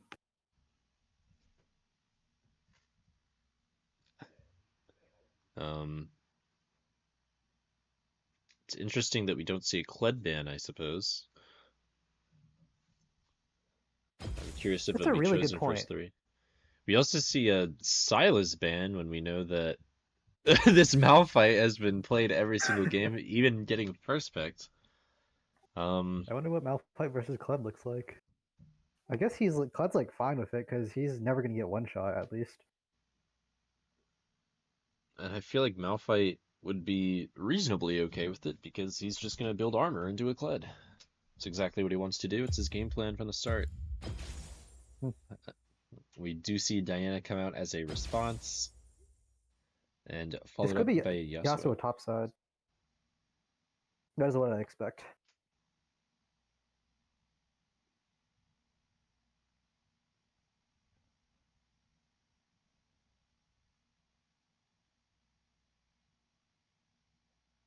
Is Diana ultimate Anaka? Yes, it is. Okay. Oh, I see the game plan now. Oh yeah, that is loud for a countdown. Yeah, it's pretty awesome. We do see a Shaco come out. Previously, this was in the jungle. I don't expect it to be any different this time around. We saw a very early gank in the bot lane from the Shaco last time around to a great effect. I expect to see it again.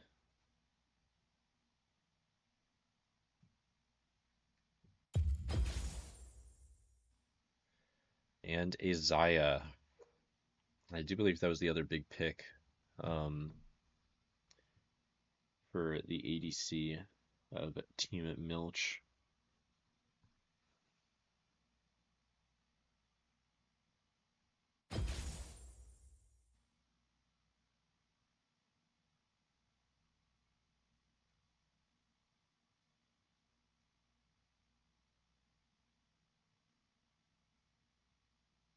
And we do see the Kled come out, not letting it slip in as a ban option.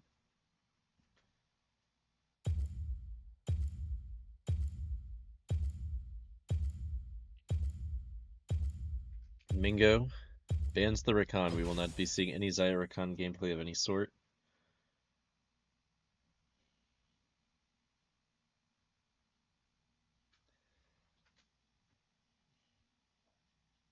And in response, we get a Victor ban from Team Milch.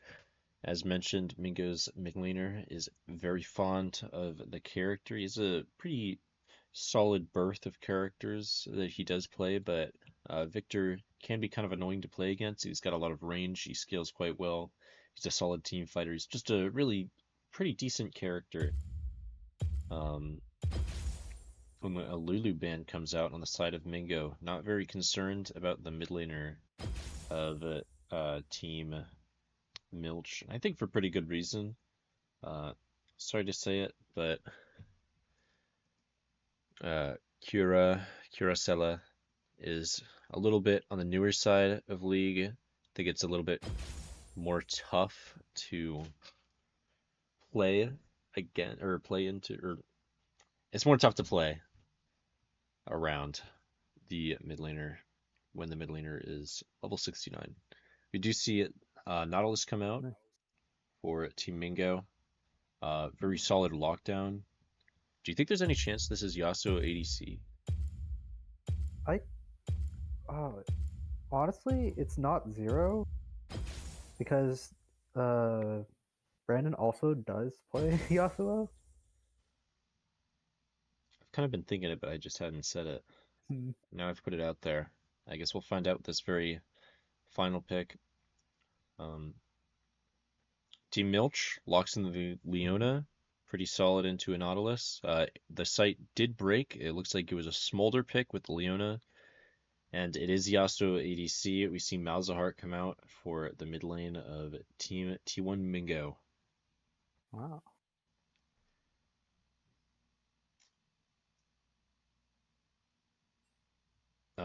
Smolder, Malzahar as a response to Smolder. Okay, so it looks like Malzahar as a response to Smolder is not at all what T1 Mingo wanted to go. It looks like we'll be seeing a Talia instead of Malzahar. They're just working with too little info. I was very surprised. Malzahar is like the worst thing you could pick into a Smolder mid, maybe. So, looks like Mingo is very comfortable and aware of that.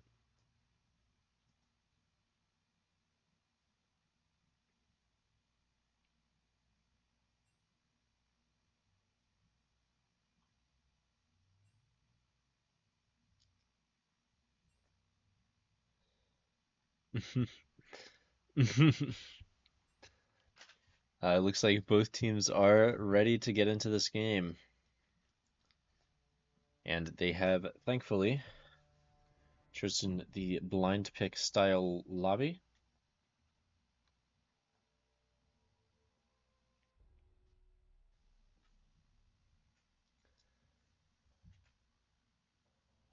I can't believe that this Malphite keeps slipping through. The one game I watched of him, he just hit ult after ult after ult. He just doesn't miss, and he makes it work every time. I can't believe he's not more contested, I suppose. The Silas ban was very, very unique.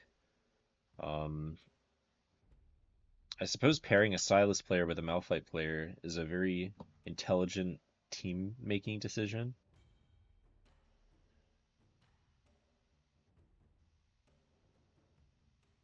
Just letting the opponents ban the Silas for you is pretty nice.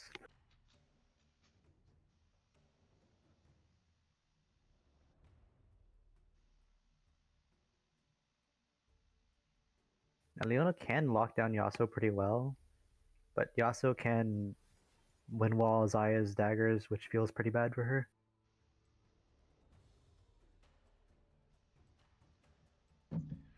I think every single member of Team T1 Mingo has a knock-up in their kit. So this Yasuo has a great opportunity to do stuff with his ult. Indeed. I'm curious if Team Milch has enough frontline. I think both Malphite and Leona are quite tanky characters. It's going to be really hard for the Malphite just because Kled is so clearly AD, but with Diana being an AP jungler, it's going to be difficult for him to build armor and survive the both of them. Plus, Yasuo can kind of tank Malphite, or be harder to hit, as well as he gets armor shred from his ultimate. I guess not armor shred, but more like ignores armor. I feel like the Shaco is going to have to put in a good amount of work. I think that the Shaco definitely can put in a good amount of work against the Yasuo. It's like definitely AP Shaco. I think Shaco is a nice character that he can go both or either AD or AP. I think having both scaling so solidly in your kit is useful. But this game he just has to go AP. And I feel like that'll work well into the Kled, the Yasuo, the Nautilus. All of these are characters that really want to go in, Diana too. So you can get a lot of value out of those boxes. I honestly don't mind the Shaco pick terribly. I'm sure there's something a little bit better, but the jungler for Now, Team I want to Milch see. is a Shaco player. I want to see something like Guinsoo on Shaco now. Surely it would work out fantastically, right? I think Yeah, that's the hidden meta. Just no one's thought to do that. Out of the billions and trillions of people that play League, no one's thought to do that. You might have just upset everything. like attack speed scales with crit. So if you get like any crit item, it'll work.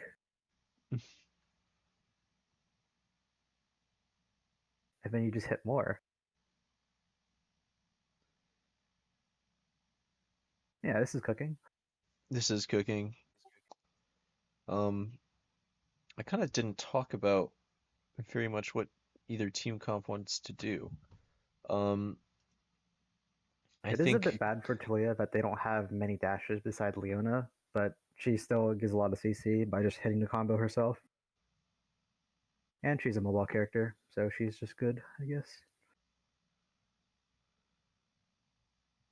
Because sadly, Smolderfly does not trigger the minefield stun.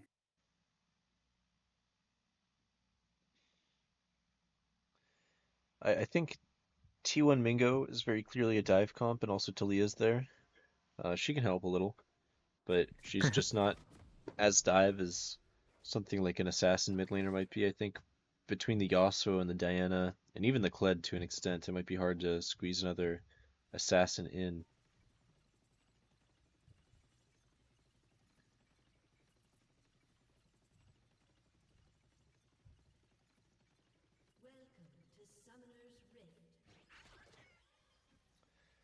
We do see But with the Team same setup. T1 going for a 5-point, and their opponents going for a 5-man Raptor defense. If someone tries to ward these Raptors, they are getting thoroughly boned, but I don't think we're going to see anyone try to ward the Raptors, at least not from this angle. It leaves the mid lane very exposed. This Talia could just walk up and pop a ward down if she so desired. It's also interesting seeing Shaco start with a potion. Usually junglers don't start with potions just because their camps deal so little damage to them that they can very comfortably heal through the damage of the monsters. And we do see the Diana walk down mid and pop a ward on Raptors. So Milch is at a information disadvantage. However, both junglers are clearing upwards, which I'm not really sure how I feel. There's so much exciting possibility in the bot lane with the Nautilus and with the Leona that I really feel like you want to see some jungler presence down there. It could be that Remember, both of Shaco them. might be able to do a gank for Yeah, I was gonna level say 3. the Shaco is probably going down there level 3. Talia places a ward just in preparation for the Shaco coming to her lane. But I'm also curious if this Diana is gonna walk towards bot lane. I think probably not. It's very hard to. There's not a really great window for her right now.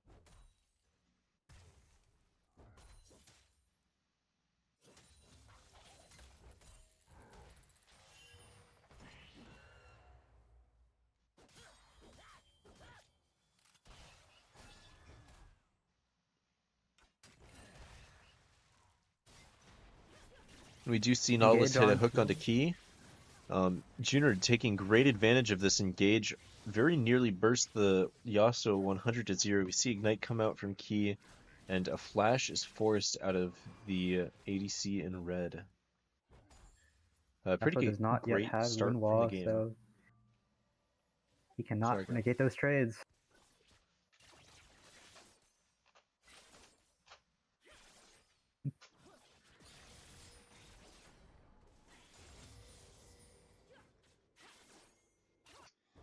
Diana looking for a bit of a gank in the top lane. Hoovercraft is finally playing against someone who is willing to freeze the wave. Diana opting to But back before to scuttle to buy a Dark Seal and Amplifying Tone, and is looking to head towards bot side. It's a very interesting play. I think that top lane was extremely gankable. Edge Ward 69 is doing a fantastic job of holding the wave under his tower. And Hoovercraft seems kind of oblivious to wave management. Just letting it happen, really.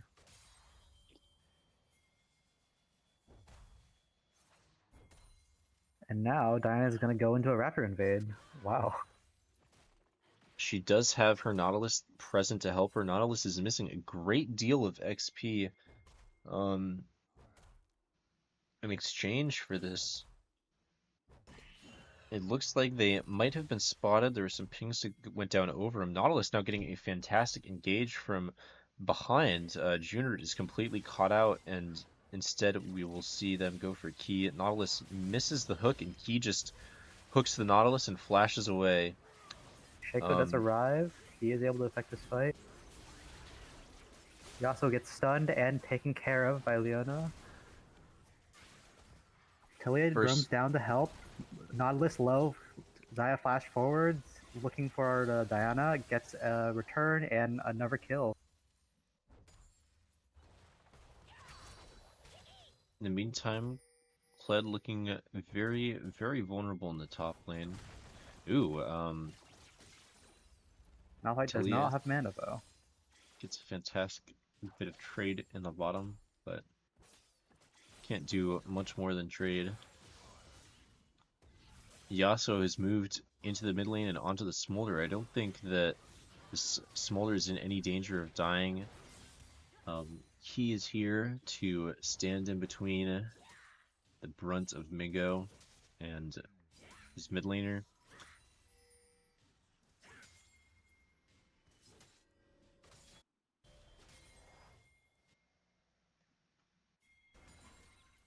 Malphite Recall expends TP, is present in the top lane. The first Drake has spawned. This is an Ocean Drake.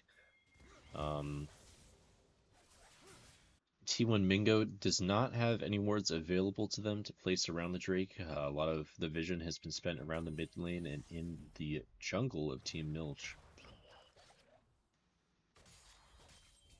And Malphite is now at his crucial level 6. He played the first 6 minutes of this game so efficiently, so effectively, traded fantastically onto the Kled. I would not be surprised to see this Kled dying here shortly. Hoovercraft really seems to know what to do on his champion. The confidence to first pick Malphite is insane, but he's really making it work. Shaco as well is lurking around the top side. However, he is recalling. I do expect him to show up around Drake quite soon. Yuzuki Engage in the box side. coming in with the ultimate, manages to just clean up Milch's bot lane. It was a very fantastic moonfall from this Diana. And also really great engage by Sharp Deadly. Hit exactly who he needed to hit. Stunned both of the bot laners for a great amount of time. Just overall great play from that, from Mingo in the bot lane there. Nautilus hook catches Smolder off and leads to a kill. In the meantime, Malphite's trying to kill this Kled. Will he be able to do enough damage before Kled kills him instead? It looks like Kled is just barely able to squeeze out the kill. Both top Kled showing laners, his mastery of the character, I guess. both top laners use every ability, both ultimates, both summoner spells. And Edgeward just comes out on top. Now this Drake is still up.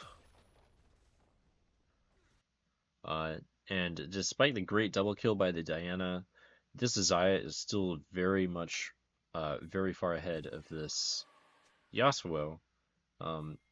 Brandon Grace is playing a very, very tough game here. Yasuo, being a melee character, oftentimes is impossible to run in the ADC role. There's one melee ADC.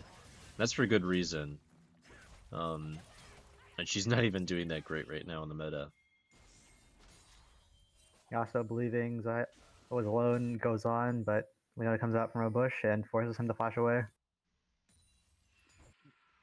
The Shaco is lurking around the bottom side, and that just offer the Grubs completely for free over to Yuzuki.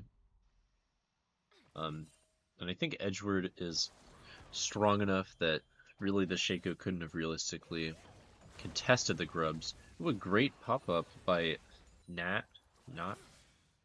It's German for night. I don't know how to say it. I just know what it means. Knocked? Okay. Nocturne. Yeah, that makes sense. Knocked. Like German word roots. Okay.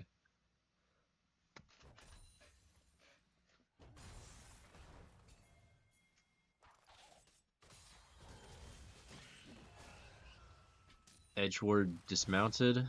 We do see the Unstoppable Force coming out quite soon. I do think this is an opportunity to kill the Kled, but the opportunity's been lost. There's already so much courage. Kled is under vision. It's gonna be tough. It looks like we might be seeing this guy go down pretty shortly. He's just one tickle away from getting his Skarl back. And the Shaco has come around top lane too. We do see Skarl come back to the Kled, however the charge is forced out and Edgeward disengages.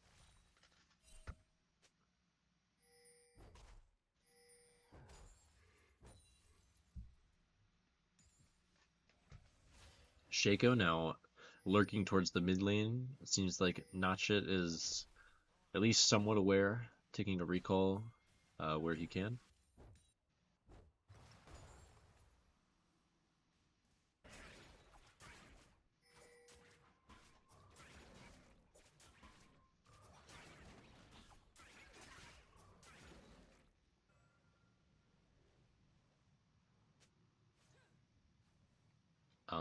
The next objective is very far away by all accounts. The soonest objective is 4 minutes away. So the game is going to be entering a bit of a neutral state. If something happens, it'll probably be in top lane or as a result of a support roaming. And it's going to be very hard for Key to get anything done. There is a control ward in the mid bush on the bottom side.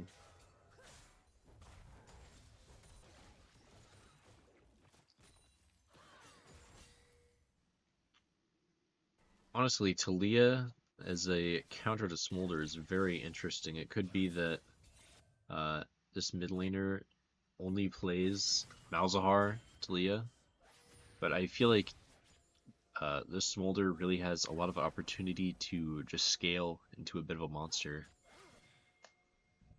Shaco setting up a stealth engage onto the spot side, and engagement's good. Diana does However, make it Yuzuki here, is and present, pulls out the Moonfall onto Junard. Sharp Deadly also attacking the ADC in blue. Very nearly we see Brandon fall. Instead, Sergeant Goblin is the one to catch the kill.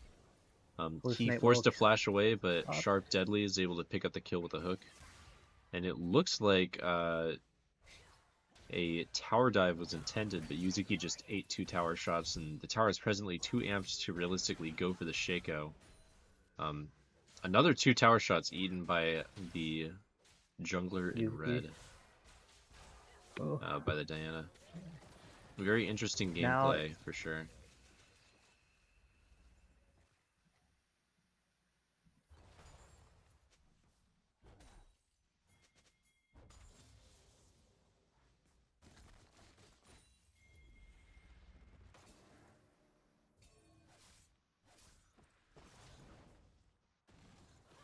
Presently, 12 minutes into the game, almost 13 minutes into the game, Smolder's sitting at 100 stacks. A little bit slow as far as scaling. Eats rock after rock from this Talia. Cutting him beautifully, I suppose. Now Diana gets engaged on by Leona. We see the Moonfall come out, followed up by the Yasuo ulti, the Last Breath. And it is enough to take Key down. Junard tries desperately to help his support, but it's just not enough. We do see Brandon Grace fall, but this Diana gets another 2 kills.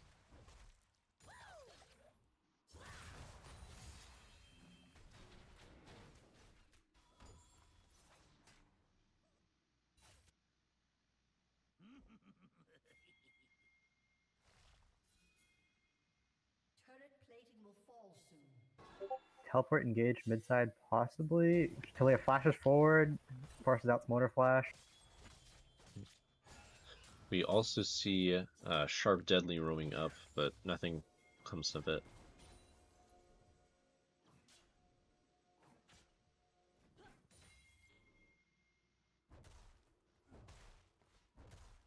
Now, Leona might be getting caught out here if he's seen by the Nautilus. And now Yasuo and they might turn, they will turn. Diana's gonna follow them, and they're gonna look to get another combo off with this Diana here.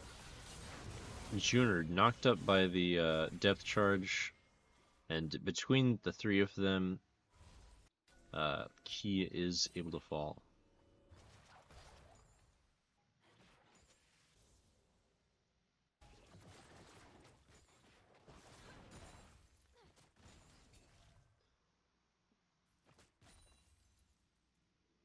Honestly, this top lane is a lot closer than I was expecting. I thought it'd be a wash one way or another, but honestly, both laners are doing a pretty great job.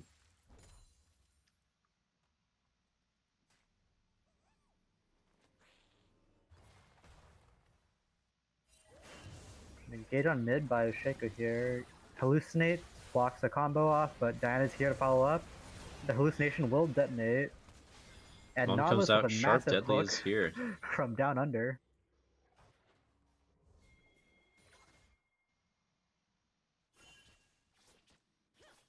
Now it looks like Diana's gonna go onto this dragon.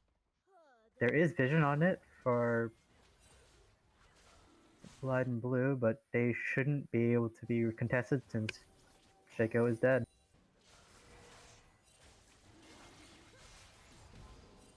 I thought it was possible. The dragon went down right as those feathers flew, man. It's very close.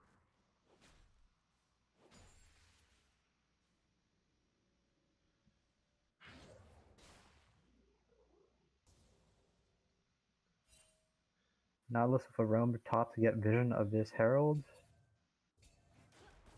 Team Milch does know, they have seen him, and he's just gonna back out.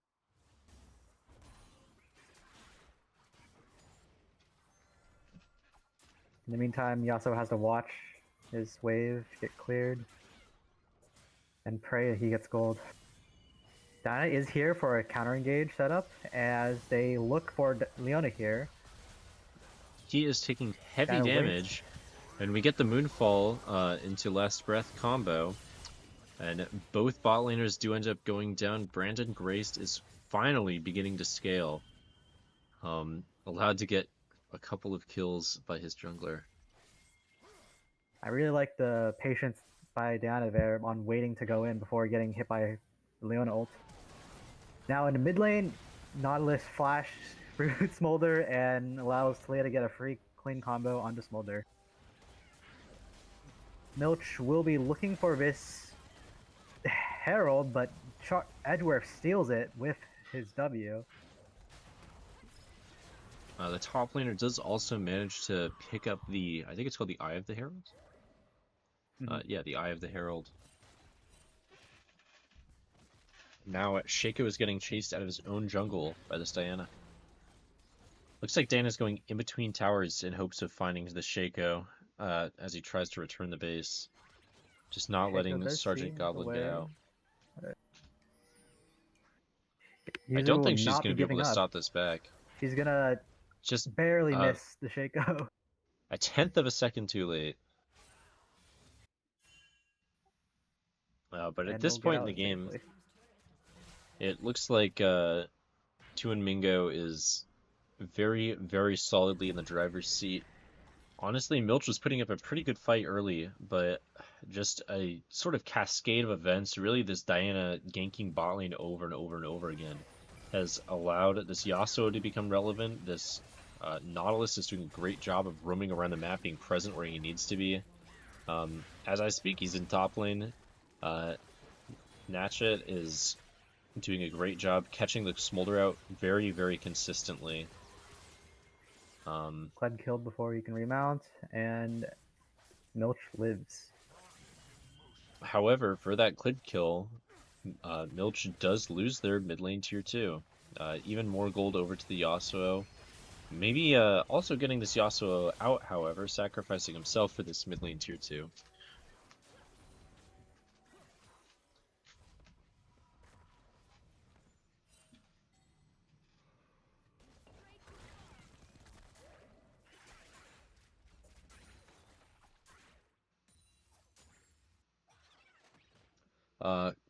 This will be a Cloud Soul. We see Cloud Drake a minute and a half away, and Otacon only a minute away. This Otacon will be on the bottom side of the map, so it will probably be something looked at after the Drake as a secondary option.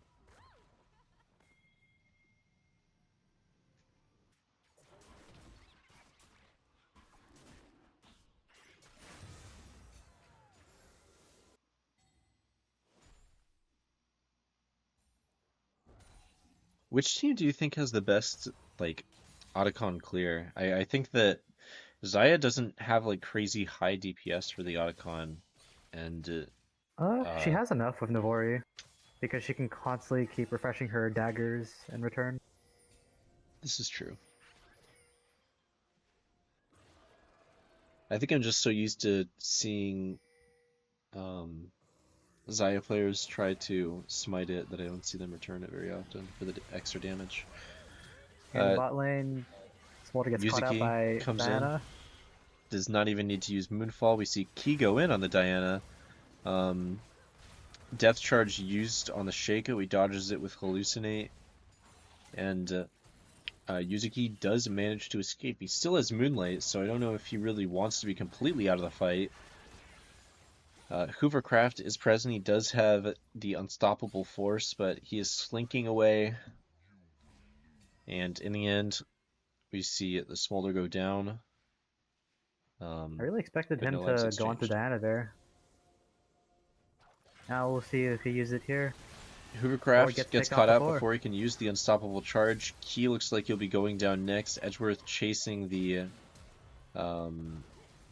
Leona down with quite a bit of ferocity. Do you know if there's a Leona Diana quest? I don't know. That just crossed my Thomas mind. tries to Hex Flash. Misses, but gets out. And now Dragon is still up. Neighbor team wants to go out. Red team will lead for Otacon right now, and they zone blue off. Well, it looks like we do see Mingo treating this as a primary objective. The Hex Flash over the wall by Sharp Deadly. He does manage to catch Surgical Goblin, but the Shaco will not be going down. A very slippery character, very tough to take out. However, both bot side objectives will be going into the hands of T1 Mingo. A little bit of an early smite, but he also is able to clean it up. It is now on soul point for T1 Mingo. All three of the Drakes take in this game in their favor. We do have Otacon coming up, or not Otacon, Baron coming Otacon up in was 3 dead. minutes. Yeah, that's my bad. Hands up, my fault. But that is a bit of a ways away. Edgeward clearing out the scuttle in the top side, getting vision for his team where he can.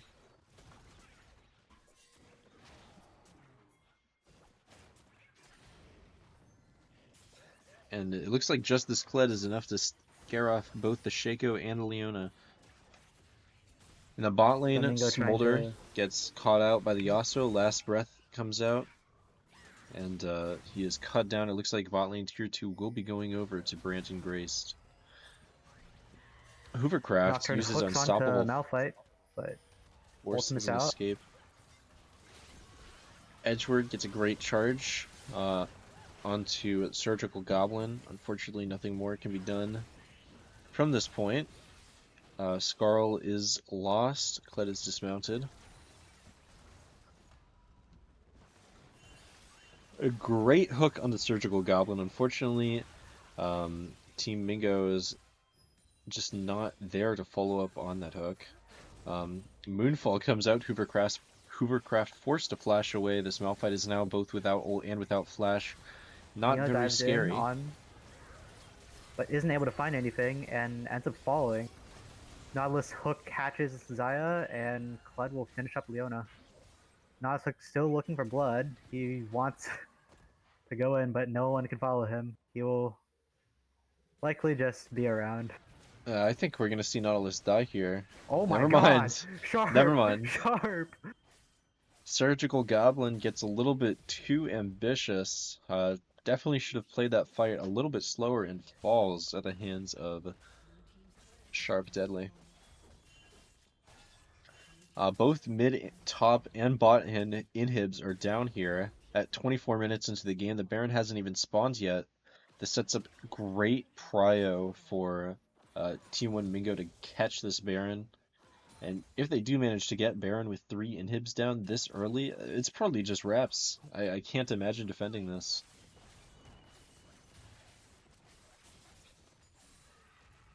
Smolder will be approaching his 225 stacks. I was also just thinking about that. Currently sitting at 219, 221. I'm sure he will be more than happy with these bonus inhib minions, just cashing them out. Nautilus giving Shaco a little scare there. Reminding him who's boss. And T1 Mingo very nicely set up for this Baron. They have the area completely warded. Two blue wards. So it's not even just Sharp making everything protected. Actually, a third blue ward by the Baron Pit. And this Baron will be going down. Currently, Edgeward 69 is shoving top lane. So, I was going to say by the time this Baron is dropped, there will already be a push in. But it is not the case. We see charge come out from the Kled. He manages to block it. In as well. And we do see Junior get knocked up by the depth charge and followed up by a last breath. Brandon goes in as well onto the Shaco, does not quite manage to kill him, and presently he dies to turrets. Shut down by the Smolder. Team Mingo just doesn't have a wave available to them. Now one does walk in, But without their Yasuo, Smolder they're is definitely worse stacked. for wear. Smolder does have a very good angle with the minions to poke at Edgeworth eats T1 3 Milch. tower shots. We see Unstoppable Force go in, and this Nautilus is shut down. Yuzuki eats a tower shot as well. Those towers are putting in crazy work for Team Milch. I saw 6 tower shots come out. They got 1 kill. They nearly got 2. But minions are enough to take down one of the Nexus turrets. I'm just completely floored that Milch managed to win that. I don't think they should have, but the Smolder is putting in a lot of work. However, 4th Drake goes over once again to Team Mingo. Smolder does And that have is enough Cloud money Soul. to buy a rapid fire cannon at this point. That will be a very nice poke or power spike for them. There is still a control ward in the middle of Milch's base. I wonder when they'll notice. Malphite, of course, notices the Roxy's all, and Edgeward will shut out bot side and just wait for the next objective before taking Milch's jungle, of course. The next Baron is 4 minutes away. Elders in 5.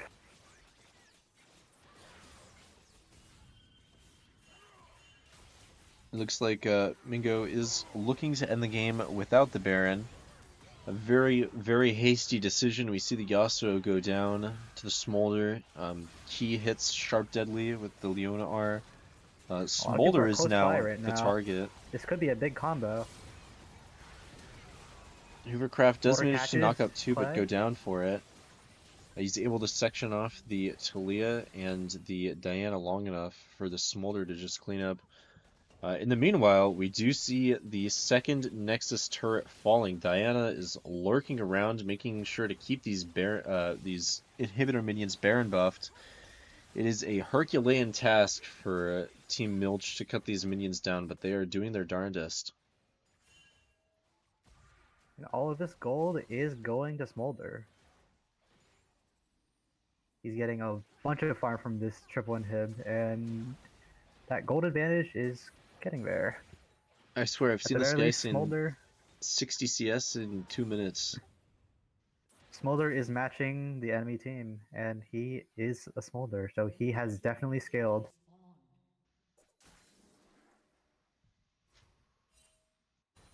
Currently, Smolder is sitting at 325 stacks. Reached his threshold and flew past it. Key gets somewhat caught out by both Talia and the Diana. We do see Moonfall come out, but the Diana goes down at the Like the hands massive of shutdown. Xayah. Kled comes in with a charge, manages to connect with a Shaco clone. Smolder gets depth charged. Sharp T1 Deadly really looking for a kill, and Edgeward is also trying to find it. He does just barely manage to get it, but he goes down for it. Yasuo is now present. This is looking And now very dire for Team Milch. Currently, it is only Shaco left. Sergeant Goblin will not be enough to deal with this. He doesn't even have any boxes out and ready. And the Nexus of Team Milch will fall. I really thought the Smolder would do it, not gonna lie. It was a very good effort from Milch, but T1 Mango pulls ahead.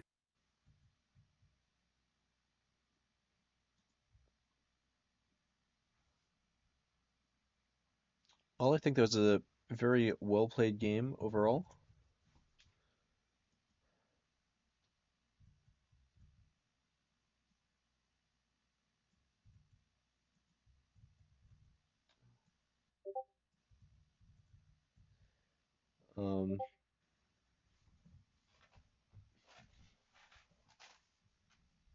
It looks like the team captain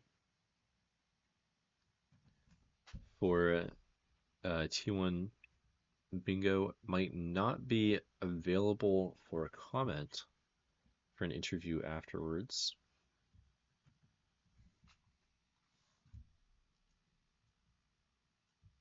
I suppose we'll just move to the next round.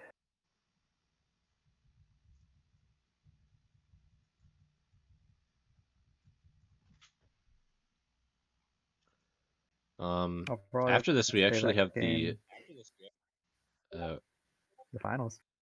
the playoffs, I think. But there might be Mhm. interviews in between that for those who made playoffs.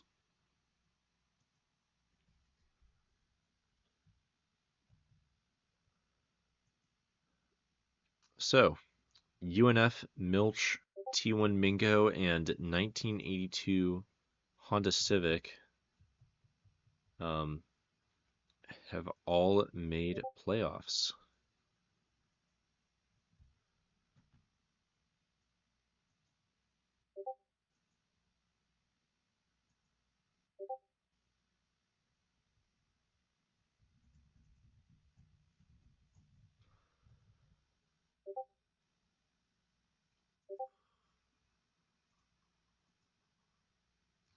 Okay.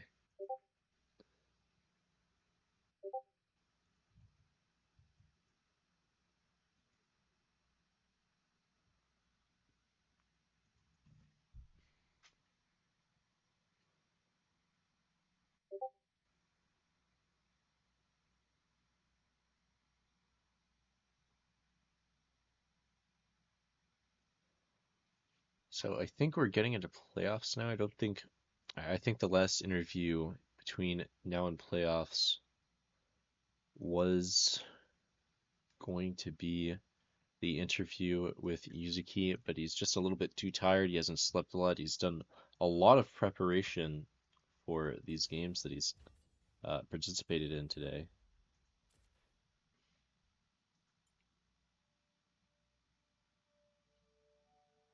So I don't think he's feeling quite up to it.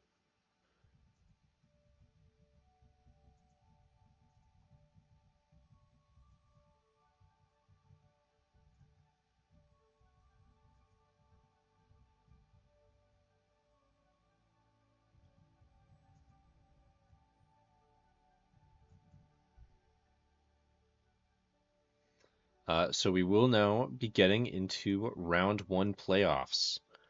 Um, the we will be watching the first place of Group 1 versus the second place of Group 2.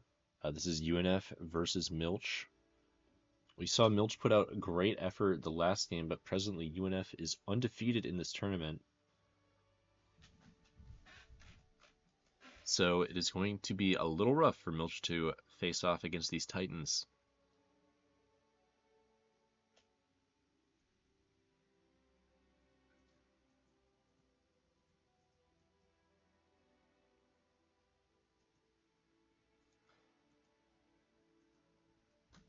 I think we've seen a lot of great gameplay from Milch. I think this is the third game we're going to see of Milch on stream today.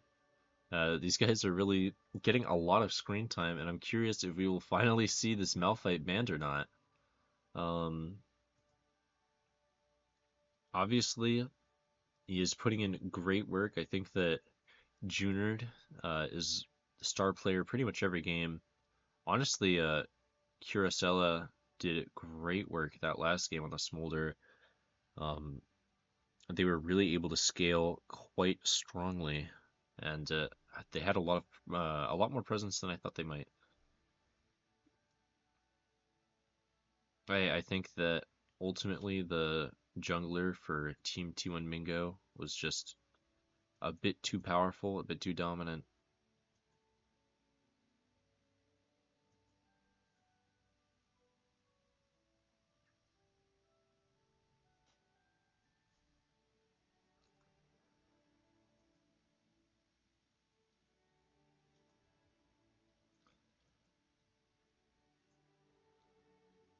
And it will be the match that is not streamed will be T1 Mingo versus 1982 Honda Civic, another team we have gotten to see on stream today.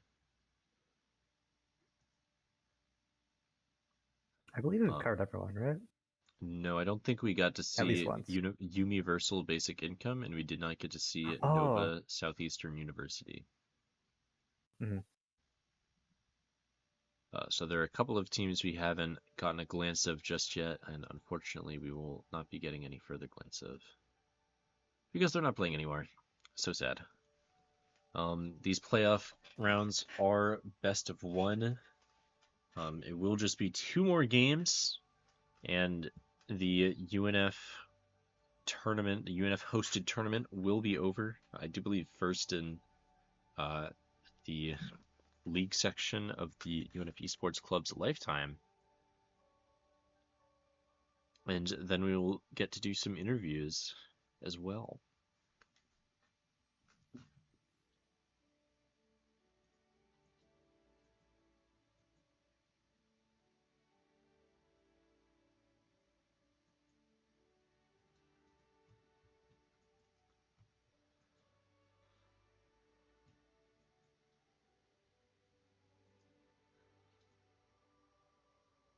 I'm curious how Milch is going to expand themselves from the last game they played. I feel like the Smolder was... I'm really quite floored. I'm sure you can tell by how much I'm talking about it, but I'm quite floored by the Smolder's gameplay. I'm curious if we'll see it Smolder forced a bit more now that we know how good it is by Team Milch. I think it was the player definitely struggled against Talia a little bit. I feel like a more aggressive pick would make it quite difficult to play, but regardless of how much they struggled in the early game, they really did do quite well in the late game. And I'm sure we'll get to see more Malphite. I don't know if I've ever seen... I feel like I've seen the Mike Beast and Silas like once. I wouldn't mind UNF letting the Silas slip through the ban phase just to try and play that.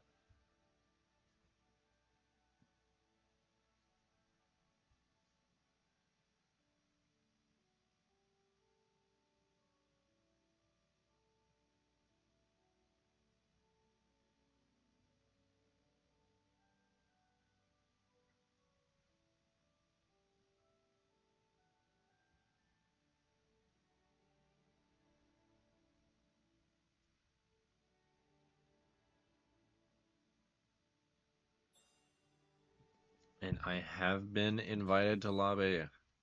Thoroughly exciting. I'm sending an invite your way. My incredibly handsome, ripped, silver-tongued co-caster. It has been received. Hip hip hooray.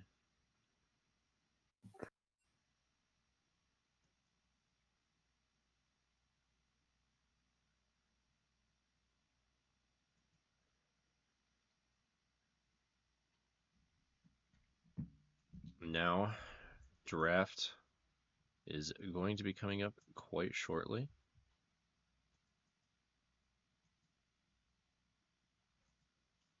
Yet another new draft site. I think this is the 4th one we've seen today. I honestly didn't know there were so many different options.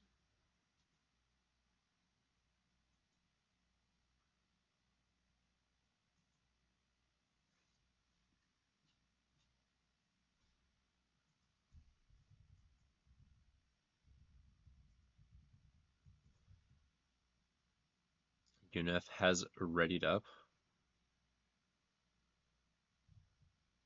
Presently, we are just waiting for Milch to ready up as well. This is a really interesting draft. I mean, I'm curious, once we get into it, what makes it different from the others.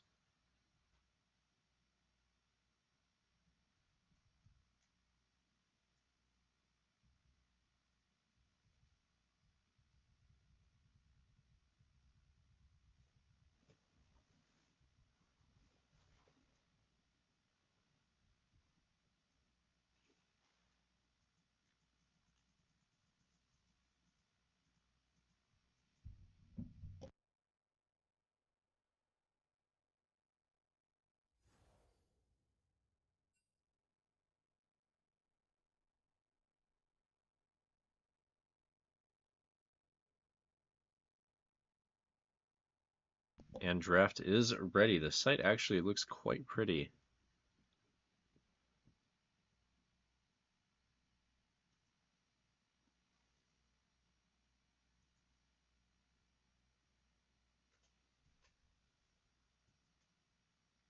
Immediately, we do get Soraka ban coming out. Cannot let Amber Dragon get that character, and UNF does finally lock down that Malphite. I'm curious to see what the top laner of Milch can actually play other than Malphite. I'm actually excited to finally see.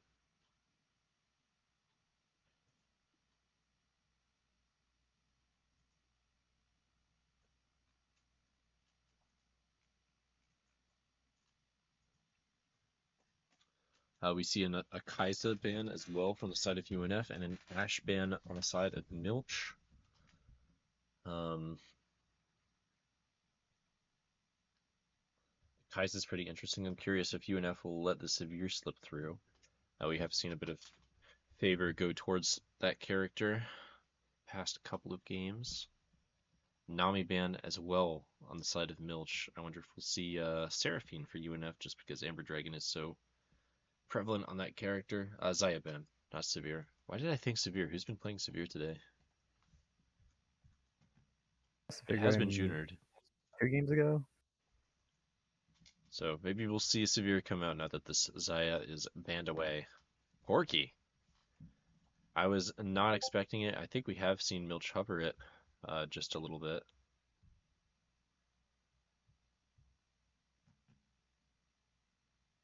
I'm curious that after pulling out Corki or Smolder mid, if they're going to put Corki mid as well. I don't know if it's played anymore mid. I think it can I be. do know it got like nerfed.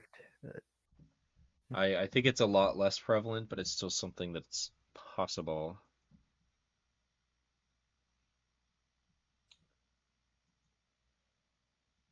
UNF opens up with a Sejuani. Definitely not used to seeing Mike Beeston on the tank junglers. He's definitely more of a carry jungler player. We'll see how this goes for him. As well as a Victor in the mid lane. Looks pretty front to back. Response to the Victor is a Galio and a Zac. Galio is a bit of a taunt, I'd say. Jack Frost is most played character as the Galio. He's very, very fond of it.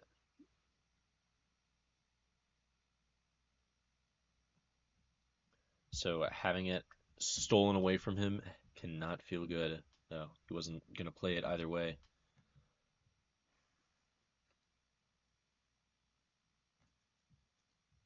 And we see the Vayne come out for comes out. UNF. I love to see it. She's one of my favorite characters, but I never get to see her play. I think her gameplay loop is pretty exciting to me anyways. I think she looks cool. She might be my favorite ADC. You evil top laner. My bad. I don't play her top. I'd love maybe someday. I just don't have the confidence. She seems No, so don't think about it. powerful. Don't Let's think keep it about that it, way. just do. Maybe not that. Um, They will be taking out Milio. We did see it earlier. It worked very well. No, Emilio that was a Vayne different as game. well. That was a different game, and it was not UNF. But Emilio It's Milio Vayne, Smolder. not something you want to deal with. We also do see the Severe banned out. It looks like UNF is a little bit worried that this Corki could be flexed mid. Despite the Galio, I guess they're expecting Galio support, Galio top. No, Galio, they would expect Galio top because we see Severe and Nautilus. Honestly, it could be. With the Malphite ban, maybe that's the next best thing is a Galio top. Supposed to be Zac top, who knows? That's true as well. Zac top, Galley mid, Corki ADC, and 8 jungles up for grabs. I do think that the jungler for Team Milch, Sergeant Goblin, I do think he plays a bit of Zac. It's just been getting banned out from him. And we see Janna come out. I have seen a little bit of Amber Dragon Janna gameplay. It's a very, very solid, consistent, safe character. Very good into Team Milcher's comp. She's got good disengage. She can stop Galio and Zac engages. I support this.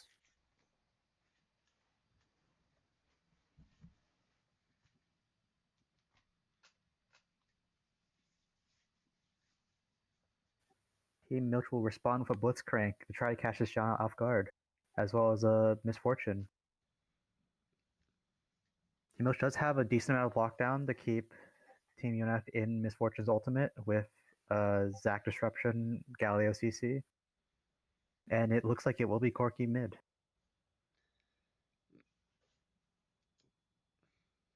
Corki mid, Galio top.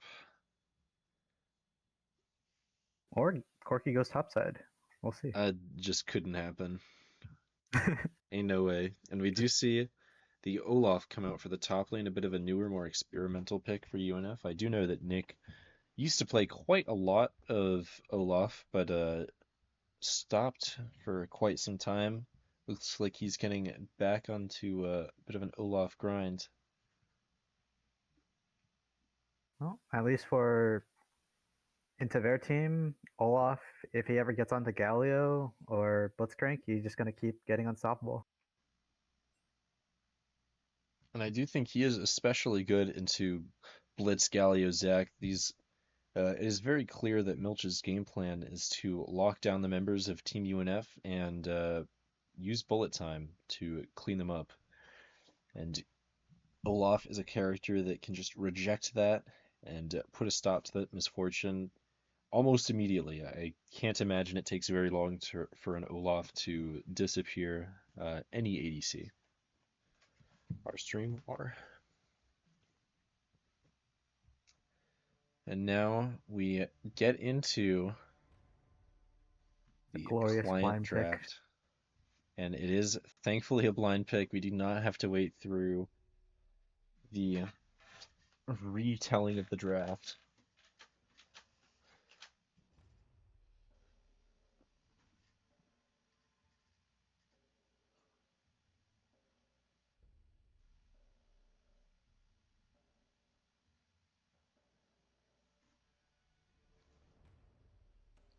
And looking at it, UNF has a very solid front to back. Sejuani and Vayne work pretty well together. I'd say if the Sejuani can get a stun on someone, the Vayne can really clean them up. And on the other side, a bit of a dive composition. It looks like that Corki actually is going top. So we'll Wow. have to see how that does into Olaf. I can't imagine it'll be very well. I think Galio is a bit more comfortable into Victor. It could be that the Corki and the Galio were flex picks. It wasn't really determined where they would go until Team Milch got a good look at their opponent's composition. You know, I'm rooting for Milch. They're definitely the underdogs of this game. I think even just looking at the compositions, UNF has a far more uniform, straightforward, well thought out draft. Whereas Milch is kind of just doing whatever works. It's interesting that we see both Corki and Misfortune. I feel like a lot of the time we see Corki paired up with a Ziggs ADC, just because Corki tends to have the AD covered. But I suppose his team is lacking that sort of damage.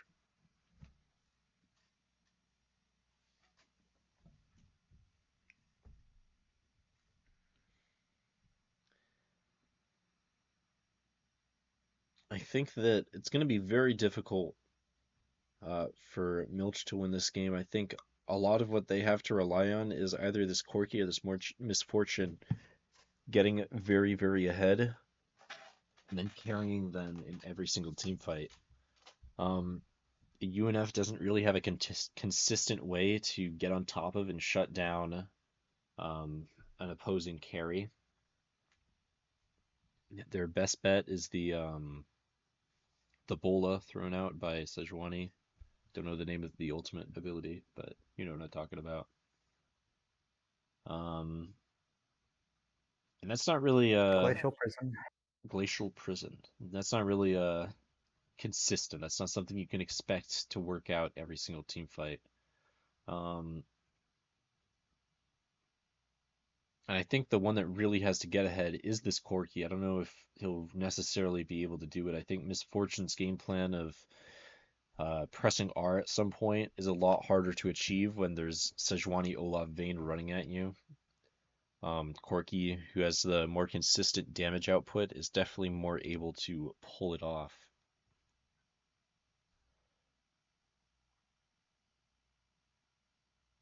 UNF definitely has a lot better zoning tools with the Olaf and Sejuani, so I expect they'll try to use Victor to keep poking him out until Team Milch uses Zac or Blitzcrank to start an all-in.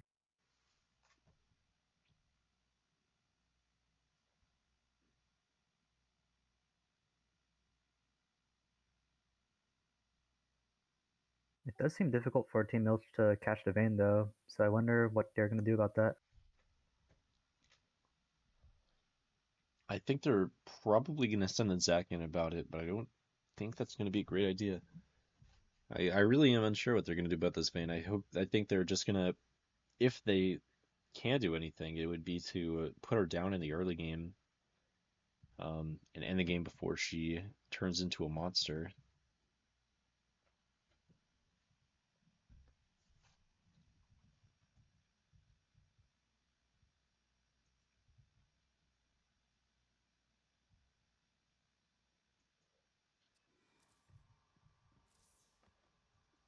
And we are finally in game.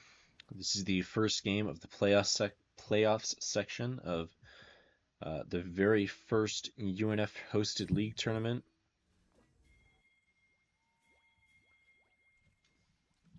Casting, we have Finn, UNF's very own, and Jake, no relation. We see the members of UNF 5-manning the bottom side of the map, and the members of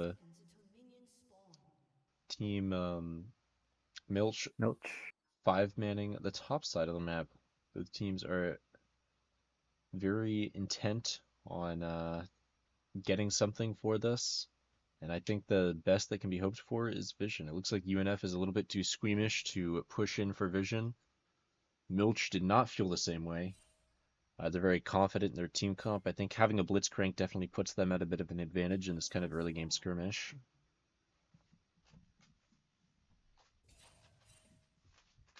Sejuani does get a ward off in the Raptors, so both Raptors are warded.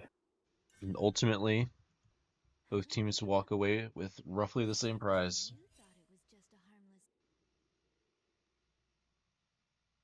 Both junglers do seem to be starting on the top side of the map, clearing downwards.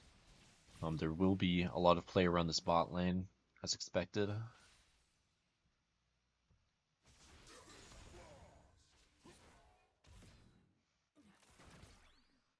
I do think a lot of pressure is on Key to hit his hooks and set his lane ahead. Amber Dragon hooked in. It's interesting that we see them focuses in Misfortune and chunks her out, forces out the barrier. Junard, even with the barrier, is at about a fourth of his health bar. Potion is popped. And a very strong lead for the members of Team UNF. Stealth Starbot has been putting in a lot of work tonight. Has been cleared to be a very powerful ADC. Amber Dragon, known to be a very powerful support. I'm sure they're a very tough duo to deal with. Hoovercraft actually doing a great job of zoning this Olaf away from his minions. Already has a pretty significant CS lead.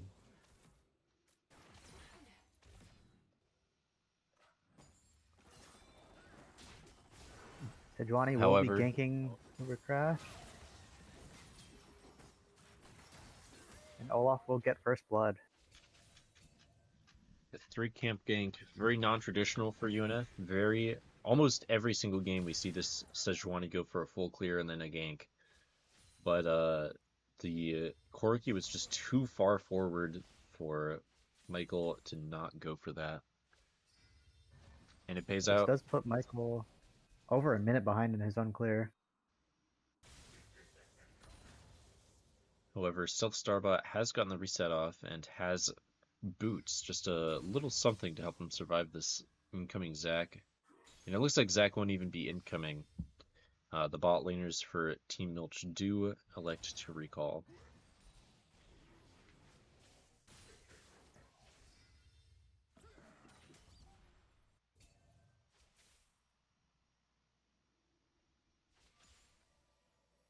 It looks like the Zac isn't happy with nothing though, and he is hunkering towards the mid lane.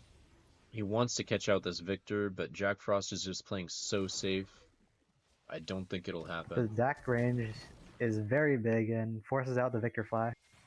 Now, Bot Scuttle is still up for grabs, so I don't know if Mike expects it to still exist.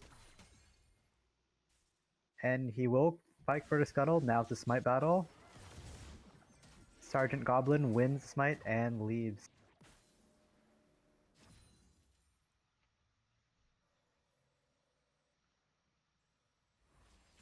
Jack Frost was ready to roam downwards. It does look like this Victor is in a bit of a stronger position than the Galio, just by the look of the health and the mana.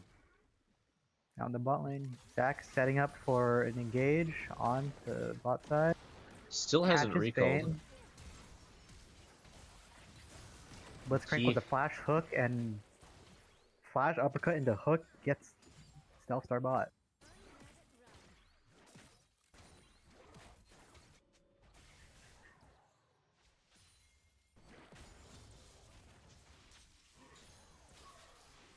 Jack Frost shoving it straight into this Galio. He's been freezing the wave very strong, very well, very strongly. But he's getting some devastating trades down into this Galio. Using his own expertise of the character to really know what this Galio wants to do. The Victor does have Prio. He has 5. He'll be hitting 6. I think the wave after this one. Or nope, he has 6 now. So that Arcane Storm can definitely come in and cause some issues.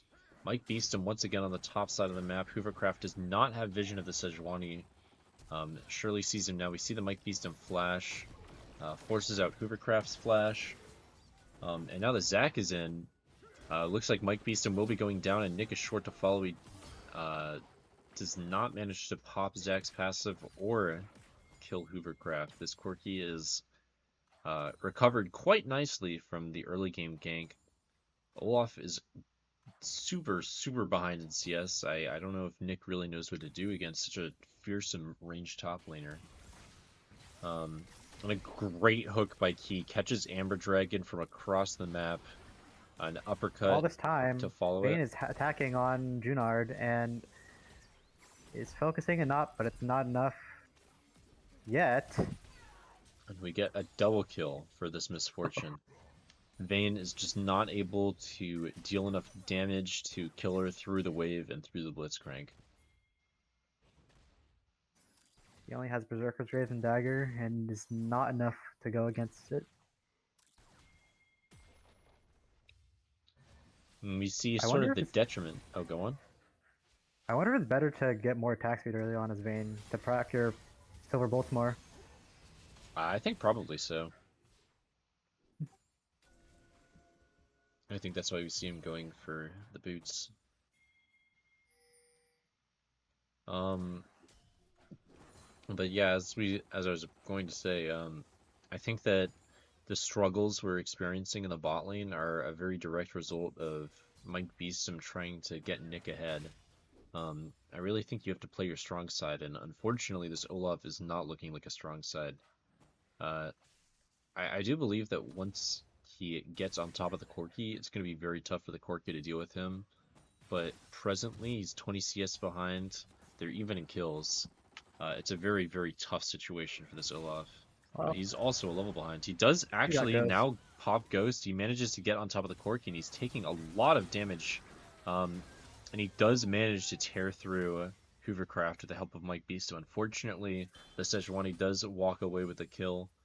But I think Nick's just glad he wasn't the one to go down. Junglers will trade Dragon and Void Grubs, and game is back to neutral.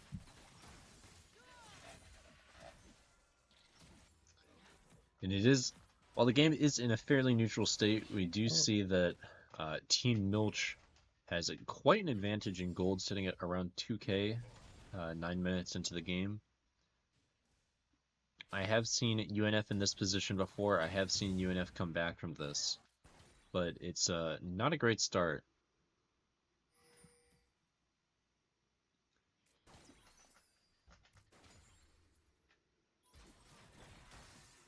I think there's a lot of pressure on Stealth Starbot to scale.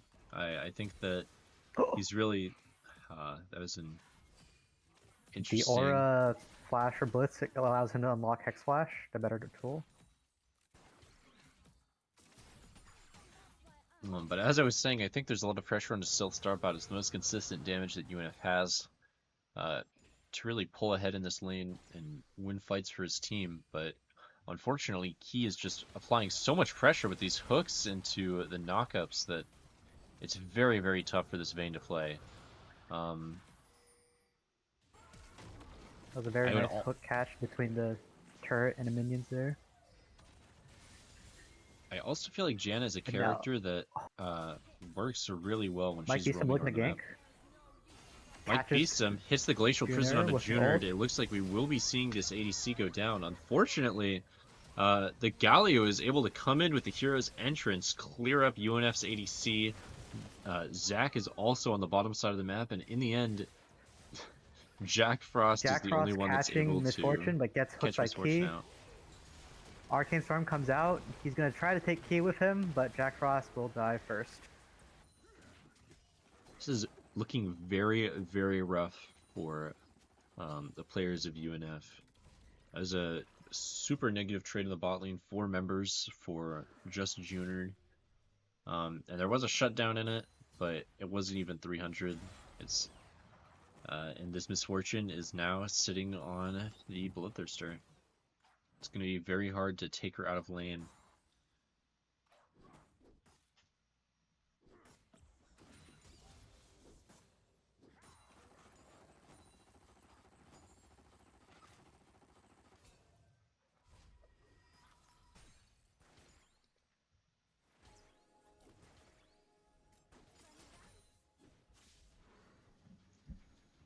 The next jungle objective is still over 2 minutes away. The game is still in a fairly neutral state. Both mid laners playing safe. UNF's bot laners sort of forced to play quite safe at this point. I think Nick is the one who's most looking for an engage, but his ghost is still down. It's unlikely we'll see Corki fall anytime soon. Sergeant Goblin is lurking around the mid lane. As you mentioned earlier, Zac has a very, very long engage range. And Jack Frost does get caught out by the Galio, followed up by the Zac, and he's put down. We do see Zac use the less forward up bounce. here. Okay.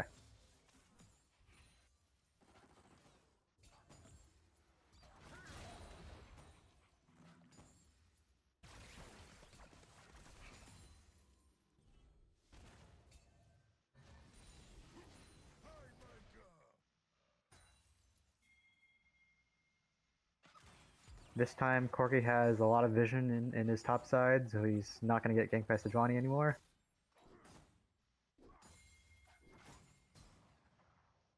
Although Sejuani's going to come from the normal angle and look to try to catch this with a flash ult.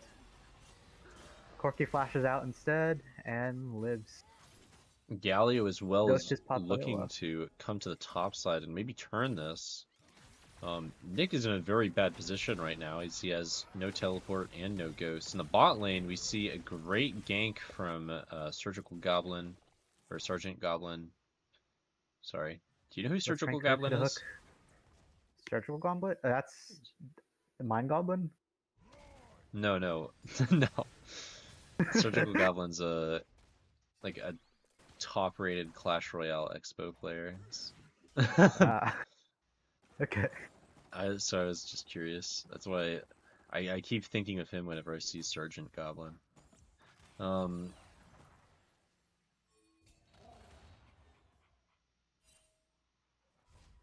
Anyways, yeah, in the bot lane, a great hook came out from Key. Sergeant Goblin was able to follow up on it quite effectively. And we do see yet another kill go over to the Misfortune. Drake is up, second Drake of the game, Mountain Drake. UNF does have vision on it. Mike Beestum is walking towards it, but I don't think that UNF could possibly contest this Galio, this Misfortune, this Blitzcrank, even the Zac. The entire bottom side of the map is looking incredibly strong for Team Milch. We get yet another gank onto this Victor. This time, Victor manages to dodge everything quite neatly. Jack Frost will not be caught out again, but it Mike might be that Beeson 2 looking deaths for an is already engage too on bot much. side. He gets a great hook Blitzcrank on gets the a Amber hook. Dragon. However, this Janna uses everything in her kit quite effectively. Bullet time comes out from Misfortune, and we do see the Janna go down, followed very shortly by Mike Beeson. We hear Great the snipe by cling of the Corky. Heartsteel. And catches the vein. Meanwhile, Jack Frost is just whacking the mid-tier one.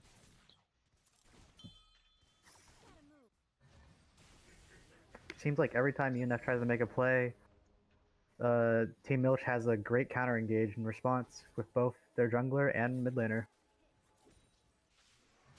Yeah, Milch seems really well capable or well able to play off of each other. I think that they have really great timings, honestly, with their follow-ups. I feel like as soon as one CC is over, another one starts. And usually it's the more difficult to time things, like after a Galio taunt, the Zac jumps in, or after a Blitzcrank knockup, the Zac jumps in. It's honestly, I'm kind of impressed at how well the Zac is Speaking of timing his Zac, in mid engages. lane, Jack Frost gets jumped by Zac and Galio, but this time he is safe and running at them instead. We do have 4 members of Team UNF present for this fight, and Olaf 5 running members at- of Milch. Nick is cut down by Junior. He was doing his best to try and cut down this Corky, but it just wasn't enough, and now Stealth Starbot is the one shoving bot lane. There is a pretty big wave, so I do think this bot lane tier 1 is going to go into the hands of UNF. However, Team Milch already has boots. There is no bonus except for the tower bonus for taking this tier 1.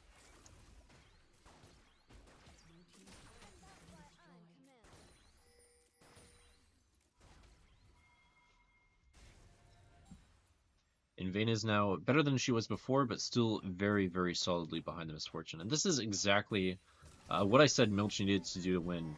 I think they've done an incredibly effective job of keeping this Vayne down, and UNF just has not enough damage to realistically engage into any fight.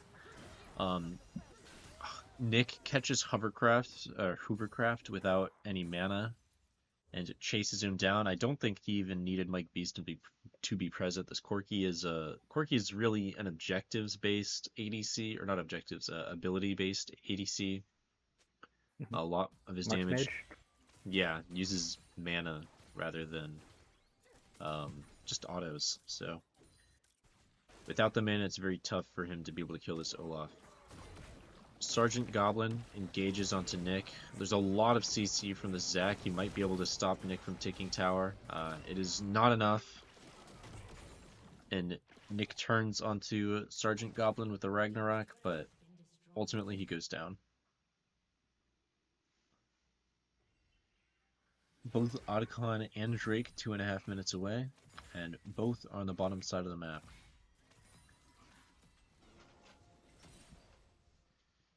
I think that Team Milch is far enough ahead that they probably can take both objectives if they win a fight on Dragon.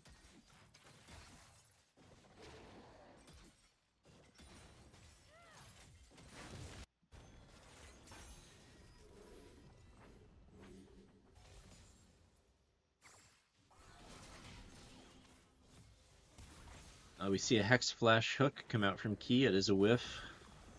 Does not manage to connect with anything. In the top lane, Hoovercraft takes the tier 1 uncontested. Nick shows up just a little bit too late. Zac looking for an engage in the mid lane. And it looks like he might have found it. Stealth Starbot gets hit and is CC chained to high heaven.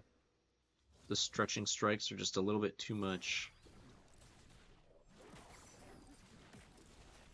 Harrow dropped out mid as Team Milch will try to push it out. I do think we'll see Milch get this tier 2, if they want it, that is. Mike Beeston is lurking nearby, but I really don't think that UNF has the damage to deal with the members of Team Milch like this. Milch does get the tier Great 2. hook onto He gets a Janna. fantastic hook onto Amber Dragon. And once again, this Janna falls. UNF's bot lane is presently 0-10. It is a tough situation to be in. But Milch is really showing why they're number 2 of Group 2. Galio getting engaged on into a bullet time. Mike quiets Misfortune with his ult. Massive ult onto Misfortune. Galio cannot save her. Olaf on the Zac. People keep chasing. And I think they're going to keep running the split strength down. Jack Frost splitting on, looking at the Zac. Oh, 2 fights at once. Jack Frost caught alone 1v3 here, but now the Scalio, Corky, and Zac are caught out once again. Stealth Starbot firing away confidently. This Vayne was able to get a lot of damage in without getting engaged upon. Unfortunately, she does get hooked out. It does go down. Both Drake and Otacon are up. Both junglers are down. However, the Misfortune is alive. The Corky is present, and that should be pretty much enough. With Key wandering around, that'll be tough for UNF to really contest this Drake. But it looks like teleport spot is not close enough to interfere.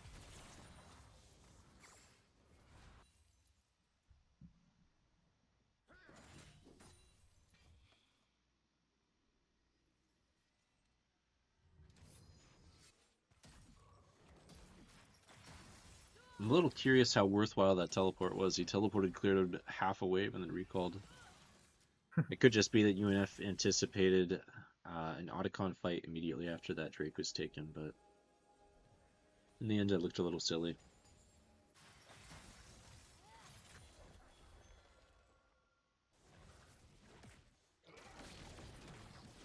And now Otacon is being taken. 4 members of Milch are present. The Corky is making his way over from mid lane, and UNF is acutely aware, and they are hoping to contest. Milch does have to be careful about the armor shred, but they still have their gold lead. We'll see how much damage they can do. Glacial Prison misses. Misfortune flashes away. Zac does not take the Otacon. Next steal it. Galio comes in. Corky's out on the left side. It gets caught out a bit, but Zac goes in. Ragnarok is seen. Vayne gets caught out and catches the Misfortune, but dies herself. Wait, that isn't even Vayne. Who am I looking at? I think you were looking at the Janna there. Oh my god. They are both quite wiry. I just saw her get hooked and thought it was a dash. Well, that was a very strong fight for UNF, showing that they are definitely not out of the game just yet. Of course, Otacon is probably the easiest objective to recontest, and I also think that Milch played that fight quite poorly. The Zac jumped in 1v5, did not manage to steal the objective. Additionally, Misfortune wasted her bullet time in an attempt to steal the objective as well. So they didn't have the ADC ult. Just segmented fighting.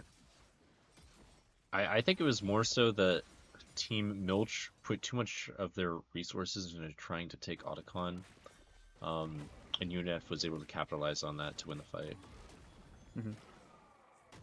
Now, in the mid lane, might look for Stealth Starbot here, but it's just gonna get some vision.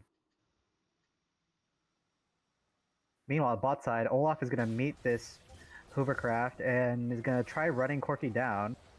We've reached the point of the game to help, but where this Olaf is definitely able to 1v1. Unfortunately, a 2v1 is still not possible for Nick.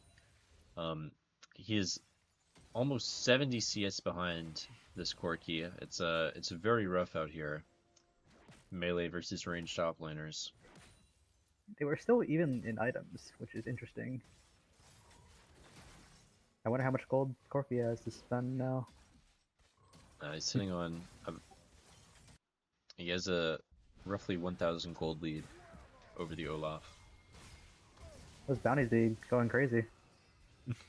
Engage on the top side. Victor experiencing PTSD. But get the Galio.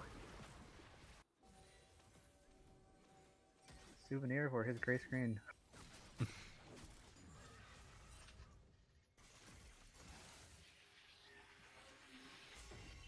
Mike Beeston walking into an empty topside.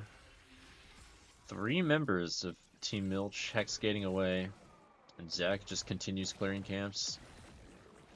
Hextech Drake is just a minute away.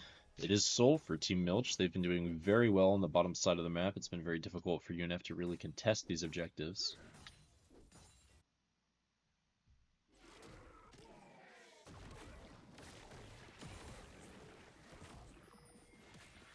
We see a lot of members of Team UNF congregating around the Baron pit. It looks like they might have forgotten about the dragon, or perhaps are willing to offer Soul for Baron. Misfortune Junior getting engaged upon by Mike Beeston. But ultimately she's far enough away that she doesn't need to worry too much. And it looks like UNF is trading this Soul for the Baron, or trying to rush Baron just before Soul spawns. It's a very, very ambitious play, and it looks like their opponents have caught wind of it. Defend instead. The bullet time does come out. Get the Baron. Here's entrance comes on. Definitely a repeat of a misplay from this Misfortune. I think the exact same thing happened on the Otacon, and we're going to see the exact same scenario where Team Milch is just a little bit struggling for damage in this fight. That hook onto Stealth Starbot was very, very important. I think Key is definitely the one that won the fight for his team there. That was a very, very significant Blitzcrank hook onto the enemy ADC. Now, UNF did take Baron, but they're going to lose Soul for it. And the only member of the team that actually still has the Baron buff is their support. So they're not even able to realistically do anything with it. We do see Team Milch just shoving straight down mid. I think if they had sent all of the members of their team mid, they actually could have had the opportunity to end the game. But they would rather take a guaranteed Hextech Soul rather than a chance win. And I don't think that's incorrect. I think the longer this game goes on, the more likely it is for UNF to win, but I think that if we see Milch take this next Baron, it's going to be completely over for UNF. He also got a lot of gold from that bot side tier 2 while doing the dragon, which is a lot of...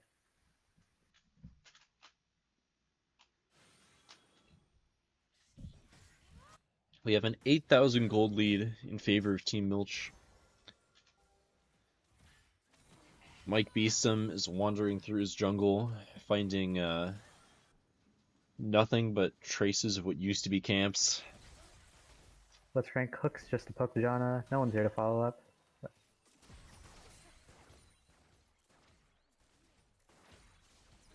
Team UNF is looking at Stealth Starbot here with this, but Mike looking at the Blitzcrank catches Zach with the Glacial Prison, but he's a tank. Bullet time to zone out the Vayne comes. Olaf starts running out. Fortune. Cali Hero's entrance comes in. Olaf traces under tower, does not get the kill. Janna ults away to heal. Cork comes in from the side, kills Janna. Arcane Storm is massive and is cleaning Team Milch up. And we get an ace from Team UNF.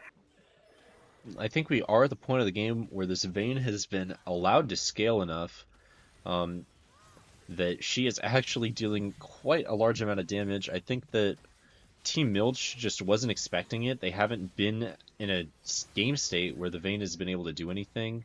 So it's tough for them to realize what's exactly losing them the fight. Mike Beeston is also doing a great job of tanking for the Vayne.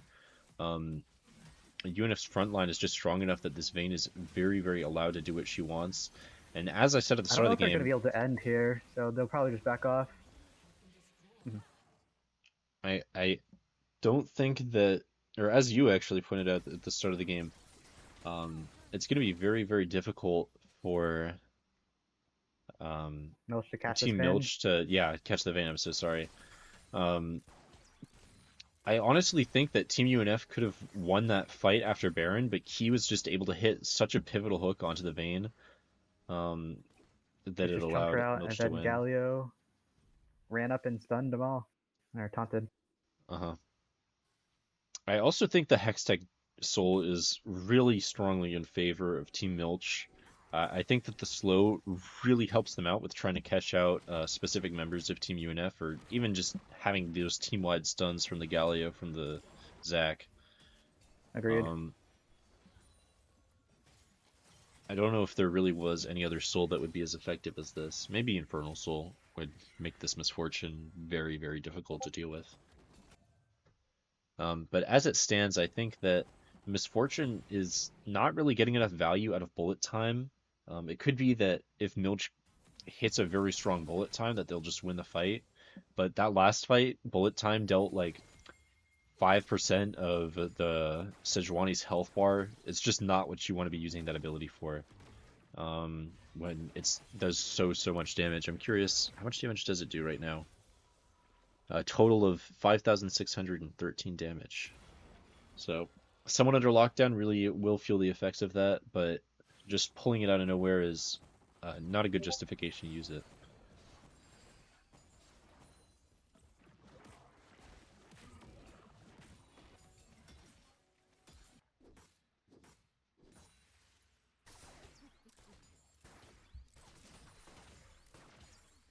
Baron is coming up in 40 seconds. We see Team UNF kind of positioning towards that area.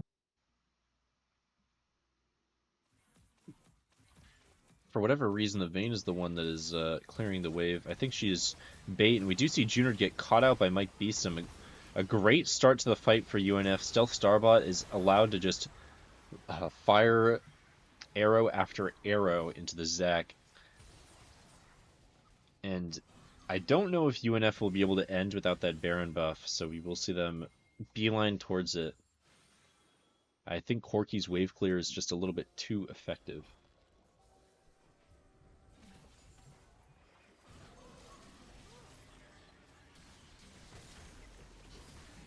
Baron spawn 330.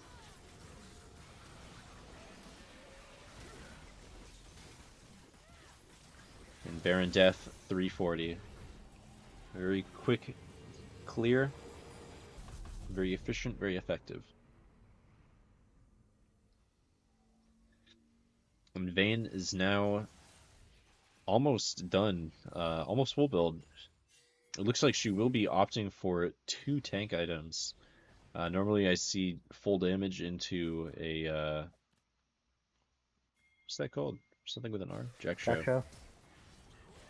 So it's interesting to see Jack Show and what I imagine to be Randuin's.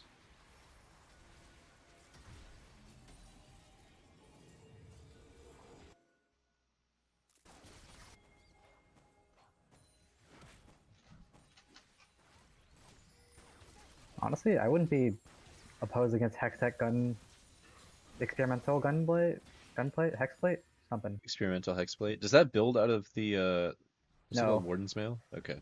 No. I've never built that item in my life. I think it's pretty good on Vayne, honestly, but I just don't know what it's built out of. Mm-hmm. Elder Drake under Team siege. Going on Elder. We do see have the to Glacial steal from Prison Mike come here. out, and it looks like Blue team to get Michael it. is not focused on the steal.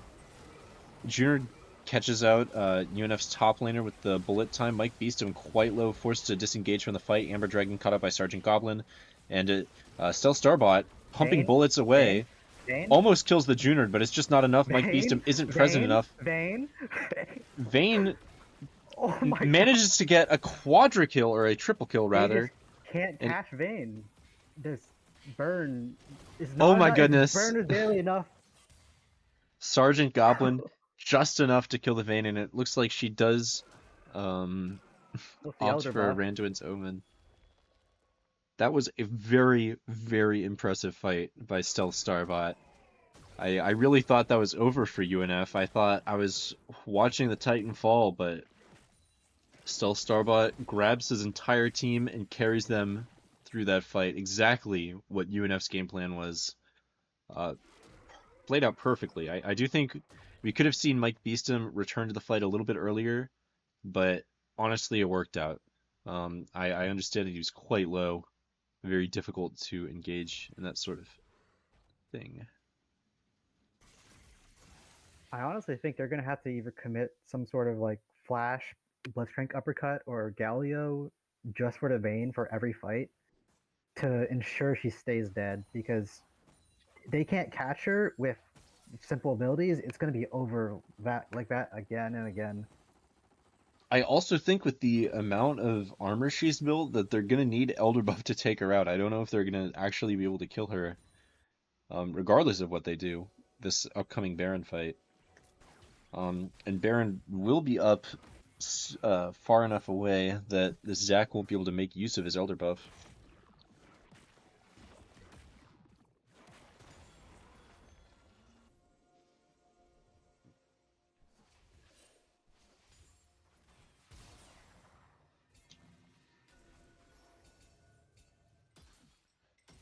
We do see the members of UNF contesting for vision around the red jungle of Team Milch. Well, it looks like a 5 versus 5 engagement over a couple of stealth wards. Really over the Raptors of Sergeant Goblin.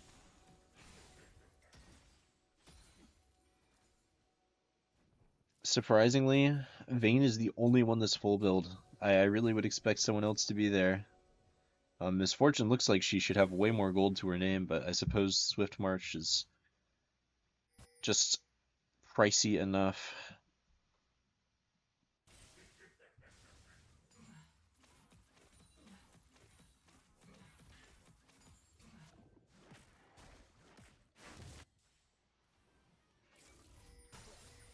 How long does red buff last? Is that 3 minutes? Or is that... It's probably... No idea. Maybe 2. I was thinking 2, because I feel like it's guess. like it's over by the time the first clear is done. Just about, right? It lasts for a small bit. So probably 2 minutes then. Start clear at 1:30, gank by like 3, and you have double buffs. I feel like it's a very, very small nitpick, but I feel like they took red buff a little bit early before Baron. Whereas UNF will now have blue buff going into the Baron fight. Might be some looking at Corky here, or they don't see him, so they don't go for it. Instead, they're going to look for middle, and maybe find something from this. I think they're just clearing the wave. UNF really can't go for anything if their Vayne isn't present. We do see Nick get his recall off. Hoovercraft looks like he's intending to use his TP.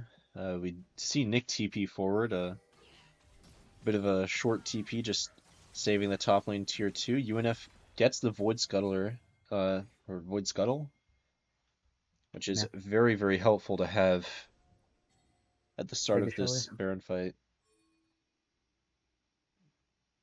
Looks like they are kind of letting themselves get pushed in. They take 10 seconds to clear Baron, so we'll see if they try to rush it again, which it looks like they won't. They're going to have Vayne, which is worrying, to clear mid. They can't fight without her right now. And luckily nothing happened.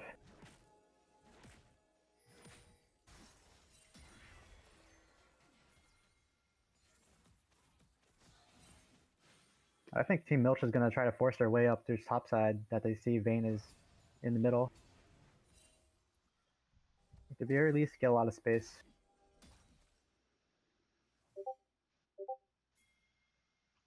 We'll have to just wait for it. Oh, that was a very important miss. I think we should have started off. That could have been bad.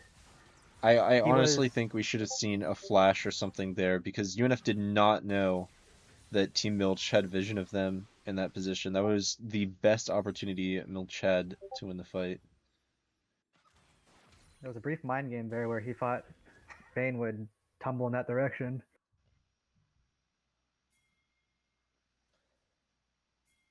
This is very tense. Elder is now spawning.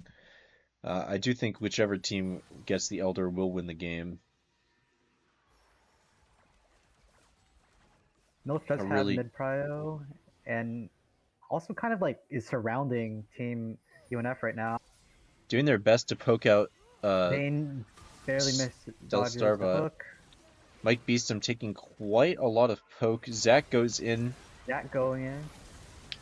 Bullet flashes time is onto the done. Vayne, does not manage to get her. We see Nick go in, and this Vayne is now running Vayne away procs from the Guardian Angel on entire the enemy poison. team.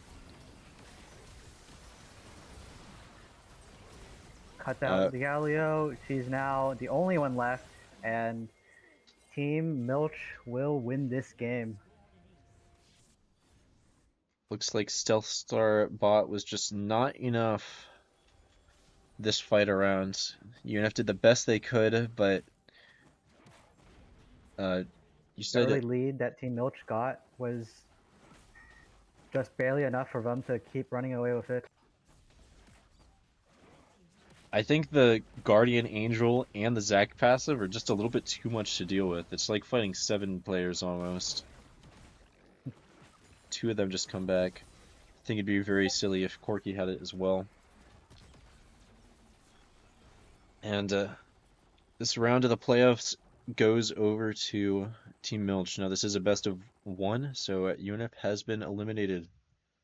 It looks like the playoff finals will be... Oh, I don't know. It's not updated yet.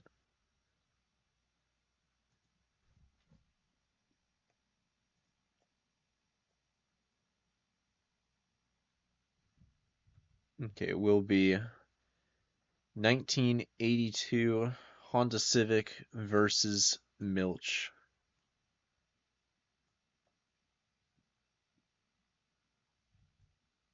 And now this is the first time these two teams have gone against each other this tournament. And we will once again be interviewing Mickey, the gray screen, the team captain of a 1982 Honda Civic. Are you ready? Yep. Alrighty. Then I will call him up. Boom.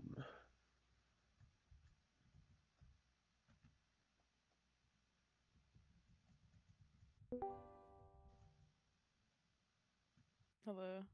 Hello, Welcome hello. in. Well, how did that game feel? A lot harder. Very, very close. Some really intense fights. Was kind of like what were your priorities throughout this game? Definitely killing Vayne towards the end. We're just all screaming to jump on her. Do you think that single moment was enough for you guys to change your entire game plan? Um, Or was there thoughts on this before that happened? honestly, it was kind of the same game plan because really she's like all their damage on their team. Mhm. Olaf is definitely hard to deal with just with his ult, but now we knew that Vayne would probably be the biggest problem. So we have a lot of CC for her. I would say that Olaf got chunked out pretty hard throughout the early game to where he would just add an item deficit and you guys couldn't just reliably kill him, so he wasn't as big of a threat as he could have been. Did you have any plans on Yeah. that? He definitely could have been a bigger threat. I mean, he still was like a threat to me still because he would just run at me and there's not really a lot I can do. But yeah, we kind of played for that. I think I got Galio ulted like 8 times to save me. Speaking of that, you guys, every time UNF tried to like gank bot side or have some other kind of play, you guys had Galio like at the ready instantly, as well as like Zach to help with that. How's that like communicated? Um, honestly, some of it wasn't. It was just kind of like they kind of knew to just like be there. Like anytime our Galio had ult, he just kind of say to us like, "Oh, I have ult. Like, scream at me if you need it." And yeah, I mean, most of the time bot, I didn't even realize that like our team was around because it was just kind of like tunnel vision. So like me and Blitz were just like fighting for our lives, and then I get Galio ulted, and it's like, oh, now we win the fight. So Mhm. just kind of happened. What do you think were kind of the key factors for this win?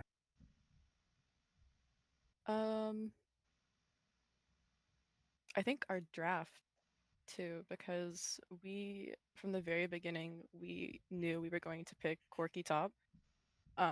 It was not a flex at all. It was going top like the entire time. Um, so we were able to see their bot lane and then pick off that, and then they kind of um didn't know exactly where like the Galio was going. So it was good. We kind of got a counter pick onto all of our lanes. So I feel like that helped us.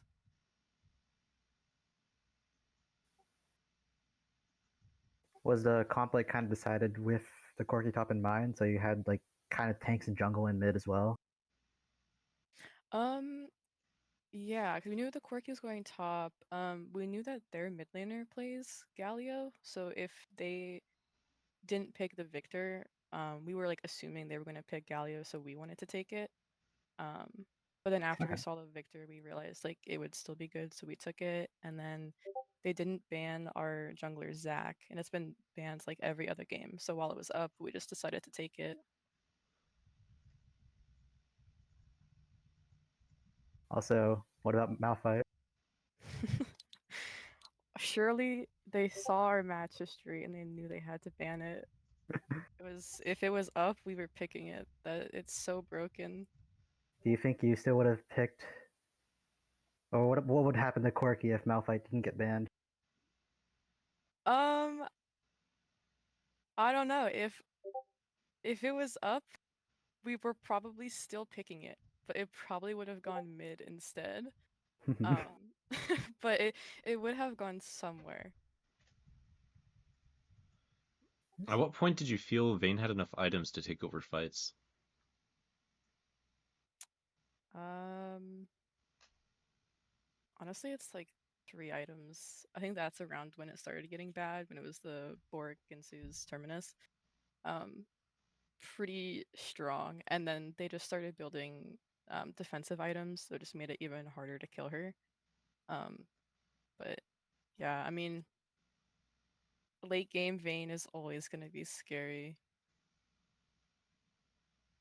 How was communication in fights? Because there was a lot of that was kind of like pretty unclear because there was so much going on, and there's also some fights where it was like separate things. So I know sometimes Corky would like split off and try to get pressure, while the rest of you guys try to chase down the main force.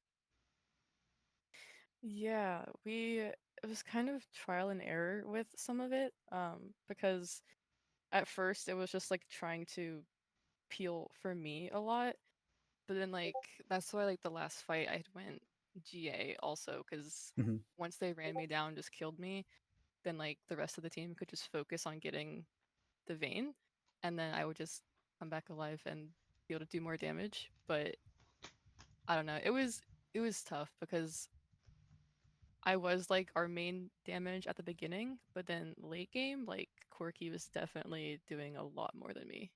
I don't think that they were really aware of that because they were still targeting me the entire time. Mm-hmm. All right. I think that's all the Uh, questions we have.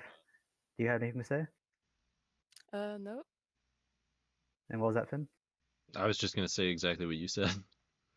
All right. Well, thank you so much for All right. joining Thank you us. for joining. All right, we are now getting into the finals of the very first UNF hosted tournament, UNF hosted league tournament.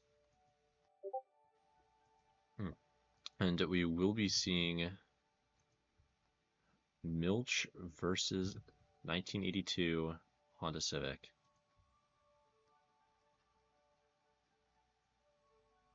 I think he was my.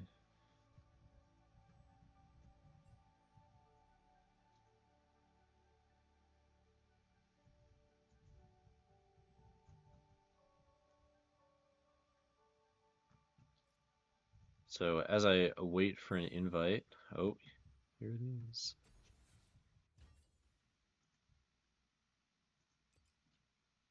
Here you go.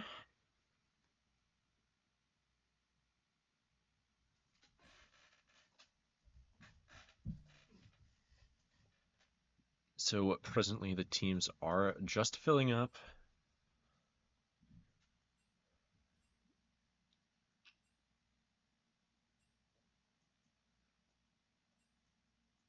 I think this is the draft link. Oh no, this is RPS.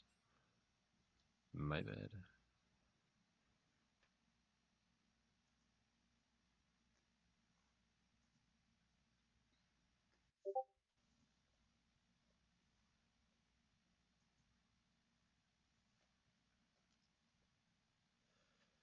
So, we have seen both of these teams play today to pretty solid success.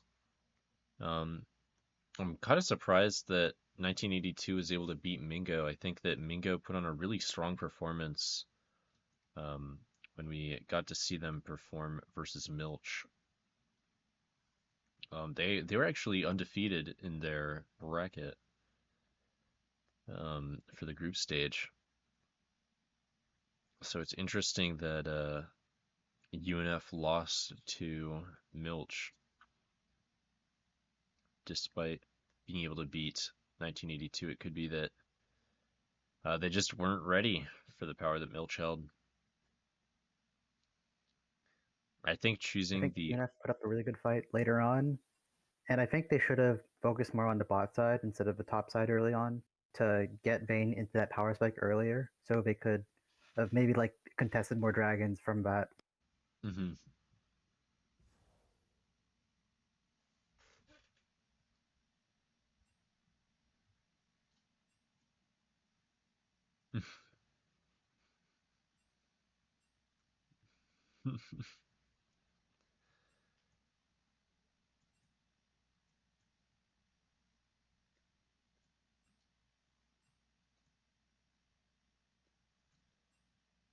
uh, it looks like Team Milch will be starting blue side.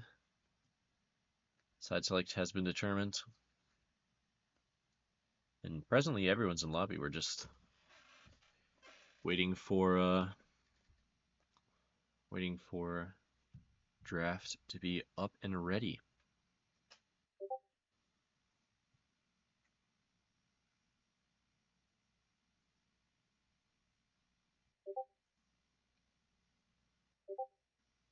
Everyone's in their places. Good things are surely coming.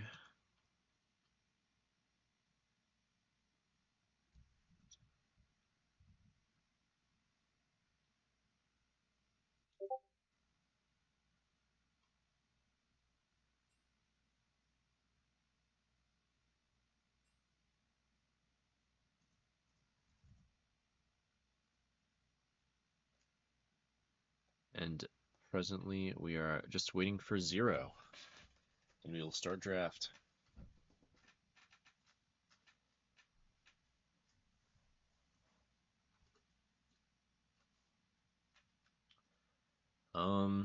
You think we're gonna see the Malphite band? The Corki was actually pretty strong that last game. I feel like the Malphite might actually be preferable to fight over it.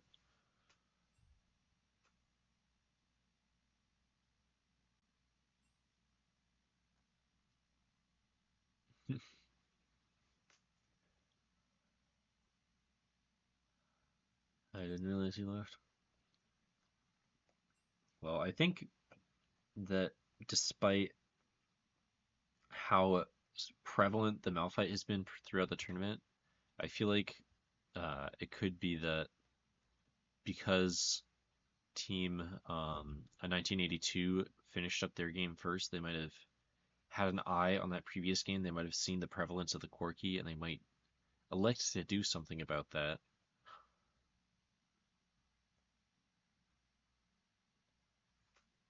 Got some water? Miss anything? Nothing major. We are still just waiting for 0 to arrive. And in the meantime, Antonio is begging someone to click the chess link. Seems like teams are discussing the concept of a blind pick handshake finals, which I think would be a very fun way to end the tournament. We'll see if it ends up going through or not. I don't know if it will.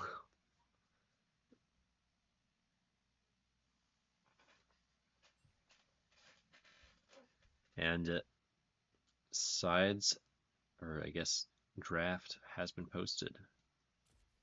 Is this another draft link that's different? No, this is the same one as the round we just saw. Okay.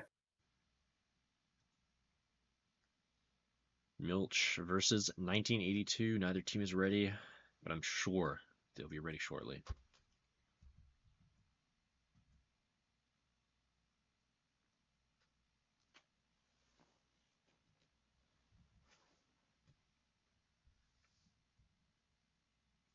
I'm really curious what inspired the design for this website. I think especially the big mass around the verses is it's pretty interesting. I wonder what it's supposed to be, what they're going for with that. Looks like someone clicked the chess link. Would you happen to know anything about that? Repeat that. It looks like someone clicked the chess link. Would you happen to know anything about that? I was tempted. I refrained. I'm surprised.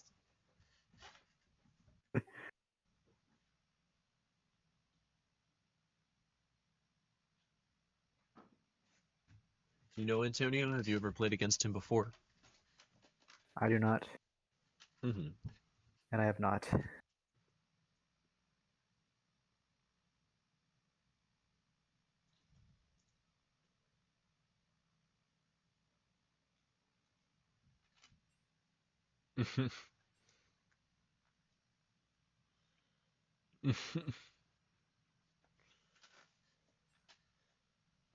Looks like Hoovercraft might have been the one to select the chess link, and it looks like he got put in his place. Antonio was quite solidly favored.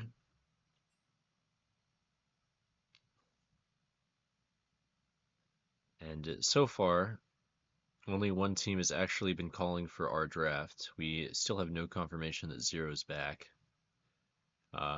This is an excellent drawing out of the match, a good build-up suspense. But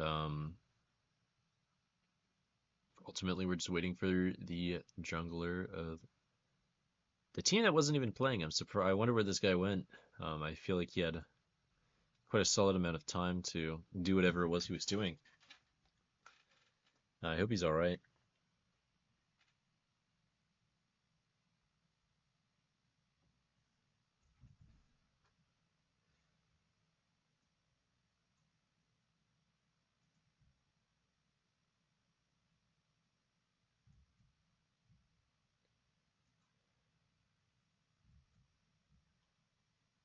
Oh, it looks like draft has started. How did I miss this? Okay. Um, immediately we see Olaf, Talon, Shaco have been banned. Zaya, Kaisa, and the Zac have gone down in response. Milch first picked the Severe. With two bans going the way of their ADC, they're not letting anything else get past them. And we see a Gwen first picked for 1982. Followed up by a Seraphine. And knowing Antonio, I do believe that's a Seraphine ADC.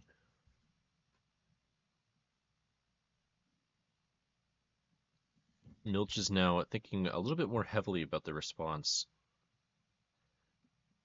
And we do see a Mel come out. Looks like probably in anticipation of the Encore. I think Mel is a pretty solid counter. She's a very frustrating champion to deal with, and I think she can flex either mid or support pretty easily. And we'll just have to wait and see where it goes.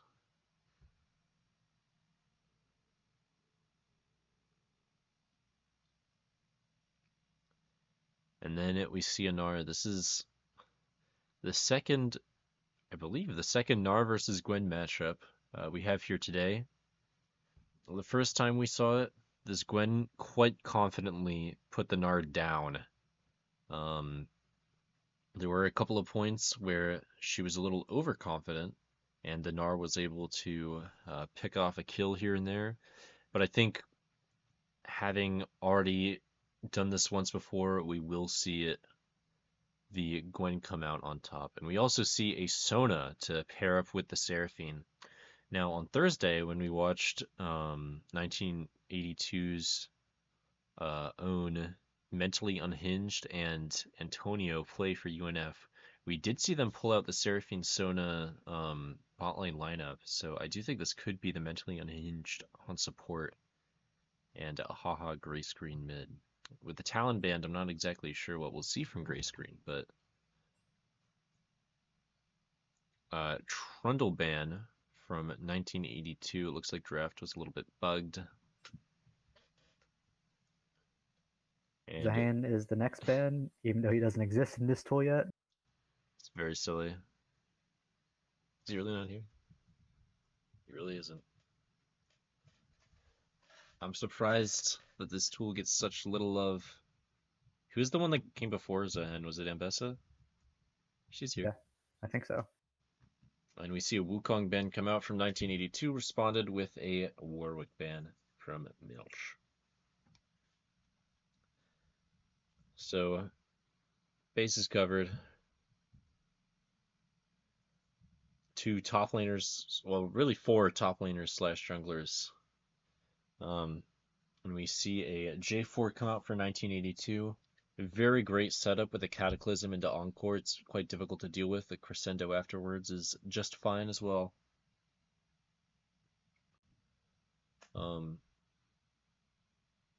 It's going to be a little bit difficult going into the mill here, but I'm sure. I'm worried that 1982 has a bit too much AP. So we're going to have to see some kind of AD mid lane. I think that we probably will. I think that's probably why we're going to see. I really am expecting to see the Haha Gray Screen mid lane. Just because he's a Talon player, I would not be surprised to see more AD type characters. We see a Volibear come out on the side of Milch, as well as at Galio. I'm thinking this is probably Galio mid, no? Galio mid, Mel support. Yeah. That's my assumption as well. Does Mel deflect a crescendo? I actually have no idea. I would assume so. And we do see a Pantheon mid lane. Draft completed.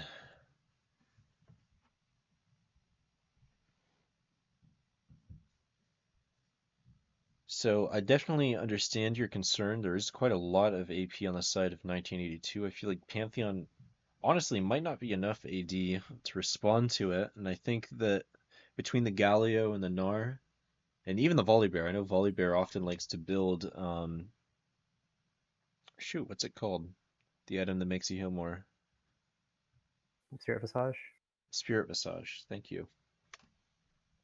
So, just naturally, I think that Milch has a good amount of magic res in their kits. 1984 definitely doesn't have too much poke, but they do have a lot of hard engage. So they all have great ults to do that as well. So that's something good for them. I'm interested in how Milch is going to play this because they have the general range advantage. So they can kind of send their three frontliners to deal with 1982's three frontliners and just have Severe constantly poke them out. Wonder how that's going to go because Jarvan could just always turn on to Severe instead because you can't sell Shield of Cataclysm.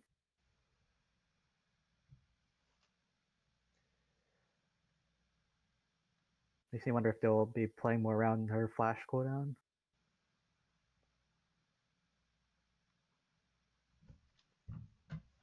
I'm also curious how much this Pantheon is going to have to get done. I really feel like there's going to be a lot of emphasis on MR this game. I feel like we're also going to see a lot of Mercurial treads come out just because of the outrageous amount of CC available to 1982.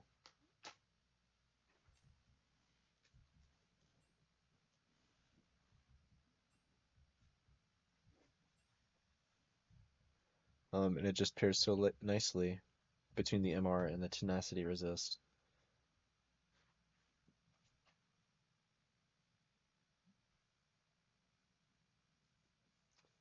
Galio as well with the MR, or not, is it MR? Magic Shield, I guess, in his base kit. Mhm. It's going to be He tough also to gets deal more with.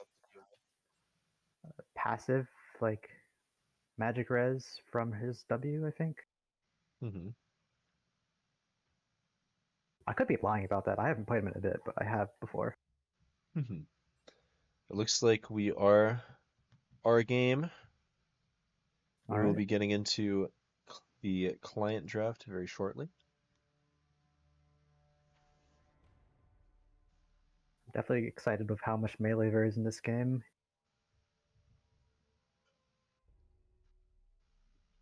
I do think bot lane is going to be a bit unexciting. I'm pretty excited for this mid lane. I love seeing Pantheon gameplay. I also like Volibear, but I feel like honestly around the map there's not going to be too much happening. I do believe it's possible for this Gwen to sort of set up a good enough freeze that Hoovercraft can go down.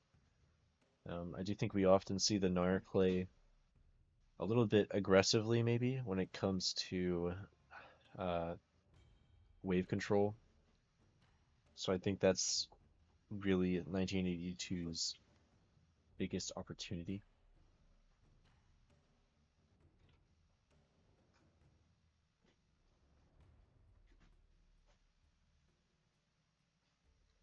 I'm also I will curious say how I often. Oh, go on. you first. I'm curious how often we will see this Pantheon roam top, because I feel like into Severe and Mel, it's very difficult for a Pantheon to really get that much value. Um, just between the Spell Shield and the Reflect. Uh, but I also feel like it'll be difficult into the Gnar because Gnar so often is just so tanky, so hard to kill. But I think that's a result of the armored treads or steel caps. Mhm. So In this I'm case, not steel expecting caps him is to go weird. towards them. I don't expect him to build steel caps just because of the amount of AP. But at I least with completely volley, agree. I really like going volley into more like squishy things where your Q will just basically just kill something. So like into Seraphine or Sona, that's nice. I'm not sure how it is into melees because he does sustain a lot from fighting in melee range. So that's good for him. But he's also not too he doesn't have too much armor. It's more sustain instead of armor, so he can get bursted down quite easily. And I think with So I the worry about hmm? I was gonna say I think with the Gwen, there's definitely the opportunity to burst him down. Pantheon as well, honestly. Yeah, between Gwen and Pantheon, they might be able to burst Ollie down before he can heal too much. At least before he gets his tankier items more late into the game.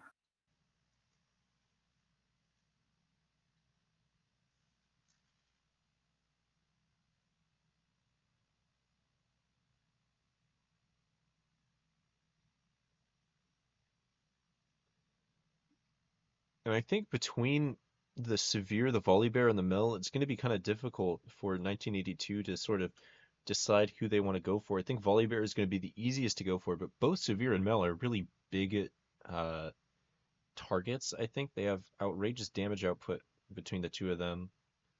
Um, and 1982 is playing, honestly, a very squishy team. Mhm. So it'll be quite tough, I think, in the team fights. They have fantastic team fighting ults, but just playing around Mel is so awful and so difficult. It makes them want to hold the ults. Even if you do kill Mel, if you spend so much resources to actually get to her, even after Reflect, her team's still going to be there. And she's a mage anyway, so once she's used her cooldowns, it's kind of whatever.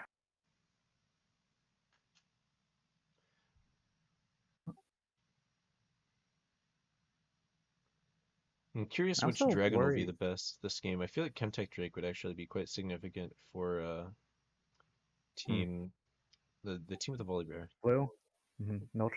Milch. There we are. What were you starting to say? I'm sorry. I forgot.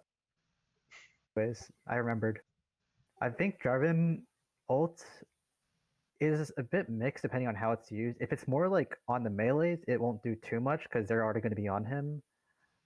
Though it might be easier for him to just get like CC'd by Vasona and Seraphine, so that's good. But otherwise, they're going to be standing still anyways. But if it's on more of like the Mel or Sivir, that'll be a lot better.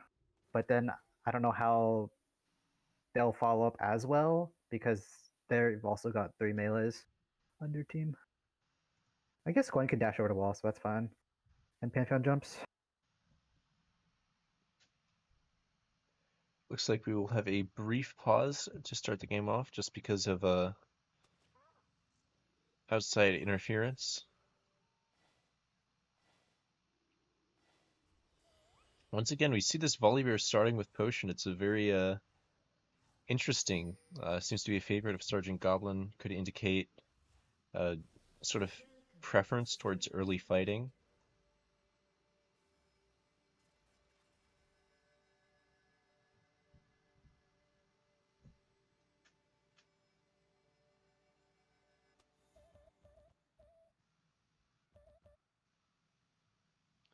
Both teams are starting this game off with a 5-point.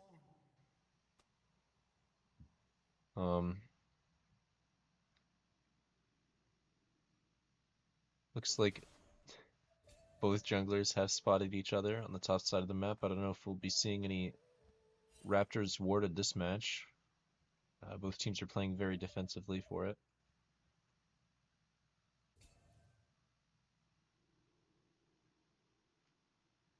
Minions have spawned. Volley does go into his bot side after showing a bit in the top right there. And Gray Screen does manage a ward on Raptors. Ooh.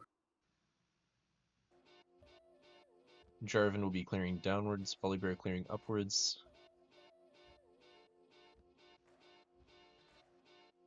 It's going to be a rough game for the Gwen, I think, once the Volibear catches up with her. I think if Oceanatic can survive this first gank, he's going to be sitting pretty, but if he doesn't survive the first gank, it's going to be very, very rough for him.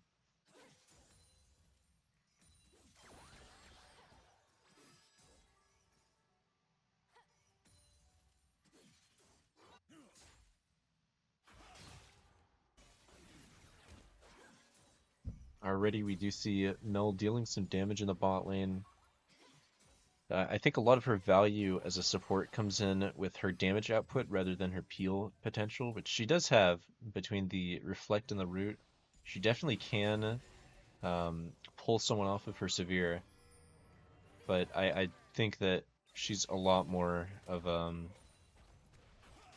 AP kind of character than a support kind of character.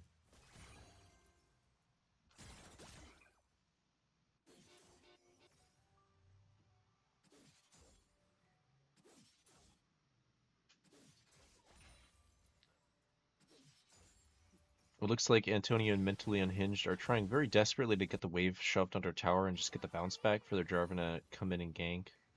But Key and Junard are doing a great job of just freezing the wave and holding it exactly where they are at their strongest. Or at the very least at their most comfortable. The same thing At can least be with a seen on the... double range matchup, it is good to be shoving enemies so you can poke them out.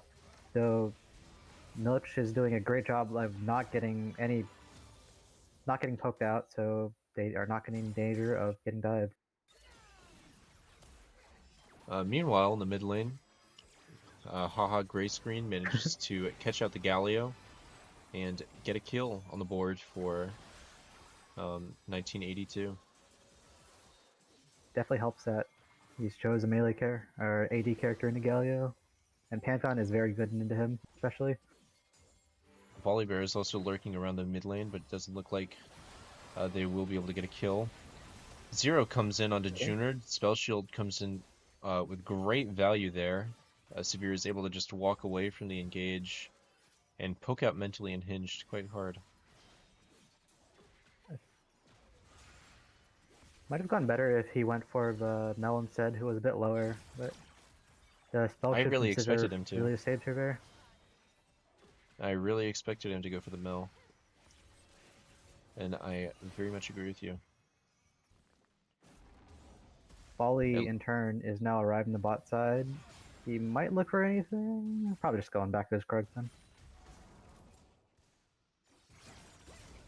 It looks like Hoovercraft is a very big fan of just constantly keeping the wave shoved. Looks like he's going for a bit of a slow push right now, but he already hit the wave so much that it's just not going to happen. It's a very strange style of playing. And Jarvan is now in the top lane. There could be some potential to gank this Gnar. We'll see what happens. Jarvan will be going to clear his raptors instead. And Gnar goes to ward. Gray screen forces a flash out of the Galio. Sergeant Goblin comes in. It looks like this Pantheon's in trouble. He does not have flash available to him. But he does Great get away. reaction flash by Gray Screen to not get knocked up by Galio there. But he is forced to use flash. Both top laners now do have level Seraphine 6. possibly caught out, but gets away.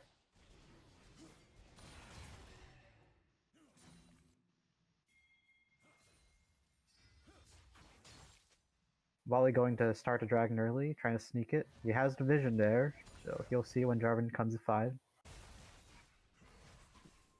The bot lane is going to help him with this. It's difficult to say if the others will do the same. I do think it'll be hard for 1982 to conceivably contest this. I think that the amount of prio, just by having both of the bot laners there already, that Milch has, is just too much. Oh.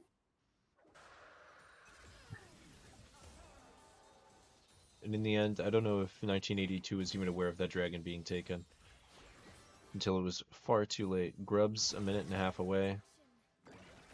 Oceanic is now trading onto Hoovercraft. And it could be that we're already at the point of the game where the Gwen is able to really fight against the Gnar. In the bot lane, we do see the Seraphine Q reflected back at her.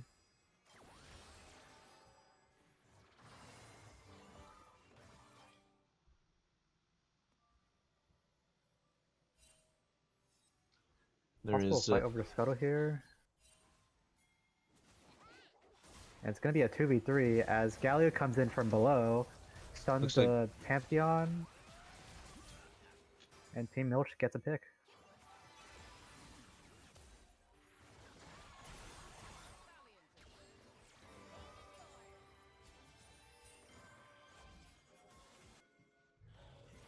Sergeant Goblin catches out Oceanata.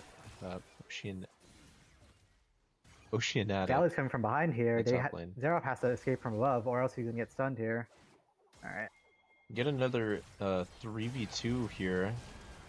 However, Pantheon is able to bump it up to a 3v3. Gets a great kill and assist. We will be seeing this Galio go down. A very great reversal by 1982. And Oceanic getting that double kill is exactly what he needed. A springboard for him to start beating this Gnar.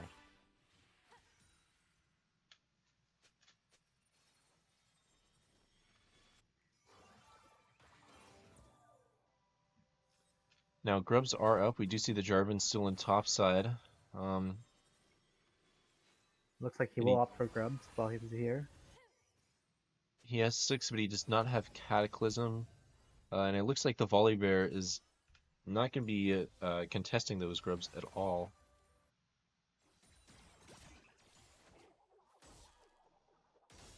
Oceanic also present in top lane, able to rotate for the grubs. Does not have prio though, maybe not able to rotate for grubs.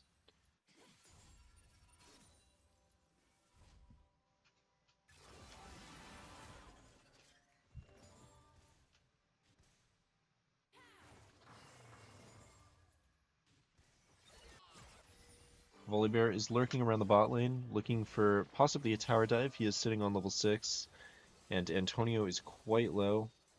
He does have J4 Stormbringer. is lurking behind him. It seems like they maybe aren't aware of the Volibear, or yeah, I don't think they're quite aware of the Volibear's presence coming in. We do see the Stormbringer come out. Looks a little bit goofy.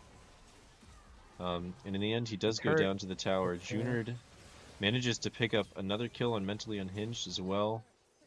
But ultimately, Zero is able to finish them off. Possibly baiting him into here with the Mel, but Mel might be in danger herself. And fantastic Manages to deflect reflect of the Cataclysm, but she is just too slow at that point.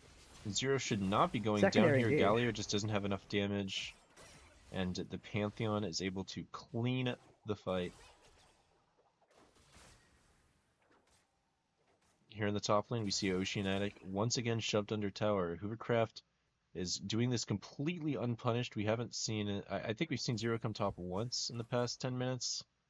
I really feel like this Gnar is so campable. It could just be that he's too safe with his little jump out, but it's got to be a tough feeling for this Gwen being left high and dry.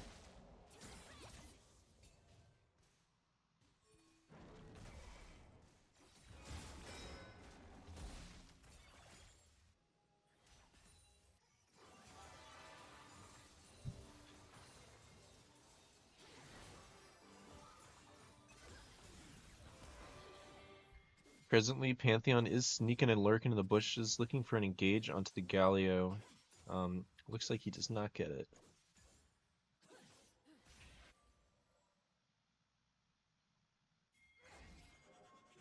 Ocean Drake, second Drake of the game, is spawning in roughly 10 seconds. We do see both junglers taking a recall, and I expect to see both of them walking towards it. Indeed we do.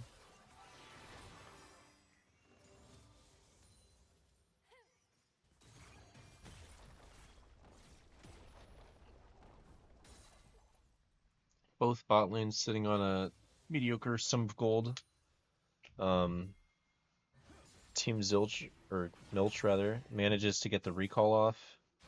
So they do lose Prio, but they are going to be a little bit stronger than their opponents walking back into lane.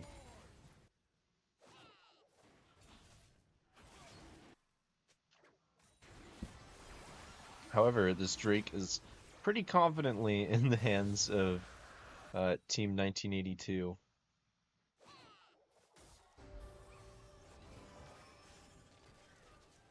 Different for Cheeky Stall, same with Mel. But do they know Jarvan's here? Waiting for him? He has waiting on the Cataclysm and is gonna push in and catch them both there. On Encore catches both bot laners of Milch, and they will let us pick on Mel, and Sivir has both to use both sums to get away.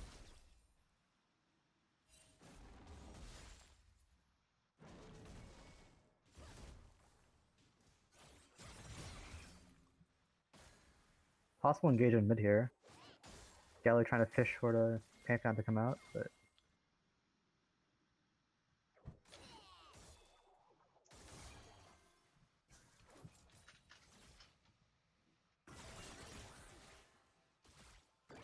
Presently, we are once again in a state where no objectives are really going to be up anytime soon. And looking at this, setting up for something here. we'll see if the Gnar can actually manage to let the wave push into him. I don't think he'll be able to. Just hitting the wave as often as he can, just expecting the Gwen to walk up and make a mistake, it's really not going to happen. J4 is still in his top side. We'll see if we finally get a punish on the Gnar. His Mega Form is going to be out by the time Jarvan's able to get a follow-up. There is a control ward in the bush, the tri-bush that the Jarvan might come from. So it'll be a little bit difficult for him to realistically get something happening. And it looks like he is seen by this control ward.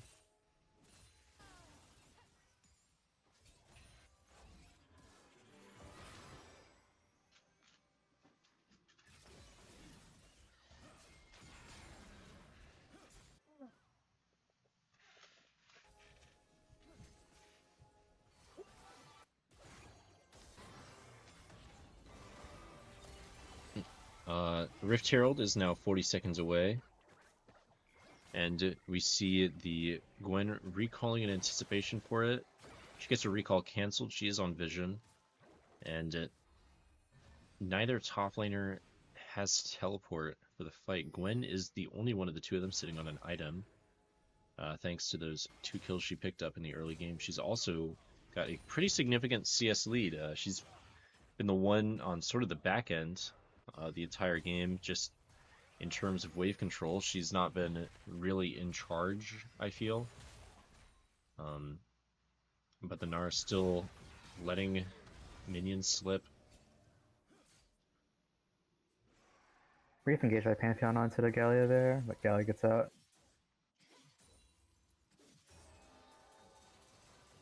We Now do they see might be rushing Herald here. Honda Civic, yeah, already on Herald, dealing damage fast, with quite an amount of vision around the area too. It looks like we are gonna see Sergeant Goblin see them on it, and he just can't go in. He can't deal. The Sona did roam up for it, so Antonio is in a bit of a tough situation, forced to 2v1 in bot lane, go a little bit behind. Severe is about 20 CS ahead, but that's just how it's going to be against Severe. And the Encore comes out. The Mel Flash deflects, a really impressive play coming out by Key. Unfortunately, he does decide to walk into tower range, but it's an execute. He didn't take any damage because he deflected the Encore. Can't feel good if you're Antonio. And honestly, I don't think Key expected the execute, but if he did, that was an amazing play by that Mel. However, Gray Screen does manage to clean up both of the bot laners one way or another. And Pantheon is now just wailing on the bot lane tier 1. I do think this will be the first turret to fall this game.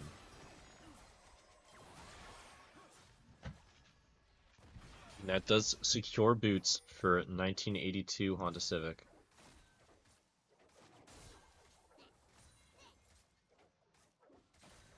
Chemtech Soul. I was talking about this at the start of the game. I do think it's a little bit more favorable for Team Milch. Though the Seraphine really does benefit quite strongly from it. Honestly, both teams maybe have a good opportunity with the Soul here, both the Seraphine and the Sona. We see the deflect come out from Key, and he does actually end up dying for it. Bit ambitious walking into that bush there. And Team Honda Civic will be the one that walks away with this Drake. Oceanic taking the tier 1 for the Gnar's face. The Gnar does get Mega, and it looks like Oceanic has not learned from his first game. Very aggressively trading onto this Mega Gnar, especially right after the Triforce spike. Gray Screen very nearly kills Severe, just barely does Junior manage to walk away. But, the use of Barrier being the only thing that saves her.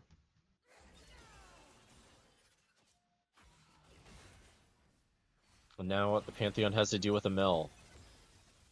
Definitely a very difficult experience. Pantheon is not really able to deal damage through the deflect. And as a melee character, he kind of just has to sit there and take it when Mel throws out her autos and her spells.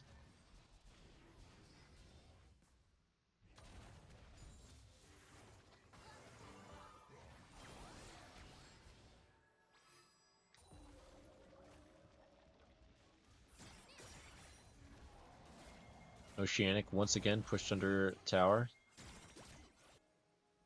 And Jarvan once again looking for a gank. There is vision in the river bush, so I don't believe we'll see the Gnar go down. As I say that, it looks like he wasn't really paying attention to his map. And it's true, he doesn't have a tower either.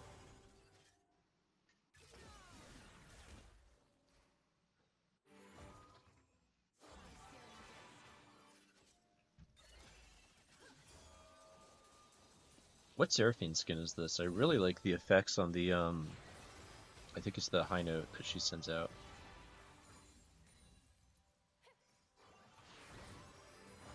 This doesn't show in the tab here. So sad. I wasn't sure if you'd know or not. Big Seraphine player that you are. What? Slander? Surely not. Otacon spawning on the bottom side of the map once again in 30 seconds. Both the Pantheon and the Oh, Sona wait. are present and available. What's up? It's Star Guardian. Oh, you do know. Incredible. She's got the... The pet on the recall. Or the Yeah. companion, whatever you'd call it. And haha, Gray Screen does manage to catch out this Galio. Additionally, it looks like Sergeant Goblin came in to try and save his teammate, but it's just not enough. And this Otacon will be going over to 1982 Honda Civic.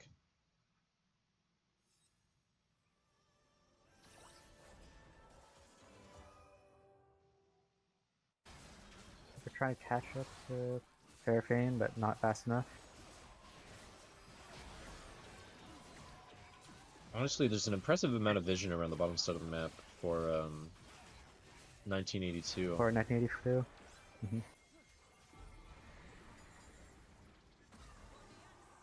They really were quite ready for this Otacon. And I think this preparedness has really been what's getting them through this game. Rift Herald bumps mid. It looks like Shelly won't be going any further than this tower. Antonio takes a Seraphine ton of poke. snipes it.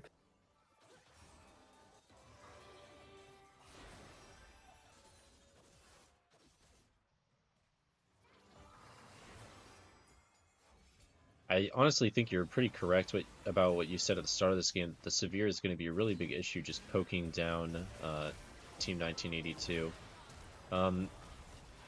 Gray Screen gets a solid engage onto the Severe. Unfortunately, the spell shield was just enough for her to walk out. Key gets caught out, and Sergeant Goblin once again tries to help his team out, but it's just not strong at all, and he does die. Galio getting chased down by the Gwen. She does just barely have enough damage to kill the Galio. It looks like she would be life-stealing enough to not die. She does have that Riftmaker up, fully stacked. The Gnar runs after her, flashes after her. We see Oceanic flash away as well. Flash for flash in the top lane.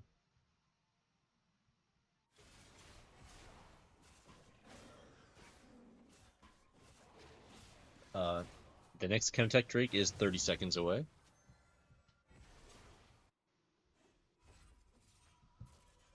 And we do see Zero get the River Scuttle in anticipation, and Sergeant Goblin, the Volibear, is on the opposite side of the map. Realistically, I don't think that Milch could actually contest this Drake. I think at this point in the game, they're just way too far behind. Not a single winning lane. And it's looking real rough for Milch. This Pantheon is going to take the dragon here while the others keep pushing the other lanes. This Pantheon is sitting on an outrageous gold lead. I know we were both a little bit worried about whether MR would be an issue. I think this Pantheon is definitely holding up his end of the bargain, where he is very, very strong as basically the sole AD source. Obviously Jarvan does do AD, but I think of him as more tanky than the Pantheon. Sergeant Goblin caught out trying to do his own Krugs. Rather than attempting to throw the spear, Pantheon just flashes and gets a guaranteed kill on the Volibear, as well as a nice little kill on the Severe in the opposite side of the map. Severe. On the opposite side of the map, we see the Galio attempting to face off, or Galio and Mel attempt to face off against Seraphine and Gwen, and Seraphine and Gwen just have too much gold, too many items. They walk away with the victory and the tier 2 in top lane. Baron is now just a minute away, and I am very confident that we're going to see the team in red take it and run away with this game.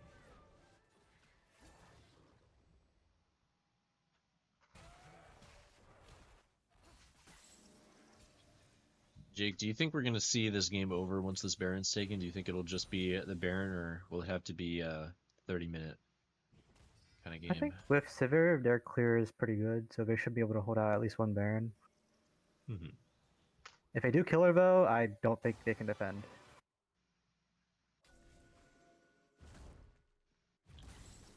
You don't think the Mel could pull something out? She also does a good amount of damage, but she's only sitting on Blackfire. Might be impossible. Gwen with the 1v2 in the bot side does chunk out Gnar a lot. Nard has no rage, so he's not too helpful. I think that She's now Sergeant facing Goblin is volley. not gonna dodge the snip snip. Yeah, he just takes it like a champ. And in the end, he does shut down the Gwen. On the opposite side of the map, we do see the Baron started. Now, their clear isn't the greatest because they don't have an ADC, but it should be fine considering volley was bot side. And they're so confident. Seraphine's actually just going to teleport bot lane to catch it. I do think that could potentially have be a a lot of vision. mistake. This Baron is getting cleared quite slowly, but the members of Milch just aren't really walking over. They aren't concerned. Great and Encore comes out under tower, and Antonio just locks the Gnar down for like 3 seconds, eating those turret shots. Zero now engaging on a 2v1 on the opposing bot lane. He is the target of choice, and we do see this Mel go down. It looks like at this point, this Jarvan is He's just just a gonna 1v2. raid boss. Just runs them down, doesn't dodge a single skill shot, takes everything that's given to him, and comes out very, very solidly on top. This guy is above half health. And he doesn't even have steel caps. Honestly, might have helped against the Mel. It does look like Severe opted for Essence Reaver Flicker Blade. It is a very low damage item core. So I think that could be part of what's making her struggle. I don't know what item Severe typically goes. It could just be that that's the normal Severe build. But I do feel like that means she's not going to be able to do a whole lot in terms of fighting. Galio does get CC'd.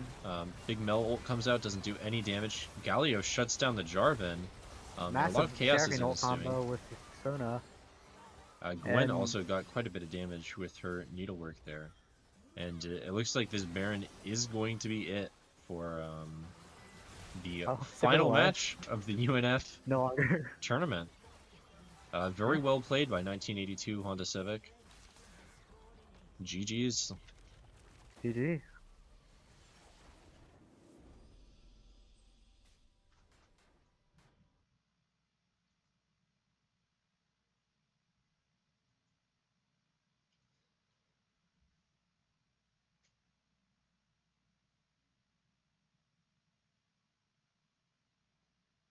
So it looks like we will be interviewing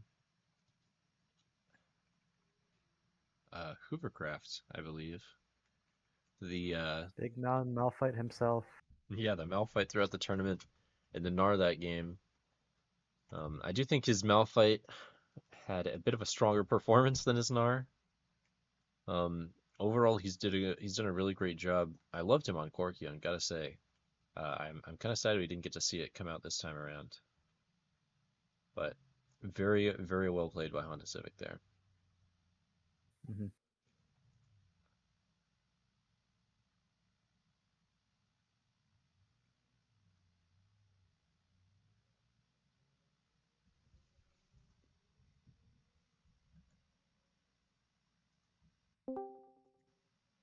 Hello, hello. Hello. First, So, congratulations on winning the tournament. I You don't got the know. wrong guy, buddy. I don't know if this is the What? guy that won the tournament. Wait a minute, who is Hoovercraft? Oh, this is I was on Milch. losing Fuck. team. This is Milch, Yeah. yes. I thought you were doing a bit, I'm sorry. There's I'll Trinity. take it if you want to give I it to see. him. So initially, congrats on making it to finals. I think even if you didn't win second place, that's not bad. Yeah, I'll take it. How did you feel during that game? I think as a team, we just went a little out of our comfort zone. We've only played like a handful of games together, not including the ones we played today. And I think just individually, we went a little over the rails. I think we had a little too much fun in the previous game and went a little wacky with it. I But it definitely was was surprised to fun see you on overall. the Gnar. Yeah, so I'm an AD carry main. Mm-hmm. Top lane matchups are a little bit out of my comfort zone, which is why you saw me play the Malphite 3 games in a row. Also, that Mm-hmm. champion's completely broken. But yeah. So Gnar is kind of up my wheelhouse as an AD, like a ranged carry half the time.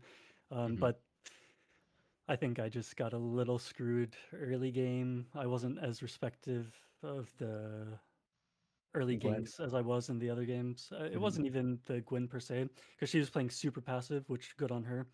Um, that's probably the way you want to play that matchup. But yeah, I think I just got a little too far behind early, and being that our team as a whole was a little bit far behind, it was it was impossible to have agency in the at the state of the game I was in. Mhm. What do you think was the main thing that went wrong that caused you guys to get so Mm. behind? I think the enemy team, props to them, they were just so much more active than we were. I think it felt like their jungler was everywhere at once. But more than their jungler, their Pantheon, like he dips into Fog of Vision, Fog of War, and you can't play the game because he's so strong already. If he just ults on top of your head, you are going to die, basically. So I feel like that's when we started to really have to respect the Pantheon, Uh-huh. it went downhill because you just bleed resources over time when you're Mm-hmm. playing that respectful. Um, do you think you guys will be competing together in future tournaments? Nah, probably not. To be real, I think this was mainly for fun. Like before this, I hadn't played League for like 6 months or so. And the same goes for, I think, another one of my teammates. So, like, a few of us came off of hiatus. So getting second place, I'm happy with it because we haven't really been playing the game. So Did I'll you have take it. fun? I had a load of fun. Playing League of Legends as a 5 stack is just a completely different experience. It's so much more fun than say solo queue. Comparatively, solo queue is unbearable, but five man team play is just on a different level. It's a completely different game, and it's so fun. So yes, I enjoyed myself. I'm glad to hear Yes, it. definitely second that. Um, and How do you finally, think? oh, never mind. You go on. No, you. Okay. How do you think you were, or what was like your main objective in like fights? Well, we really didn't get to that point in this game. Uh-huh. Unfortunately, there was no team fighting, and I think there and one of my teammates said it best. We were just playing like individuals. Though I feel like once you start getting behind, that's just a natural tendency. Is you try to go for these small advantages because you feel like you're just losing everywhere. You need something, and so you get a little greedy. You go for a play that you might not otherwise, and then it crumbles even further. I did notice that one time you were topside with like no tower and trying to get onto the Yeah, Gwen, but then Jarvan just came up into you. yeah, that's exactly it. Seraphine as well. Yeah. And yeah, you're exactly right. Or the time when I tried to solo kill Seraphine, which if I played it better, I could have. Um, I just died, but that's one of those plays where it's like, if you're even in the game, you don't need to make that play. But when you're behind, you feel like you have to. It's just like you need a miracle to happen, so you're gonna try to do some Right. crazy stuff. Exactly. You need some advantage. All right, go Um, on. sorry. I was gonna say, finally, do you have any words for the winner? Yeah, I think they played very well. Obviously, I didn't get a chance to watch their other games, but if they played this well in every other ones, they for sure deserve the win. I think individually they kind of gapped us, partially because I think we were out of our comfort zone, but as a team they also played really, really well. So, yeah, props to them. They deserve it. Thank That's you all the very much. questions that we have for you today. Yeah, thank you so much. Do you have anything you want to say before you leave? No, I am proud of my team for landing second. Again, we haven't really been playing the game, and we didn't really practice a whole lot together. So I think getting second is very admirable. And GG's guys. Oh, also shout out to our support. He won 5-0 rock paper scissors for side Oh selection. my god. That's I why did notice we you were guys on blue blue every side game. quite a Yeah, lot. yes, Yeah. every single game. He's nuts, undefeated. Giga Chad. Speaking of Key, that guy hits so many crazy Dude, plays on with the the Flash Blitzcrank W. especially, like dude was going crazy. He saved like we scaled really hard, but we were behind early game, and he hit some really crucial Mhm. picks in the mid game that really let us like it bridged the gap to the late game. Without those picks, I don't think we would have had the gold to survive. But we got such a tempo advantage off his hooks. Like I think he was 1v9 that game, Mhm. even though I think Mickey, the 80 carry, and I had our moments. I was playing the Corky that game, Corky top. Corky is one of my favorite champions, but Mhm. obviously I'm playing top lane, so I don't get to bring it out. But we lost one, so I was like, you know what? Screw it. If not now, then when. So I brought it out, and I felt like I was playing well later game. But yeah, our support was going crazy in all the rest of these games. Just every game we His saw. Blitzcrank was insane. Yeah, Mhm. absolutely insane. Yeah, I'm very happy with how my team played individually. I think everyone had their moments in this tournament. Well, All right. once again, thank you so much for joining us. You played great today. Thank you very much. Have a good evening. Yep, GG's guys. See ya. GG's. And now after that, we have the winner interview coming up. Um, which I'll let you lead in this time since you seem so All right. excited too. Well, congratulations for winning this tournament. Whoa, thank you, thank you. All right. How do you feel about that game? So that game just now, I mean, it definitely was unpredictable, especially in draft because we thought we were severely outdrafted. They had like an amazing comp with the Galio mid, and then just a really good bot lane, especially into our comp where we wanted to just scale. I think Sivir was a really good pick into that. Mhm. But as the game progressed, I think we pulled through and eventually won. I did notice that their bot lane was mostly pretty healthy throughout that entire game, and we're doing pretty well by themselves. Yep, definitely. What do you think was kind of the main things that won you this game? I think what won us you mean like this game or just the games in general? I'll say in general. In general, I mean, I think just the positive vibes we had going with the with our surfing Sona bot lane really helped. And then them playing safe bot lane, it allowed us to play the rest of the map really well. And then that probably was the most contributing factor, I'd say. They mentioned that whenever you'd go like out of vision, they'd have to respect it so much. Was it? You think that was intentional, or like were you Yeah, setting this up for that? yeah. I mean, I think this goes for almost every mid lane champion, right? If you Mhm. just sit inside one of the bushes where you know they don't have vision, so like fake roam, and maybe bot kind of has to respect it, and it helps your bot play a lot better because it's just easier when they have less pressure. Mhm. Do you think you Um, still would have picked Pantheon if it was not Galio? I think my reasoning for picking Pantheon was more of the fact that I had three AP champs in my team with the Gwen Yeah. top, double AP bot. Originally, I was gonna go Hui, but couldn't really do another AP into that, especially to Mhm. Galio.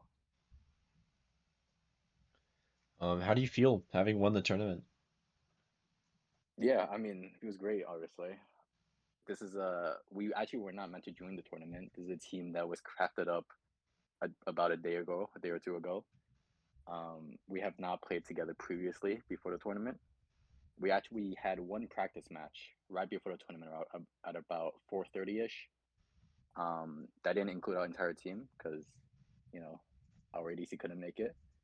We actually got steamrolled in that draft pick game too, which was hilarious. But Huh. so our first game together was the game one of the tournament. What a story. Truly. Yep, and we won it all. Who do you think had the How was most? the? Oh, Go on. no, you. You mentioned communication and like good vibes in general. Were there any specific plays you guys set up? Plays as in what, Like communicate, like, hey, I'm gonna go gank topside. I'm gonna put this guy out, or something like that. yeah, Or I mean, generally, before every game, we kind of decided where jungle was gonna path, and then played our objectives around that. Just playing around the objectives, deciding when we were kind of vocal about if support should move up. If we're gonna play for an Otacon or like if for a drag, stuff like that. Do you think you guys had like an MVP? Who do you think was like the player deserving of that for those finals, or was it just a whole team as a whole thing? That's a really hard question because I mean, obviously, game one, early in our games, we had the Gwen that had a really good split, which won us the game, and Mhm. then our jungle was really prevalent, and then throughout every game, really, that Olaf pick against I think it was T1 Mingo. Mhm. Is that the name? That is That the game was name. definitely the hardest. We had an insane Olaf pick against them, and then every game the Sona Seraphine just really helped with team fights. So it's kind of hard to say, and to name an MVP for the entire tournament. do you think it shifted as kind of the early game to mid game to end game kind of thing? I think it depended more on what team we were fighting, like what kind of playstyle the enemy had. For like Ah, team fight oriented teams, we had the Seraphine Sona R's with like the Jarvan Oats, and then against T1 Mingos like Master Yi, their kind of pick comp. The Olaf worked really well, and then whenever we couldn't really win a team fight, we had the Gwyn split. So it just overall worked out really well. uh-huh. So just every different playstyle you had some sort of answer. Yeah, definitely. And the one time we did lose against UNF, that was our only loss. We had they had a Yorick and they wanted to split. So I feel that really is our weakness. If they start splitting, and we don't really have an answer to that. But we learned through that and kind of considered that in draft. This is more of a personal question, but what made you decide to go mid? Let's see. Yeah, I did play support the first two games, right? Yeah. Yeah. So the basic idea was if they didn't, if they keep Talon open, I go mid lane. That was like the basic premise, right? Yes. And then I think they did keep Talon open once. I went Talon mid, and then we tried out the Seraphine Sona ball lane, and that synergy ball lane was really just really good. So our team kind of decided, as a whole, that I should just go mid lane, pick an AD mid, and then we get the Seraphine Sona bot lane, who has really good synergy together, and go with that.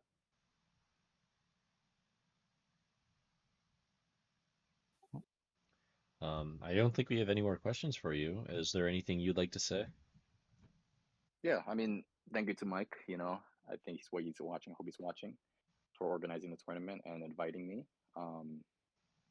Initially, the deadline was over, and I kind of missed it, so we weren't able to sign up, but we were allowed to participate, which is great. So thank you to Mike for that. And overall, it was a lot of fun. Congratulations to second team. They played really well. We just played better. But aside from that, yeah, that's all I have to say. I guess another quick question. Where does your name come from? Hungry Screen? Yeah. Oh, no. 1982 Civic. Oh, actually, I wanted to speak about that a bit. So Oh. we spent a lot of time on the name. Actually, more than we spent practicing and drafting.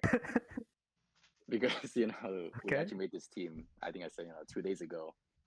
We needed a name ASAP, and Michael wasn't having any of our names. He didn't like them for reasons I will not disclose. You can ask about that later. But yeah, we kind of didn't have any options. But that the name definitely was a big debate. I think we came up with a great one. I think it certainly stands out as Yep. very hard to input into like a 3-letter sequence, whereas like the other names we might say UNF or SBD for short bus. Hmm. The 1982 definitely stands out as a numeric name. I like it. Yeah, I feel like you guys should have definitely said the entire name. We just said Honda Civic. That would have worked, I think. I definitely did a few times. Yeah. Yeah, we couldn't really watch the games, but when we were watching, definitely I think Honda Civic would have been real good. Or you can just say the entire name, 1982 Honda Civic. I think that's fair. I'll keep it Yeah. in mind for the future. Do you Yep. guys plan to compete again in the future? I mean, we did not know each other before this, Mhm. so I think as all things in league do, we're probably gonna play again sometime, Mhm. or really just if we need a player, we might hit someone else in the team up, or Mhm. if we want to play like Normus or something. Mhm. I mean, yeah, it's definitely good to have these small connections, and instead of wondering, oh, who can I grab for this tournament? Who can I grab for this? It's better to have someone you've known at least once. Yeah, exactly, right? Well, thank you so much for your time. And Yep. once again, All right. Have a good congratulations one, on your guys. win. Have a good one. Yep. Thank you. Thank you very much. All right. And now, Jake, you and I will be moving into the UNF Esports Club call. I don't know if you have access to the chat that we need to go to, but we will I be see the doing. interview one.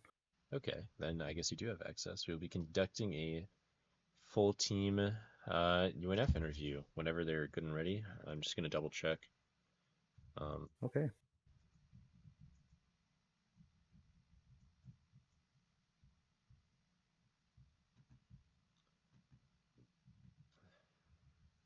And it looks like they're ready, so I'll slide on over. Nick, what were you saying about Adderall? Okay. Hello, hello, hello. Hello. Good evening. Hello. What So not? exciting tournament. Yeah. I'm aware. There were some great games in there. Yeah. Over the course of it, how did Yeah. you guys feel? Wonderful. I had a ton of fun. It felt That good. is Good players, good games. It was We great. beat the champions, you know how it is. We are still undefeated against Ivan's team, but unfortunately that's not enough to get us a win, so Core Best of team ones. top yeah. How did that That's loss good. feel? You guys went like completely undefeated throughout the whole tournament until playoffs. That's I can't be great. I didn't expect you guys to lose in draft, but I mean I think every loss sucks. I know there's a lot of groups in the tournament that joined to try to win, and there's a lot that just joined with the expectation of having fun.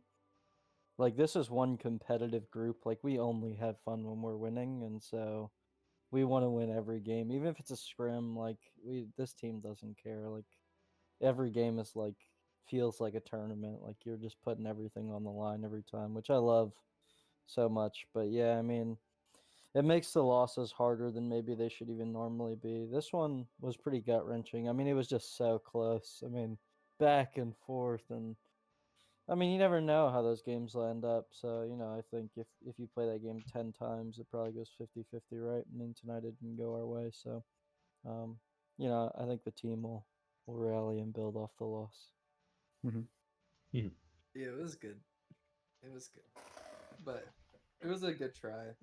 It was so like our ADC was going crazy. Preston There's is a a couple crazy like- individual. Yeah, that guy's crazy. How is he here? He dipped. I love Preston, so thank you. Shout out Preston for playing with us. I have been cool with Preston for a while now, so really happy he joined us today. We miss Nam though. He died. Rest in peace. Also, What was kind of the main game plan that you guys had, or did it, like change per game? Michael, you can.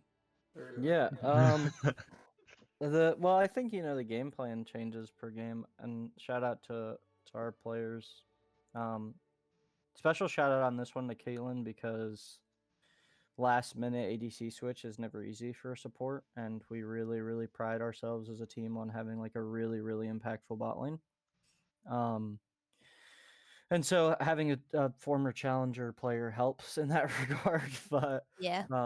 I do think the dynamic is even different. So like Nam is not generally very talkative, but you couldn't pay Preston to stop giving comms for any reason. So yeah, really like the dynamic changes, the way that they want to play the lane changes. I think Nam plays a lot of stuff that scales well, whether it's the Zeri or what have you, and generally doesn't play as aggressive. But I think that very often today Preston was willing to go forward and trade as much as he could, and so that's shout out to Caitlin for being versatile.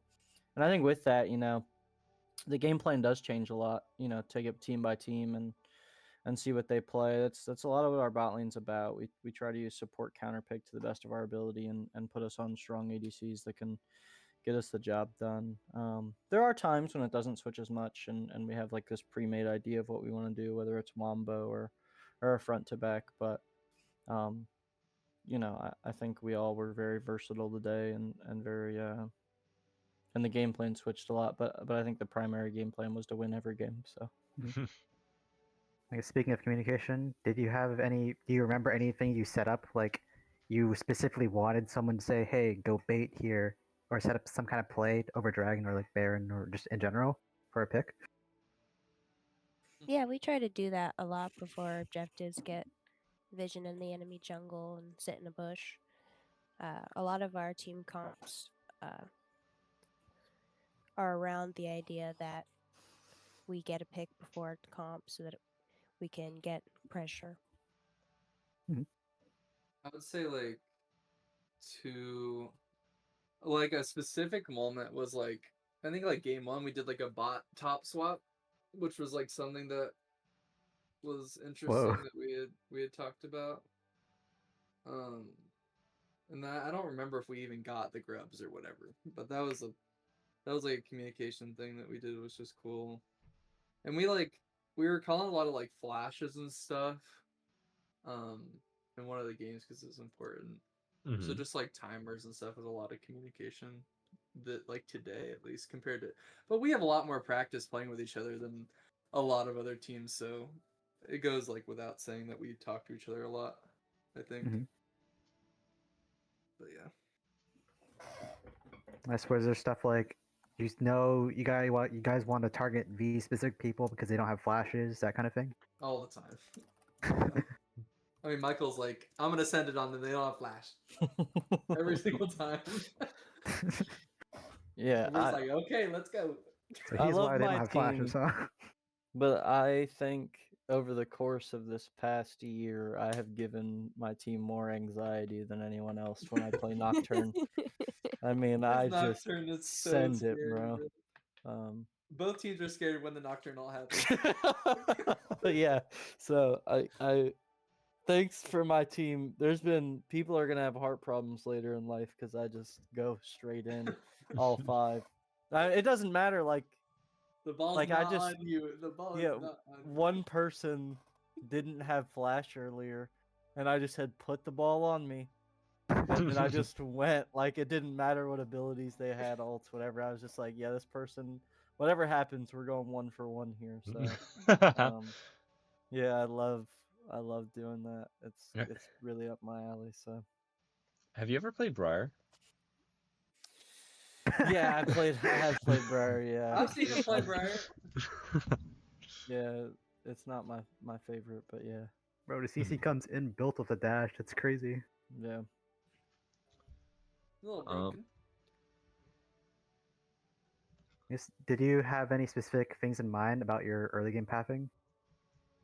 Go bot. Yeah, I mean, it's when you have a Masters player and a former challenger, you should probably path into those two. And generally, I'm not the best at pathing bot, but I thought I did a really good job of it today. Better late than never, I guess. Yeah, I mean, that was kind of the game plan.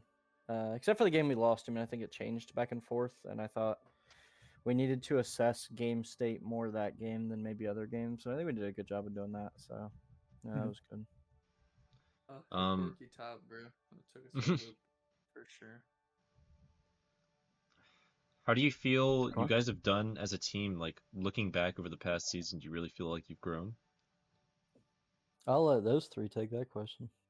I mean, I'll talk as the newest player on this squad, and then I'll let someone else say it. But I mean, guys, at the beginning of this semester, I had never played top lane before, so I mean, I feel like I grew a lot, and I think we all got more comfortable together as the time went on for sure. But I've definitely gotten a lot better personally. But I'll let someone who has been on the team longer talk about actual growth and stuff. But Tyler, do you want to talk? You've been. Yeah, Nick definitely got way better since he joined the team. Oh my god. Okay. Bro, I mean, like, no, like, that's objective though. Like, the first three games, just like your last three games, like, lots of improvement. Yeah, true. Yeah, I don't know. As a team, individually, I think we've all gotten better. Something. Yeah. I saw the Warren field goal. I Caitlin, remember. you've been on the team as long as me. What do you think? It's really hard to compare. Like the players are so vastly different from when I joined to where we are now. I think that this version of the team talks a lot better than previous versions. We have a lot more fun together. I think even outside of League of Legends, we've faced like a lot of challenges and we've discussed them in like deep detail and come up with ways to overcome them, whether that be team comps, different ways to do draft, new champions and new players either sitting out or joining in depending on what we thought the team needed at the time. And I think it's just incredible how diverse and ready to adapt each and every person who has been on the team or is currently on the team has done over the time. Did any opponents surprise you guys in any way?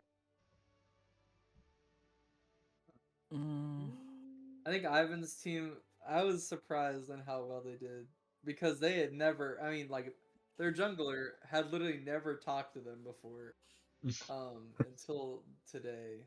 I mean, they're a great team. Yeah, I don't know. I liked watching them a lot.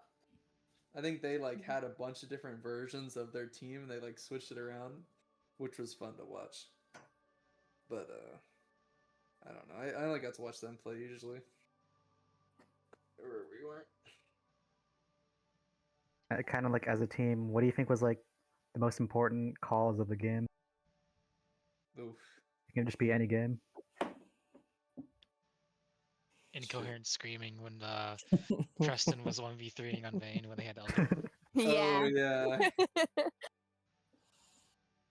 Yeah, there's a few times like that. Yeah, Maybe I think like it was a my split push on 1v4. York was good. Like they just told me like go split push York, and like just I like that one. I like in the first game, Michael said, "I'm going in. I have flash Q on Volley Bear," and then he immediately flash Qs on Oh the my Nautilus gosh. under turret. Yeah, that was awesome. Well, because Preston was like, "Yeah, we can force this," and then Michael said, "I got flash Q," and then he just went in immediately, like without even a second thought. Winning he just team went fight. in. And we just somehow killed them all. I don't even know what happened. I just shot my own ult on there, man. What do Michael, you think was your? Oh, yeah. Go ahead. Whoever. Well, what was your favorite moment from this tournament?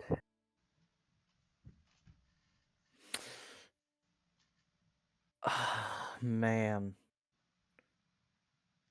I'm not gonna lie. The Preston 1v4 on Vayne was absolutely insane. Yeah, that was insane. But that was very good.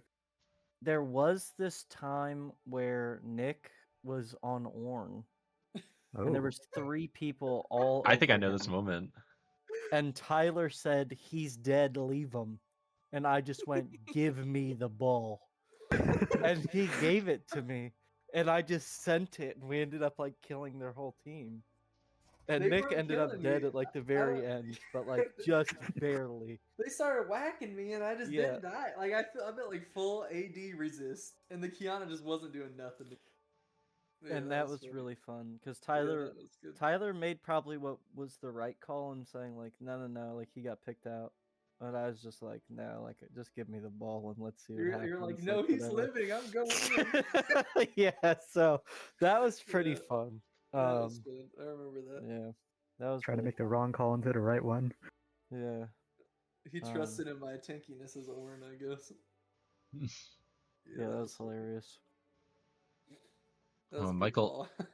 I wanted to ask, how do you decide to apply pressure, like where to apply pressure after your first clear? That's a good question. I mean, if Noah was here, I'd make him answer this, but I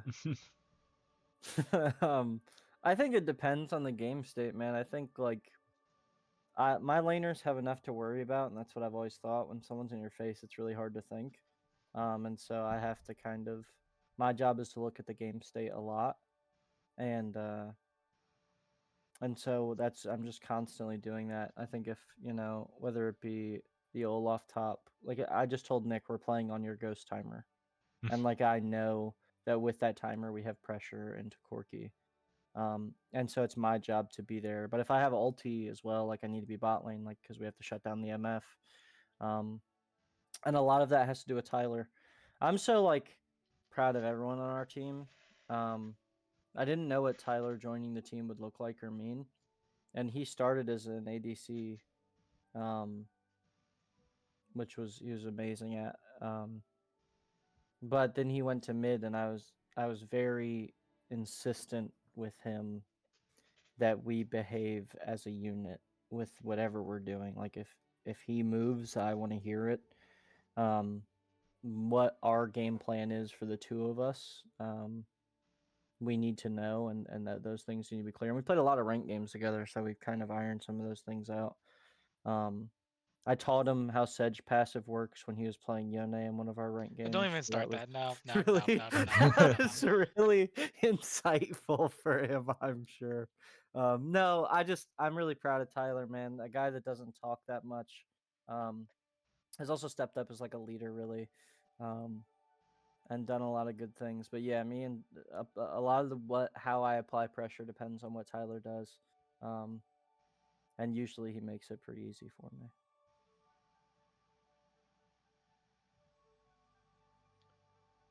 Sweet. That's the answer I got. So It's a good answer. Can I ask how did you guys feel from the start of the tournament to the end of the tournament? Did you have like a different plan? Like obviously game to game you have different plans, but as you played through the tournament, did you like feel differently about how you guys were playing? I think this is a pretty long period to play together. I know normally your scrim blocks go on for 2.5, 3 hours, but this is a 5-hour tournament. It's a long time to be playing together. I mean, we played big tournaments together before. We all just want to hang in there and keep the mindset up, I guess. But like game plan, I mean, we knew some of these teams coming in, so we knew like some of the players, and we knew what to do against them. So we weren't like premeditating. Especially like Ivan's team and one of the other teams, like we know all their champs. We were like, yeah, we're banning these. I mean, we quickly realized how good Preston was, and we were like, yeah, we need to play around this guy. So we just let him pick whatever he wanted. and That sounds about right. and we all kind of just picked what we thought was good. I mean, like we did like Nocturne Ori, which is like one of our staples. We picked like usually like a good core, and then we let bot lane kind of like do what they thought was strongest and just play around whatever that looked like. I guess. But that was kind of like after game 1, at least I realized that. I was like, just put me on Orin, man, or whatever. But I don't know if anyone else has anything to say about that. But I mean, I think the attitude. I'll say we've grown a lot as a team because there has been days, whether it's PLC or scrims, that one of us might just be having a really bad day. Sometimes it's me, sometimes it's someone else, and we're like they or I are just not having it. And I think as a team, we've learned to like recognize that and step up for one another. Today, I didn't feel that way. Thought everyone showed up to win, and I thought we kicked ass. Yeah, I think the attitude is really just we're here to win. And today's is easier, right? I mean, you start 3-0. I mean, it's hard to be in a bad mood after you start 3-0. I mean, so we felt really good.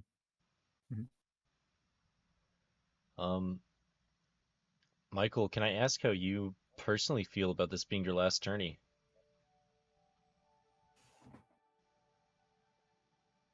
it's not his last one. It's not his last one? No, it's the last one with us. But he'll play more. Sure. Yeah, I mean, oh god. Yeah, I love this team, man. I like have put so many hours into this team.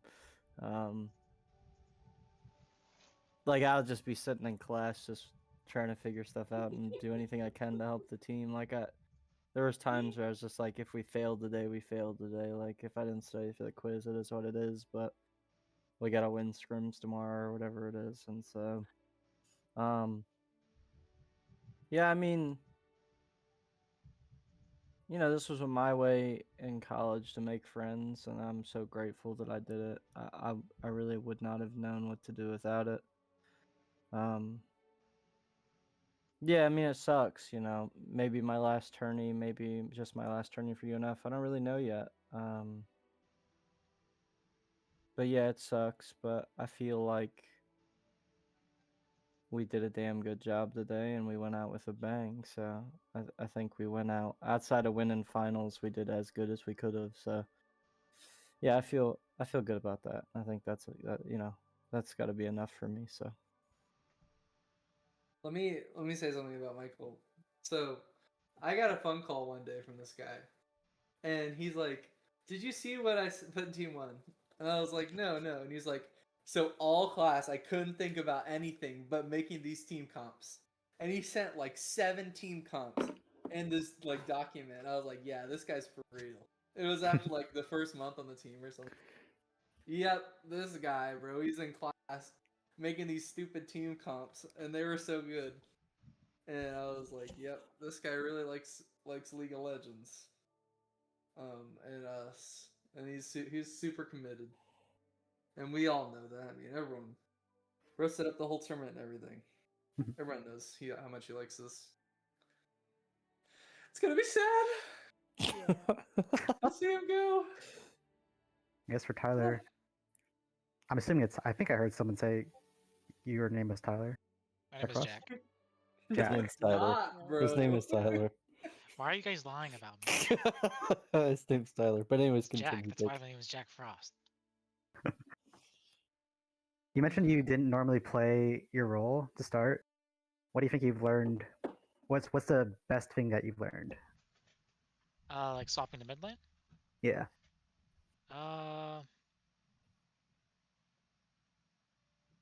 Shit, bro, I don't know. Look at the map more. I already kind of do that a lot though, because I play Galio in my free time. So I already kind of perma look at the map. What do you play originally? Like my role? Yeah. Mid lane. I was always a mid lane main, but I got put ADC. Ah. I played mid lane my whole life, and then I went top lane for the team. So I had to learn a lot about playing safe. So that's what I did. What are your favorite characters from top then, Nick? Ooh, my favorite characters: Ambessa, Gnar. Oh my gosh, something about Michael. My first 2 weeks playing for the team. I've never played top lane. Bro says you're gonna love Gnar. He makes me play Gnar every time. I didn't even know how that character worked at all. I didn't know that you could like pop his rage with his abilities. Like I didn't know anything. I looked like a fool, and I just kept on playing. And I love Gnar, but he like hypnotized me into playing Gnar. I love Gnar, and Bessa is really fun. Who else do I like? I really like Malawi. Yorick. That was fun. Oh, I love Alawi, but she's so butt in actual play. Like, but she's so fun. Kennen? Yeah, Kennen's cool. He's boring, but he's You really fit some good. clips on Kennen though. Yeah, true. His ult's fun. Renekton You're a I big like Malphite too. enjoyer now. Oh, I like Malphite. Yeah, I had fun playing Renekton towards the end of the semester. I had a lot of fun playing top lane. I think tanks are harder than people think they are, coming from a mage player. But getting to play with these guys was a lot of fun. And I learned a lot. But yeah, I'd say just champs and stuff for me. So Caitlin, how is it different playing with Preston? Other than, of course, the communication. Sorry. Oh no, Preston was super aggressive. Like he wanted to go all in level 1. Like every single game, he was like, "Oh, they missed a spell. We're going all in on the enemy AD carry. We got her down to like a quarter health. The game is over. That's it. Now we've won. The game is over." He said The that game like is 30 over. times. He said that every time, And he was right it almost was every great. time. He was like he was really nice. He it was very clear what he wanted from me. The only thing I was a little bit scared to ever like walk away from him because he's the type of AD carry who will die. He dies if you leave for even 1 second because he sees he knows what he's capable of doing, and he's going full in on it. It was great to play with Preston. I had a great time. And it's different from other AD carries that I've played because, especially with Nam, who I've been used to playing recently, Nam is a very consistent player. He just wants to get 3 items and then he'll start playing aggressively. But in lane, he doesn't talk much, so this was like a roller coaster of emotions all the time. I don't think I was just auto attacking the enemy AD carry all the time, but I was like, it was good. I had a great time. I think I feel that so much because I love to fight. It's so funny to always just keep going. Yeah. Were there anything? Go on. No, it's bros from a fight. He just wants to fight. Was there anything you specifically noticed that you'd liked and would like to learn from? He was very. It's hard to say because he was really confident. When we had our advantages and how to keep those advantages. Mhm. I think I'm interested to know why he thought those things and why he knew we had an advantage in lane. And it was really nice to know, like, okay, we have the advantage. I can go and do something like ward the enemy jungler or follow Mike around as he invades or something. I don't really understand how he knew, but I guess that's something I can learn. Only he was here. Logic. I want Yeah. to ask him that now. Bro was he was crazy. He definitely lit up the voice chat. Dude, he I'll was tell so you that. excited. It was so fun. He was giggling in draft. He's like, "This is gonna be so fun." Bro was losing his marbles like the whole time. I loved it. I just got to hear like the screaming going on as I was just like walking around or like whatever. Oh, it was so funny. It was a good time.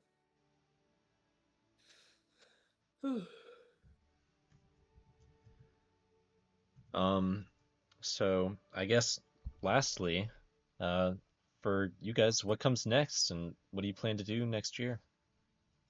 Shoot, Tyler, tell him. So death and despair on the lands. I don't know. Oh man, we got Dang, that nothing. sounds cool. I want to kill everybody. Oh, well, I don't want to be a part of that. So I don't know what's happening with What? the team, I guess. I'm not trying to kill everyone. All the bad guys. Oh, all the bad guys. Bad Yeah, guys? I'm down for that. Yeah. Maybe the good guys too. The team has CLOL in the spring. Oh. They do have that, so I hope they're ready for Apparently. that. We got Whatever. them signed up for that. Noah starts jungling as of Yay! next scrim. And so I think the team will have a lot of adjustments to make, but they'll power through. They got enough. They got PLC every month and CLOL and everything else. So We got Coach Michael. and Coach Michael along the way. So Can't wait they to got a try lot that. to do. Hopefully everyone's ready. But we got some off time now. The season is finally officially over for UNF. Everyone's going on break. We don't have to scrim for a little bit, and we can kind of relax. So that's nice.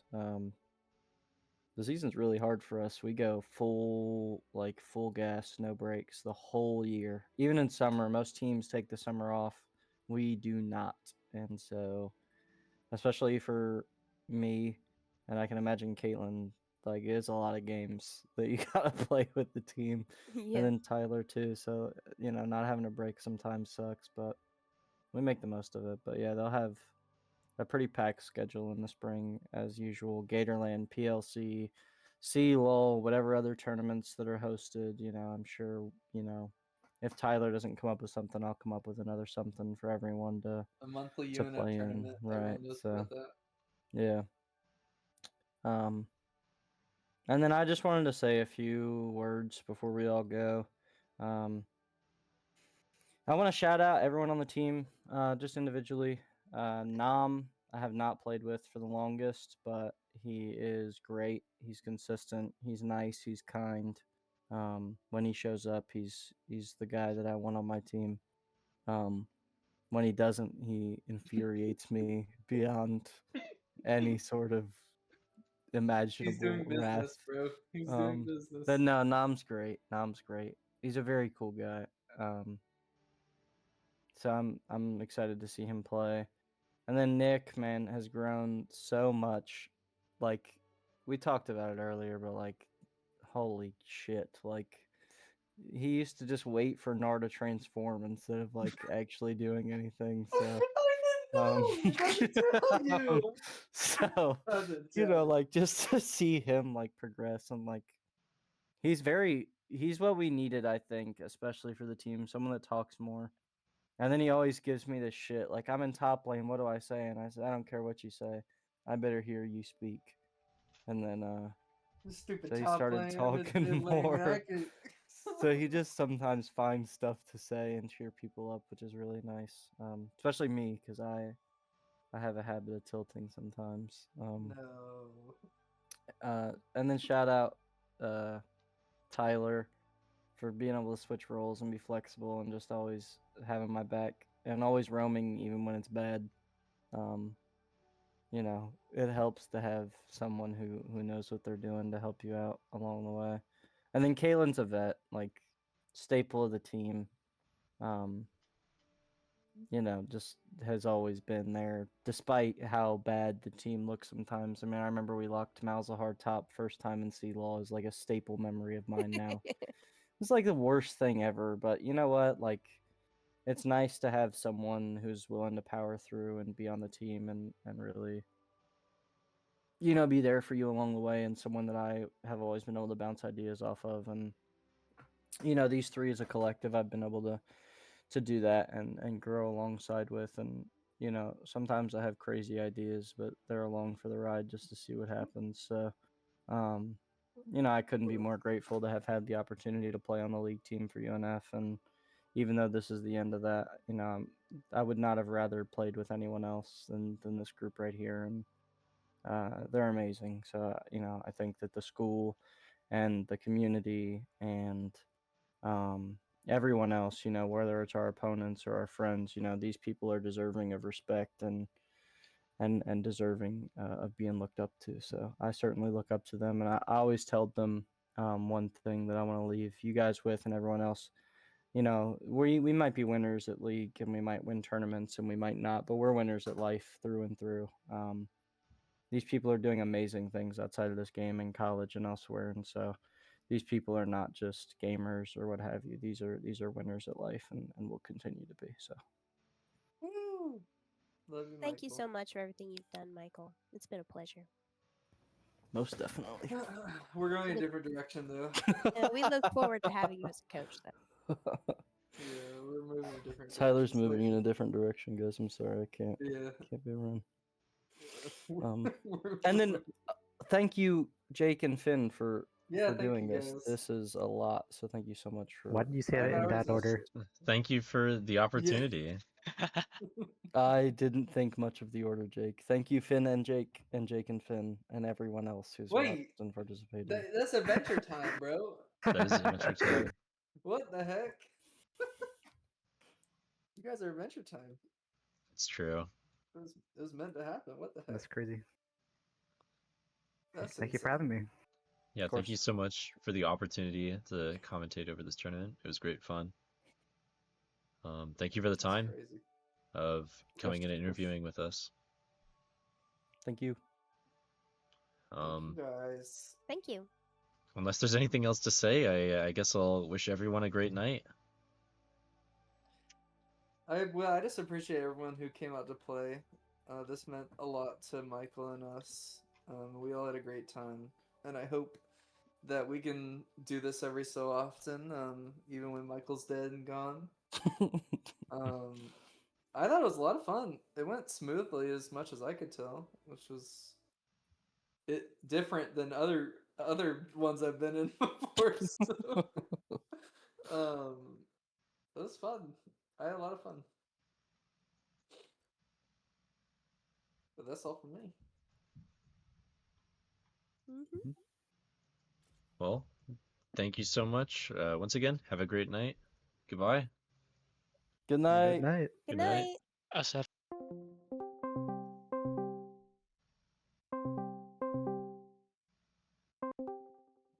Hi. I just wanted to do an outro or something. All right. Well, thank you everybody who's watching the stream for showing up.